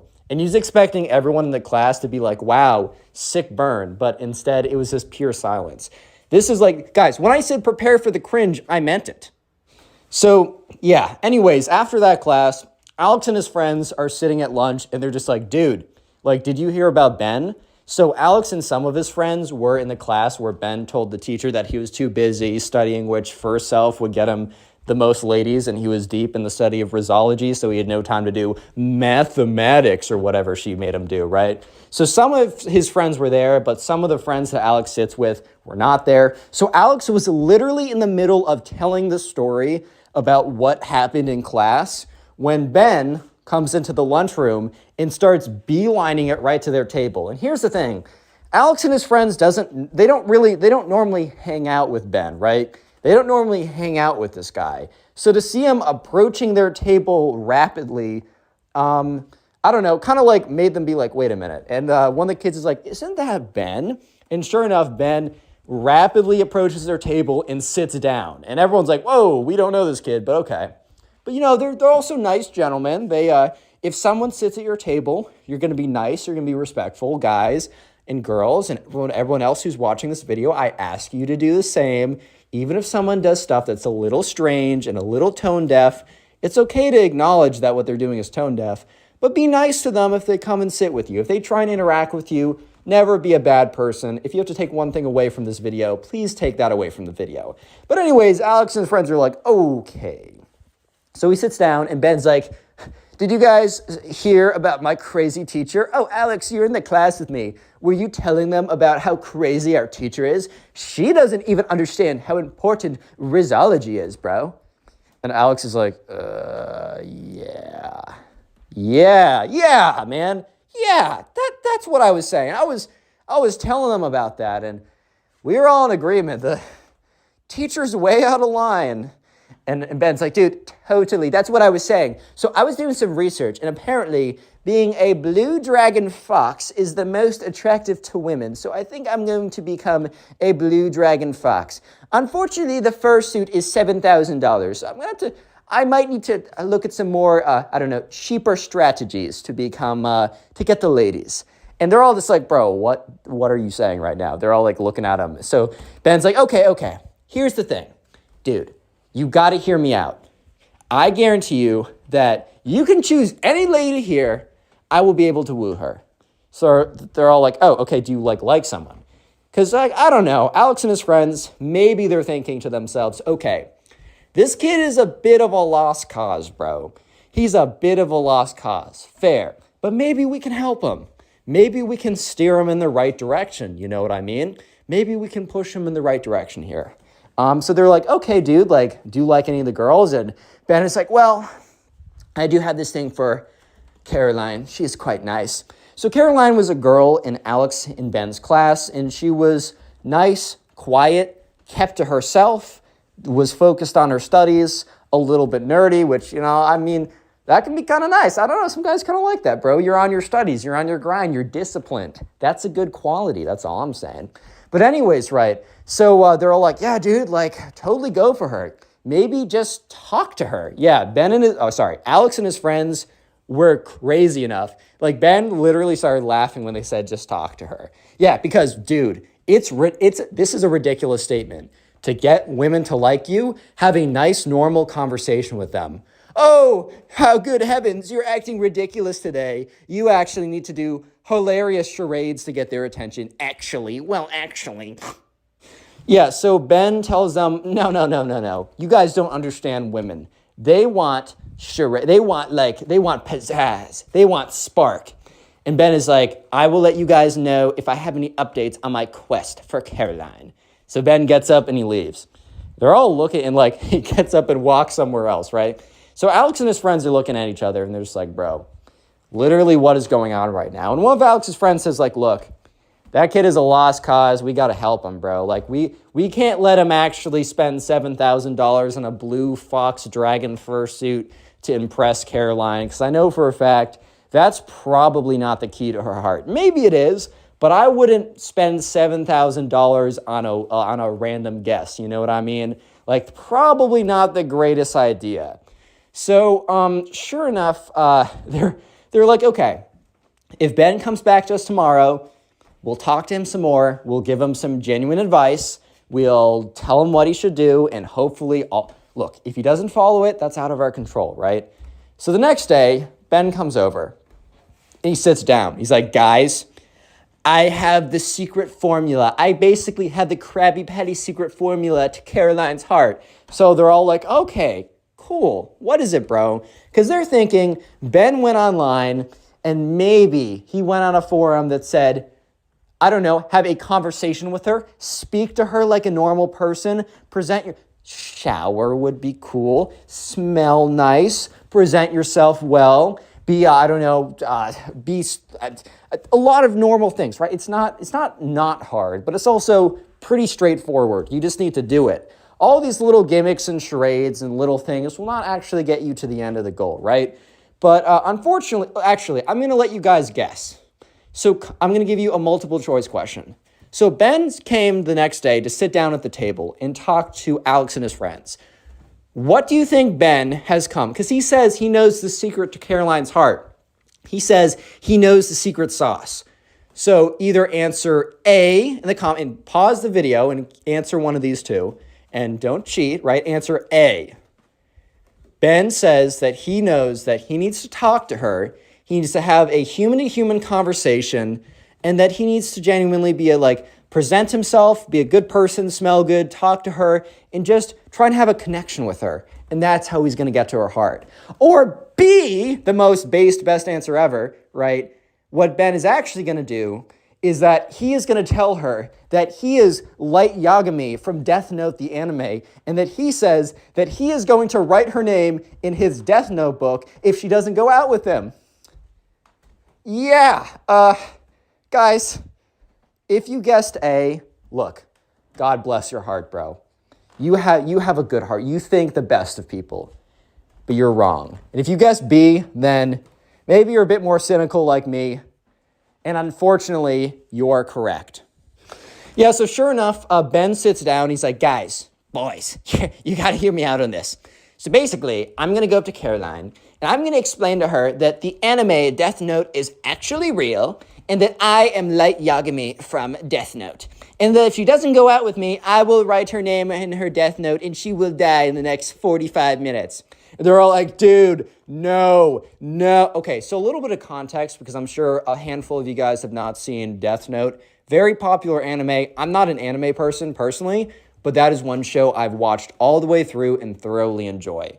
To give a little premise without spoiling anything, basically this book falls from the sky, and if you write someone's name in the book, they will die by whatever you say that they die by. So it's oh, so-and-so's going to die at what time, by what, right? And Light Yagami is the main character, protagonist and villain, kind of, I don't know, it depends on your perspective or whatever. It's a very good show. And Light Yagami has access to the book, and he'll write people's names in it, and they will die.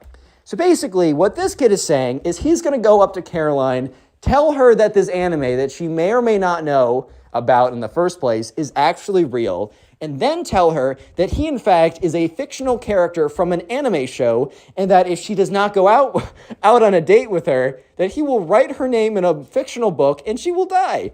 Yeah, because, look, threatening women to go on dates with you is the best idea. Satire. That's sarcasm. Please, guys, if you take one thing away from my video, never do anything. If the words threatened to get what you want come out of your mouth, you're probably going in the wrong direction, bro. If we're just keeping it $1.50 right now, you're probably going in the wrong direction. Maybe talk to her. Maybe connect with her. Don't pretend to be a main character in an anime and say you're going to literally murk her if she doesn't go out with you, bro. What?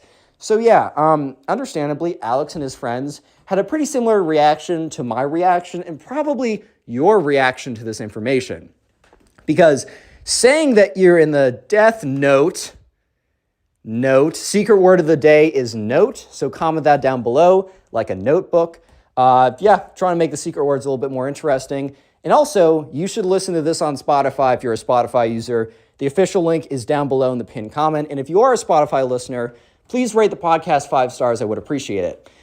Anyways, so yeah, sure enough, Alex and his friends are like, dude, whatever you do literally anything besides that. And every single one of Alex's kids, Alex and his friends went a little hard. They kind of ripped to Ben, right? They kind of ripped into him a little bit. Yeah, so they were going kind of hard, which maybe made him a bit defensive. But they were basically saying, dude, that is the worst idea ever. One, you're not going to convince her that this anime show that she may or may not know is real or may or may not know about is actually real. And if somehow you convince her that, which you're not, you also now have to convince her that you're the main character. And finally, the whole point of you convincing her that is so that you can threaten her into going out with you. That is literally the worst idea I've ever heard. So here's the thing. Maybe Alex and his friends should have chilled out a little bit, which I think I would have gone ballistic too. I do not blame them. However, Ben did not take it well. He was like, you guys are haters. You all want to date Caroline and you don't want me to win, blah, blah, blah, stuff like that. You guys just are full of hate. You don't understand. You want to bring me down. I know what's actually going on here. You guys all think Caroline's super hot and you want to go out with her. And Alex is like, dude, I have a girlfriend. I'm trying to actually help you out here. And Ben gets up and he's like, you know what? You'll see. Yeah, famous last words from Ben. So basically, this escalates pretty bad. So strap in. If you're standing up, maybe sit down. I don't know, man. So what happens is Ben, he goes up to Caroline, the girl that he's interested in. And here's the thing. This all goes down when Alex is in class. So Alex is lucky enough, or not lucky, depending on your perspective, to witness all of this happen. So Caroline sits in the back of the class, even though it's normally like the idea that the kids who try really hard sit in the front of the class. I always like sitting in the back of the class, but I also do sweat a little bit, so it's not always true, right? So Caroline sits in the way back of the class, and Ben normally sits in the middle, but he kind of bounces around, but he sits right next to Caroline. And Alex overhears the conversation, which I said, prepare for the cringe, right? So Ben is like, yo, Caroline, do you know the show Death Note? And the thing is, Caroline actually did know the show Death Note. So she's like, yeah, I actually finished that this summer. I really liked it. Here's the thing, bro. He had a chance. Bro, Ben had a chance right here because Ben went up to her and said, do you know the show Death Note? She said yes. She said yes, bro. He literally could have been like, me too. This is my favorite character. What's your favorite character? What other shows do you like? Do you like movies? What's your favorite movie? Would you want to see this movie? Do you want to see this movie with me? Bam, I just gave you infinite riz right there. You're welcome. That is what Ben should have done, but he didn't. He went on with his idiotic plan and it blew up in his face. He had a chance, bro. Anyways, so she said yes. I'm getting worked up because he fumbled so bad. And also, consequences more than fumbling, but you'll see. Anyways, I'm getting myself out of breath. But anyways, Ben goes on to say, did you know that Death Note is actually based on a true story? And I mean, they're in 6th grade, so I don't know, maybe he thought she'd believe it. But Caroline's like, yeah, I don't really think that's true because Caroline's a pretty smart girl, right? And Ben's like, no, dude, trust me. And she's like, okay. She doesn't actually believe him, but she doesn't want to fight a kid on if a fictional TV show is real or not.